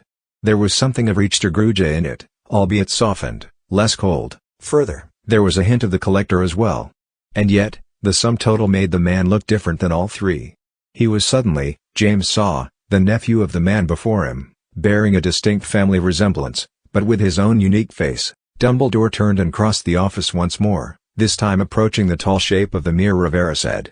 Silvery clouds still swirled behind its glass face, but there seemed to be other shapes moving beneath the veil of smoke, coming closer as James watched, mesmerized. Harry Potter stopped Dumbledore with a look. "Headmaster, how is this possible?" he asked again. And he paused, swallowed. Finally, taking a deep breath, he said, "Do you have to go back?" Dumbledore met his old friend's bright gaze. "I fear I do, Harry. These bargains are rare and ultimately short-lived. I no longer belong to this world. But someone else does, someone who was kind enough to grant me this favor, in exchange for my help with some otherworldly endeavors of his own. But take heart. You never knew that the door between the living and the dead was a two-way door." James gasped. "That's what the gatekeeper said to me." "Ah yes," Dumbledore nodded, "in that, the creature that calls itself the gatekeeper did not lie. But it fools itself into thinking it is Lord Guardian of that door. It is not. Trust me on that. Even the gatekeeper, that great beast of the otherworld, sees but through a glass darkly." Harry stepped back sadly, placing an arm around his son's shoulder. "I am sorry, Harry," Dumbledore said, and James could see that the old man truly meant it. "But this is not goodbye. Do take heart. There is much more to come." He sighed deeply, and then turned away, approaching the swirling smoke of the mirror. "Oh, and one more thing," he said, turning to look back over his shoulder, smiling crookedly. "Do say hello to my namesake for me.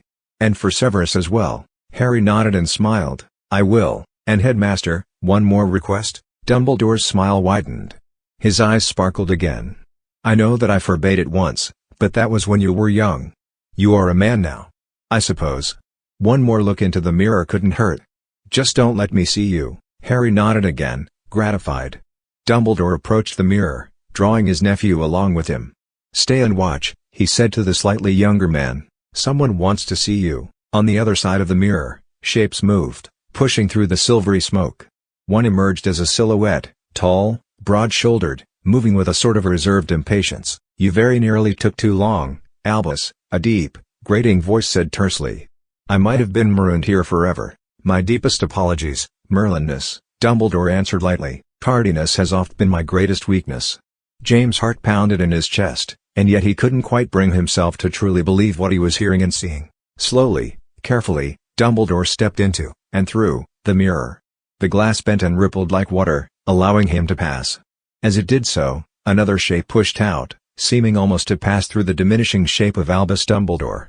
This new figure was tall, broad, dressed in dark robes beneath a short leather vest. A deep crimson cloak hung from his shoulders, beneath a rugged face, gray-bearded, with dark eyes as wild and solemn as a full moon at midnight. It was unmistakably, and of course, Merlinus Ambrosius. James grinned up at him, helplessly, nearly giddy with relief. Merlin met his gaze and gave a stiff smile. "You knew that I would not stay gone," he rumbled, spreading his large hands. "I do so hate this age. But some of its people." He switched his gaze from James, to Zane, to Ralph, "I have grown rather fond of." Dumbledore's nephew stood near the edge of the mirror, staring into the swirling depths, watching after his departed uncle. Harry stepped forward, approaching Merlinus tentatively. "Is it really you?" he asked, studying the big man's face. "I admit, I don't know you quite as well as I knew the man you just switched places with." "It is I," Merlin confirmed. "And if I am not mistaken, the post of headmaster has just been vacated once again. I assume none would argue if I resumed where I left off 1 year ago?" Zane grinned and muttered, "I don't think anyone would have the guts to." "I further presume that my staff is exactly where I left it?" Merlin inquired perfunctorily. "I think you know very well that it is," Harry smiled dryly. Glancing around, James noticed that, along with Dumbledore's departure, the office had reverted back to what currently passed for its normal state. The Phoenix was gone, as were the clockwork gizmos and shelves of books. Shadows loomed in empty corners. The hearth was cold and dark. The only light in the room was a pool of pale blue, soft as moonlight, which surrounded the mirror of Erised, emanating from its shifting, restless depths. "Look," Ralph suddenly said, his voice hushed. He pointed at the mirror. Harry and Merlin both turned, stepping aside as they did so. Figures moved beyond the heaving silvery fog, accompanied by the faint echo of voices. James recognized the sound. It was the same as he had heard wafting from the portal of Merlin's portrait, earlier that evening, the sound his father had warned him back from.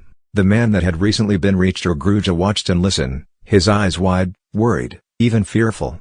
The others backed away, forming a respectful semicircle in the darkness. 3 figures stepped forward from the fog, separating from the seemingly endless throng beyond. James squinted to see them. The one on the right was the tallest, a man with long gray hair, rough as straw and weeded with black. His eyes were blue, like Albus Dumbledore's, but harder, glaring from a rugged, tanned face. The figure on the left was older than he, but not frail. In the world they occupied, James understood, age had virtually no meaning. Still, her face was lined, careworn. Her hair, however, was still mostly black, piled up in a complicated bun with loose curls framing her face. The figure in the center moved to the fore, however, not taking her eyes from the man standing on the opposite side of the mirror. She seemed younger than him, thin and pale, her own dark hair hanging in waves over a high forehead and down to her narrow shoulders. The expression on her face was tense with interest. "Who?" the man before her asked haltingly. "Who are you?" The young woman smiled sadly, affectionately. "Why, I'm your mother." Her voice was light, ghostly, fluttering like moth's wings. "My mother," the man repeated, as if he had never heard the word before. He drifted toward the mirror glass, raising one hand to touch it, as if to reach through to the young woman beyond. James remembered her name from Avier's diary. This was the unfortunate Ariana Dumbledore, killed in the battle between Albus and Grindelwald. That made the tall man Aberforth, her brother, much more recently deceased, and the older woman, Kendra, the mother of all 3 Dumbledores, who had met her fate on the night the man on the other side of the glass was born. Ariana smiled at her son as she regarded him, her face brimming with melancholy affection. "He looks like him," Aberforth admitted, speaking to the other 2. "Round about the eyes. I couldn't have said so when I was alive. But now." "He does," Kendra nodded mistily. "Who?" the man before them asked, his shape barely a silhouette before the glowing mirror. "Who are you talking about?" "We're talking about you, silly," Aberforth said, his mouth cinching into a lopsided smile. "You look just like him, is what we're saying." "No," the silhouetted figure said, facing his family for the first time in his memory, clearly wishing he could push through the glass to join them. "Who do I look like?" Ariana smiled more broadly now. The smile lit her face, made her eyes twinkle with that familiar, Dumbledore cheer. "You look like your father," she said soothingly, studying her son on the other side of the glass. "His name was Timothy." "Same as you." The silhouetted figure was silent for a long, frozen moment. When he spoke again, his voice was faint, thin with wonder. "My name," he said slowly, "is Timothy." Ariana nodded. "Your name is Timothy," she agreed. "And you are my son." "I'm your son," Timothy nodded, more firmly now. "My name is Timothy, just like my father before me. And I'm your son." All three Dumbledores smiled at this. "And don't you forget it," Aberforth added firmly. Gradually, the swirling fog began to reclaim them. They moved back, descending once again into shadows, vanishing into the layers of ghostly voices. Timothy stood back as well, keeping his eyes on the shifting glass. He mouthed to himself, soundlessly repeating the words that had been given him. Merlin looked aside at James and Harry. "Go," he prodded. "The magic grows weak. Soon, the images in the mirror will again be reduced to mere haunts and reflections." James felt his father's hand tighten around his shoulders. "Do you want to, James?" he asked. James didn't answer immediately. He was afraid of the mirror. Afraid of what he might see beyond its naked, shifting glass. "I don't," he whispered haltingly, "I don't want to see Granddad." He hated how it sounded. The truth was, he wanted to see his lost grandfather very much. But after his experience with the gatekeeper, when he had been taunted with an image of the departed Arthur Weasley, seemingly alive and well, he didn't think he could bear such a teasingly bittersweet image again. To James' relief, his father nodded. "I know what you mean, son. But the Mirror of Erised is, first and foremost, a mirror of desire. It won't show you anything you don't want to see." James considered this. "All right," he agreed. "Then yes. I want to look." He remembered what this mirror had shown his father once before, when he had been younger even than James was now. It had offered him a glimpse of his dead parents. And yet, according to Headmaster Dumbledore, that image had only been an illusion, a sort of ghostly echo culled from young Harry Potter's deepest desires. Tonight, the mirror seemed to offer more than that. Tonight, the faces it showed seemed real, not even like ghosts, but more like living people, people who had simply passed on to some other world, easy as someone might walk into another room. Tonight, for one brief moment, those dearly departed could look back, gazing through the mirror as if it was a window between realities. James approached the mirror at his father's side, and still he hung back. What if it shows Lucy? He thought suddenly, an ice pick of guilt stabbing into his heart. "I couldn't bear that. Not because I don't want to see her, but because the want is so great that I'm afraid it would crush me."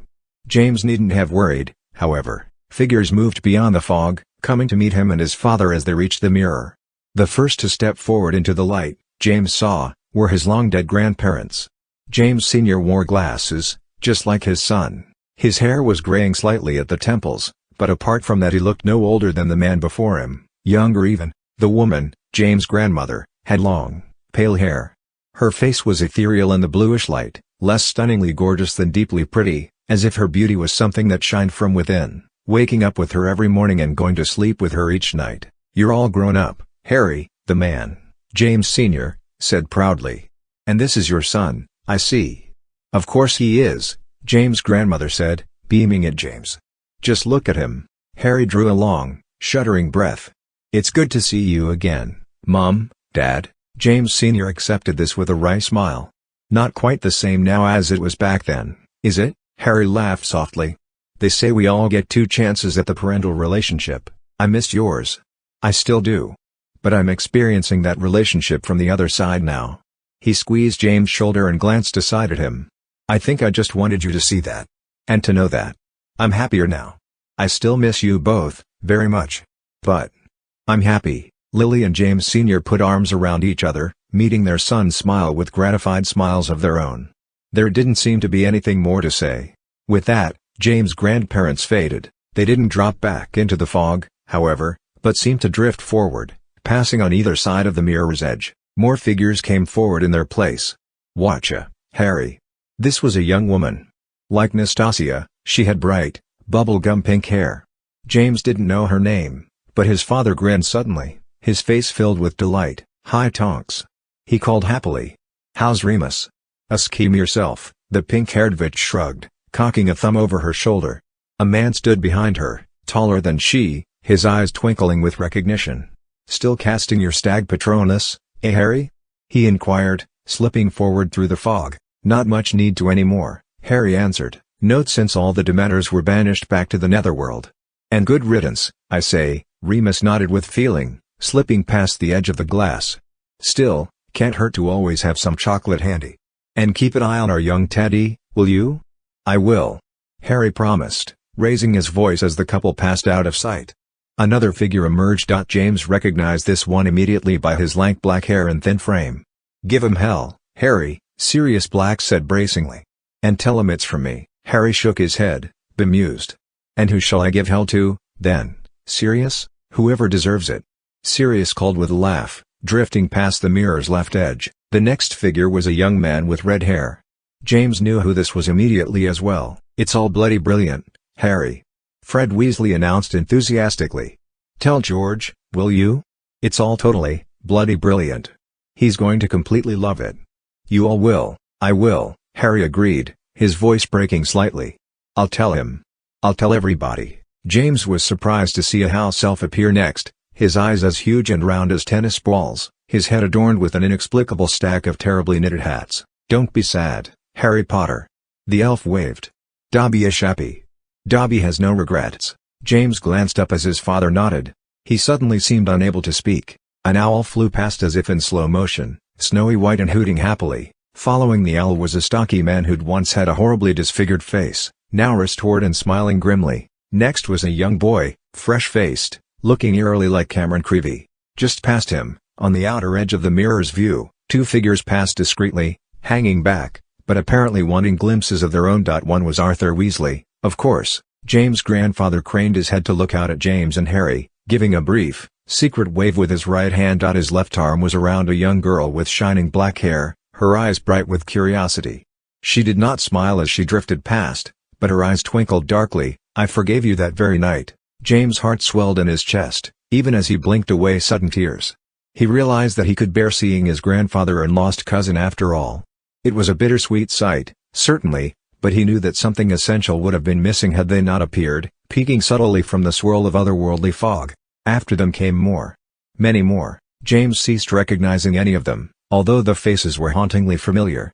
Dimly, he understood that he was now witnessing a silent procession of his own ancestors, men and women, some as old as Dumbledore, others younger than James himself, all smiling, with glittering, strangely knowing eyes, nodding as they swept past, until finally, a young woman stood in the mirror. She was only a few years older than James, with a freckle-dusted nose, dark blonde hair and deep, almond eyes. She seemed somehow taller than she was, not because she wore boots and a collection of fine gold-edged armor beneath her cape, but because she had an undeniable air of nobility about her. Unlike the others, she did not drift past. She stood in the center of the mirror as if very little happened to her that she did not cause herself. She cocked her head at James, then his father. "And who might you be?" she asked. Despite her question, her eyes, like those before her, glimmered with secret knowledge. "I'm Harry," James' father answered, offering the woman a small bow. "Harry Potter." Her smile broadened, crinkling the corners of her eyes. "Indeed, yes," she said to herself. "Harry the Potter. I am in your debt, it seems, my dear Potter. For when I was very young, or so the story goes, my life was saved for the sake of your birth." To James' surprise, his father slipped easily into the woman's strange cadence of speech. "Does that make you my great-grandmother, many ages removed, dear lady?" "I should say that it does," the woman agreed easily. "And since time means nothing here, it does not even make me feel old. But pray, do not call me grandmother, great or otherwise. Call me Gabriella." Harry bowed again. "That I shall, Lady Gabriella, when we are fortunate enough to meet again and tell our long, interesting tales." Gabriella smiled at the man on the other side of the glass and shook her head, as if she suspected he was a bit of a rogue. Then, she shifted her gaze to James and took a step closer, coming just to the other side of the glass. "And who might you be, young prince?" she asked, cocking her head almost as if she recognized him. "I'm James, ma'am," James answered, strangely captivated by the beautiful, regal woman before him. "James," she said slowly, as if sharing a delicious, whimsical secret with him. "What a wonderful, delightful name." The end-of-term feast took place the next day, just as always, and amazingly, the Great Hall was restored completely, with the 4 house tables lining the main floor and the dais once again weighted down with the matching staff tables. The 4 school vanishing cabinets had been reinstalled along the front of the dais, all fully repaired, their disenchantments postponed until the end of the feast. As a result, and by design, the house tables were packed to overflowing, peppered with Beauxbatons students in powder blue silk robes, stern Durmstrangs in stiff, high collars and double-breasted formal tunics. A scattering of Alma Alarons in their various house colors, most noisily arguing the relative merits of Quidditch and Clutch Cudgel, and last but assuredly not least, a sprinkling of Muggle students from York Academy, including Morton Comstock and Lucia Gruberova, who was laughing delightedly with Lily and her friends further down the Gryffindor table. Ranged along every table, filling centerpieces of golden bowls, were drifts of red, purple and yellow flower petals, all as fresh and fragrant as if they had just been picked. There was no sign of the broken statues of the magical brethren or the temporary reflecting pool. Gone as well was the ugly 5-faced clock. James knew not where, but felt quite sure that the clock had met a neat end at the hand of the man who sat in the center of the dais, his gray eyes roaming the crowded, bustling hall, his beard bristling beneath a grim, satisfied smile. James had had very little chance to talk to Merlin since his return. The restored headmaster had spent most of the day repopulating his office with his collection of mysterious magical tools and curiosities, including, as before, an enormous stuffed alligator which hung from the ceiling, surveying the desk below with dark, glassy eyes. James, Ralph and Rose had stopped by just after lunch that afternoon, and James had had the strangest impression that Merlin and the alligator had been conversing idly until the students entered the room. "So what happened to you, headmaster?" Rose had asked, "last year, on the night of the unveiling. Everyone thought you died." The answer to that question would require a stack of books as high as this room, Ms. Weasley, Merlinus replied without looking up from his work. "Suffice it to say, there are many shades of death. Fortunately for me, and all of you, I dare say, I was only mostly dead." Headmaster Dumbledore talked as if you and he had some sort of big adventure on the other side of the mirror, James prodded. "Is that true?" Merlin did pause then, glancing up as he plunked a stack of slab-like books onto his desk with a puff of dust. He looked not at James, however, but at the portrait of Dumbledore that hung on the wall. James turned toward it, as if the portrait itself might answer his question. Albus Dumbledore was back in his frame again, his bearded chin resting on his chest and his peaked hat pulled over his brow. He snored faintly, somewhat unconvincingly. "Yes," Merlin acknowledged. "I suppose that's true enough. He assisted me when I needed it, making my return possible. And in return, I allowed him to occupy my place in this reality for a short time." Ralph cocked his head curiously. "Any chance we'll ever hear the rest of that story?" "A stack of books as high as this room, Mr. Deedle," Merlin replied again dismissively, returning to his work. On the way back from the headmaster's office, James, Ralph and Rose had run across Peeves the Poltergeist, who had apparently, somehow, returned along with Merlinus Ambrosius. He seemed especially agitated with them, pelting them with bits of chalk and chasing them along the corridor. "Nasty students," he cried angrily, letting such horrors as the Lady of the Lake into Hogwarts. Letting her swipe away poor, harmless Peeves. "Nasty, reckless, irresponsible students, we didn't let her in," Ralph protested angrily, shielding his head as he ran. "She invaded. We had no say in the matter." James could not help laughing helplessly as he ran. He couldn't wait to tell his Uncle George that he had been lectured about responsibility by Peeves the Poltergeist. Now, as the babble of excited students rang from the walls of the Great Hall, Merlin stood and approached the podium at the center of the dais. The room quieted slowly, all eyes turning toward the big man, awaiting his first official words as reinstated headmaster. "And so it seems quite curious," he said, smiling his grim smile, "that my first day back is your last day here." This was greeted with a smattering of laughter and applause. From the Slytherin table, Albus cupped his hands to his mouth and hooted. "Nevertheless, you shall return again in a few months' time," Merlin went on, raising his voice easily over the happy crowd, "and once again, we shall apply ourselves to the pursuit of knowledge, sport, and friendship. In the spirit of this, some things might best be addressed now, so that you shall know what you will be returning to." The hall quieted again, somewhat restlessly. Merlin lowered his voice, growing serious. "You have been told that we live in uncertain times, pupils. And because of this uncertainty, a number of new rules have been instituted. Age-old freedoms have been curtailed. Restrictions have been introduced. All in pursuit of the venerable cause of security. A mutter of discontent threaded through the room as the mood darkened. James heard whispered references to the restrictions and searching of post, the ban on social gatherings, the new draconian requirements for Hogsmeade weekends. "I will not tell you happy lies, pupils," Merlin went on, gazing soberly around the hall. "I have met with the teachers behind me. I have spoken to those at the highest levels of the Ministry of Magic, as well as those of other magical and academic institutions across many nations." Here, James saw Beauxbaton's students nodding at each other. Vokiev sat up, his face turning even grimmer with pride. Obviously, Merlin's meetings with leaders around the magical world was no secret.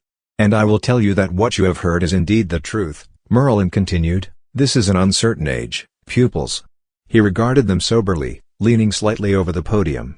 "But if there is one thing I have learned in all of my many centuries and prodigious travels, my young friends, it is this: every age is an age of uncertainty. There has been no time without its own great dangers, no era that has been free of the strain of worry, of looming threats, of wickedness or danger or imminent, dangling apocalypse." He paused, and James suddenly realized that Merlin was, if not joking, then certainly making light. The big man's beard bristled as he smiled tightly. A murmur of soft laughter blew over the room like a warm breeze. "As this is the case," Merlin announced briskly, "your teachers and I have determined that there is nothing to be gained by special rules, rubrics or restrictions designed only to cater to some imagined unique level of danger. Risk is the world that we live in, pupils. This has been true since the dawn of time.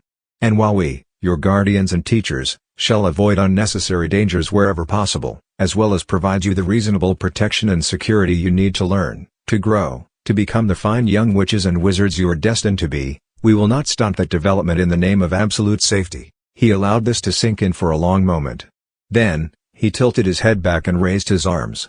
"Owl Post," he announced firmly, "shall return to its usual, unrestricted and natural state. Receive your mother's cookies, your father's howlers, your orders of dung bombs and skiving snack boxes without fear. What you do with those things may well fall under our jurisdiction, but how you receive them is your purview entirely." A roar of applause exploded across the hall as a fleet of owls entered, streaming through the high windows and bearing all variety of envelopes, packages, parcels, newspapers, and magazines. "There shall be no more restrictions and gatherings, social or otherwise," Merlin went on, his smiling voice booming easily over the applause and the clapping flutter of wings. "Organize what you will, be it study groups, dueling clubs, illicit night outings, kitchen raids. Our duty is to catch you in misdeeds, not to prevent you from dreaming of them." The applause redoubled at this. James noticed that a few of those seated at the staff table responded a bit less enthusiastically. Professor Votary, James was amused to see, was not among them. He stood before his chair, clapping firmly. Elsewhere along the staff table, Professors McGonagall, Revalvier and Longbottom, fully restored to their posts on this last day, applauded as well, nodding with satisfaction. And finally, Merlin's voice rang out, dimming the applause slightly, "There shall be no consequence other than your grades for unfinished schoolwork. It is not the duty of this school to force you to live up to your potential. It is your duty to yourself. We shall provide the means, you shall provide the effort, and the world shall be as it should." This was met with somewhat diminished applause, except for one pair of very loudly clapping hands at the rear of the great hall. James turned toward the sound and saw Mr. Filch banging his hands together violently, his sagging face grim with fervor. He no longer carried Scrooge's black cane, James knew, nor spent his time beholden to the nagging statue of a former headmaster. "Maybe he's had his fill of punishing us," Graham mused wistfully. Scorpius shook his head. "I wouldn't get your hopes up. Still, everything's back as it should be. And I hear there's going to be a special meeting of all the school teachers and Filch. They're going to officially define and limit the caretaker's duties and responsibilities. In other words," Deirdre suggested with a mean grin, "they're going to give him a good smacking down and assure that he can never again live up to his inner tyrant." "All I know," James commented, glancing back at Filch again, "is that I'd pay 100 galleons to be there when Professor Longbottom has his say." "Or McGonagall." Rose nodded eagerly. A roar of applause lifted from the hall again. James glanced around and realized that the House Cup had been awarded. The Ravenclaws hooted and shouted happily, congratulating themselves and taunting the other tables. Among them, James observed Zane clapping and hooting most raucously of all, as if he himself had won half the sapphires in the Ravenclaw hourglass, despite not having attended Hogwarts for 3 years. "And now," Merlin called out in conclusion, "there is but one remaining order of business. It seems that our reigning Quidditch champions, the Hufflepuffs." Another roar of feverish applause interrupted the headmaster, this time rising from the yellow and black-robed students at the Hufflepuff table. Merlin allowed this with an imperious nod. Despite their well-deserved celebration, are apparently entering the summer holiday without the benefit of a new trophy prominently displayed in their common room. This, I believe we can all agree, cannot be allowed to stand. With that, Merlin stood back from the podium and lifted his staff. As usual, James could not remember the staff being in the headmaster's hand a moment before it seemed to simply appear whenever he required it, as if the ancient sorcerer kept it hidden in an invisible cupboard, constantly at the ready. James could imagine the relief Victor Crumb and the rest of the Harriers felt at no longer having to guard the eerily powerful object. Merlin lowered the staff, connecting it to the floor of the dais with a ringing, hollow bang. The runes of the staff flared blue for a moment. Immediately following this, the Hufflepuff table erupted again into surprised, delighted cheers. James turned in his seat to look. Standing in the middle of the Hufflepuff table, rising above the heads of the wildly celebrating students, was the darkly glimmering shape of the crystal chalice, somehow fully restored and reflecting prisms of light from its ancient facets. Across from James, Devendradas half rose from his feet, his eyes intent, his mouth set in a tight frown. With a disconsolate sigh he plopped back down. "Bloody beautiful trophy," he muttered. "James, I don't care if you're on your ruddy deathbed for next year's Quidditch tryout. You're showing up and you're replacing Vassar. Got it?" It wasn't a request. James nodded, his chest swelling happily. There was a loud clanking noise from the staff table. James glanced up in time to see Hagrid and Professor DeBellows just concluding a toast of their enormous tankards.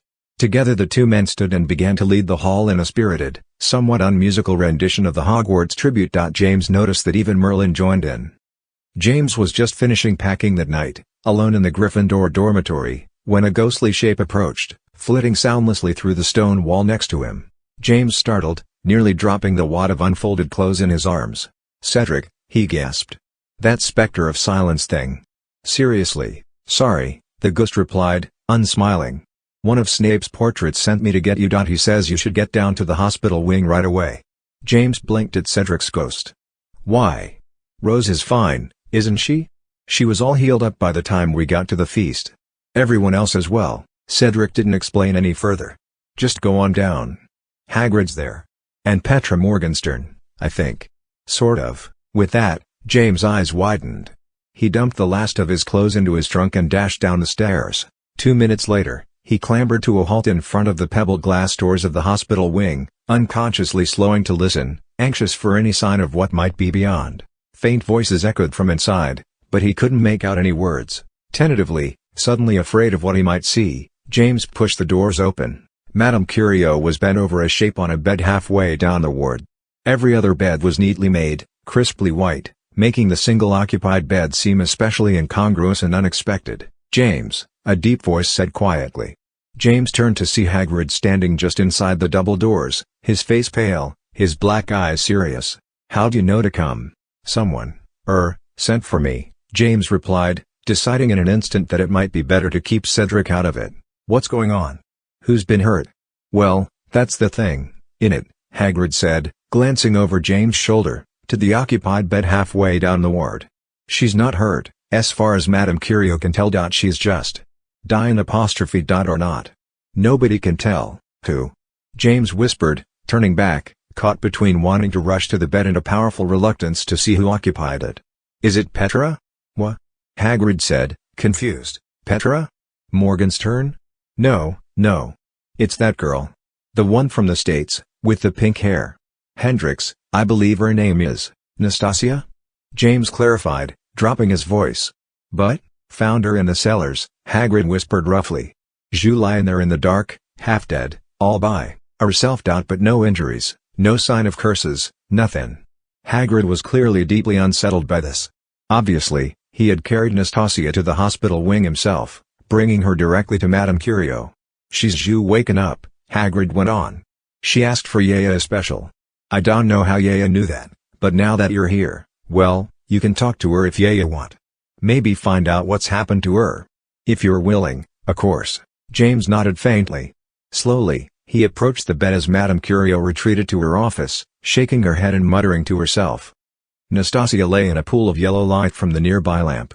Apart from her clothing, which was grimy and damp, She looked the same as always, as if she had simply lain down on the hospital bed for a quick catnap. She opened her eyes as James reached the side of the bed. "Hi," she said quietly. "Hi," James said back, studying her face. Hagrid says you're hurt." "What happened?" Nastasia closed her eyes again and tilted her head away. "Two snakes go out," she replied faintly, "but only one comes back. It was always going to be that way eventually, I guess." James frowned. He thought back to the scene in the Defense Against the Dark Arts classroom. The two snakes, both representing the conflicting sides of Nastasia's personality, Nasty and Ashia, fighting for dominance, finally reduced to outright battle. "You couldn't kill Rose, or the rest of us," he said. "Part of you was ready to, the Nasty part but the Ashia part fought back. It made you go to war with yourself.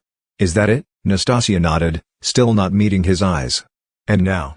Part of you is dead?" James asked, his voice unconsciously lowered to a whisper. "Is that it?" Nastasia nodded again, staring across the ward to the dark windows that lined the wall beyond. James shook his head. "But, what does that mean? Will you be all right? Hagrid says. He says you're dying. Is that true?" Nastasia finally turned her head back to him. "I don't know," she answered, and James saw that she was silently terrified. Her voice was a thin whisper. "I've never felt anything like it. I've never been so lonely. So empty and weak. Part of me is chopped off. I don't want to live like this. I don't think I can." James shook his head again, more firmly this time. "You can. You just need to learn how. You can do it. I mean." He stopped, groping for the right words. "You faced the darkest part of you. You did what most of us could never do. You confronted the worst in you and you overcame it. That's amazing, really. And because of that, Rose and Ralph and I, we're all still alive now.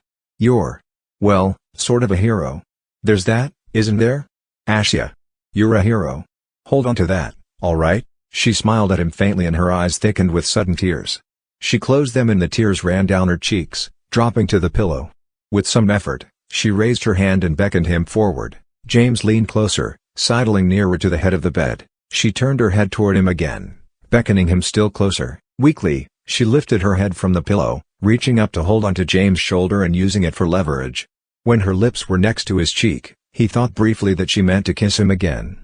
He half wanted her to, and feared it. Instead, faintly, she whispered into his ear. "I'm not Ashia." James' eyes widened and a sense of deep cold descended over him, chilling him to his heels. He backed away involuntarily, causing the girl to fall back onto the pillow, her hand dropping over the side of the bed. She was laughing silently, her chest rising and falling in swift huffs. "I'm not Ashia," she said again through helpless laughter, tears still wet on her cheeks. "Ashia's dead. I watched her die. She was so noble, so brave, so foolish.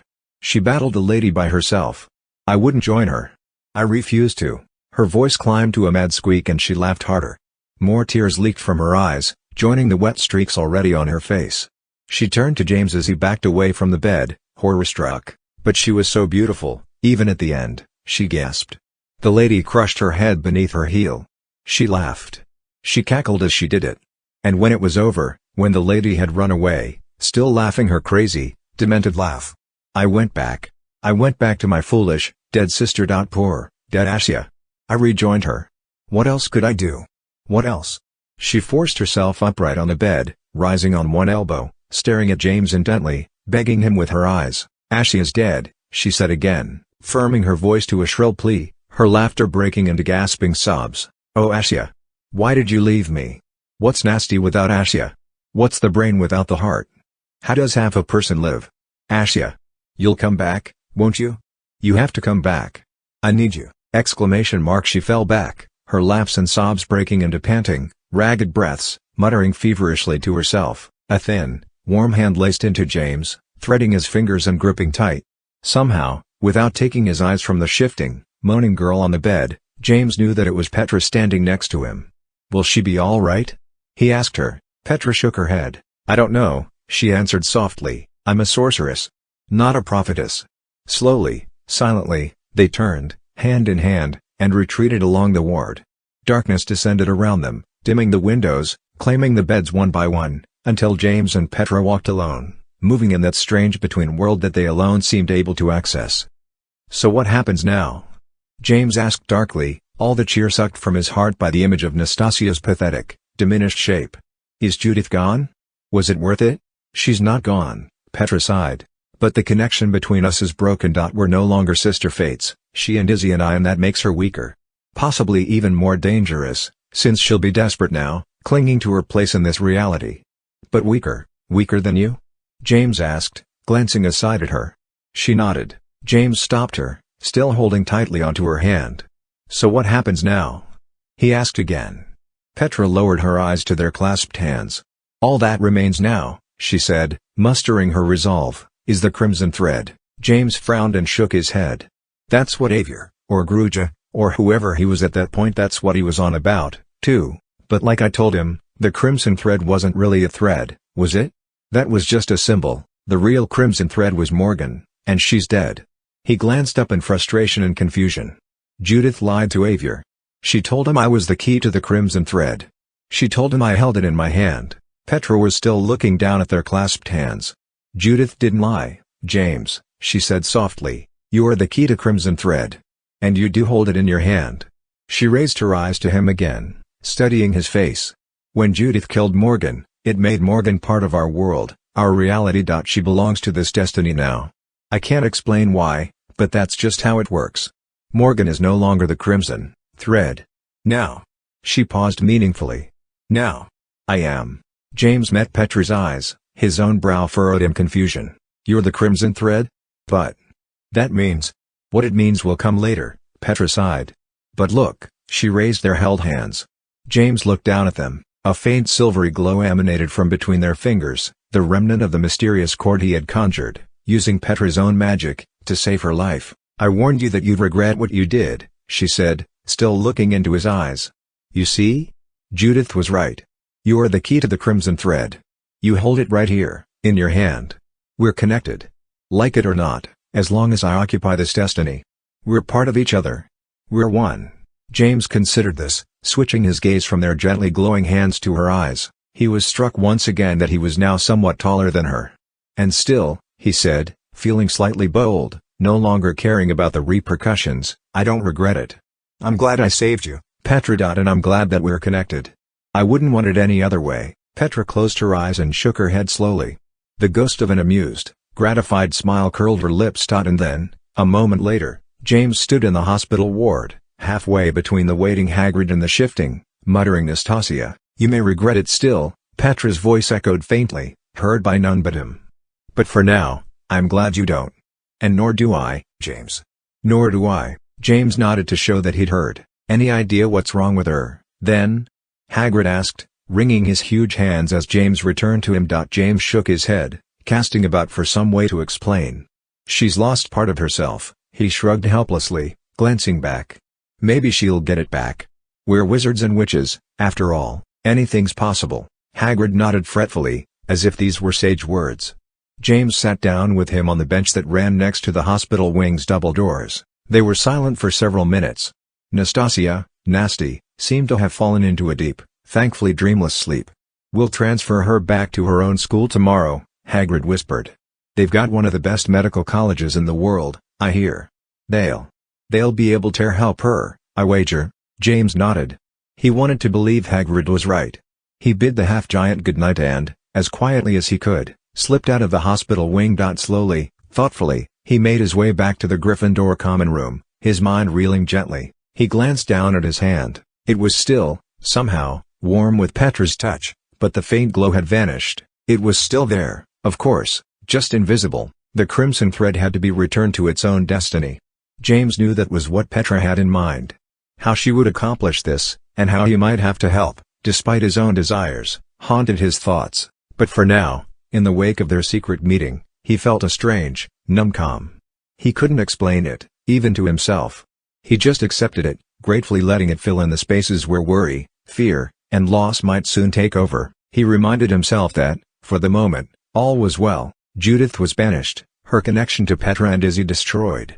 Merlin was back, restored to life and once again presiding as headmaster over Hogwarts. The Morrigan Web had been defeated, and perhaps most deeply satisfying of all, Petra was glad to be a part of him, and he a part of her. James walked on, content with this. For now, all was well. For now, He held the crimson thread in his hand. The end.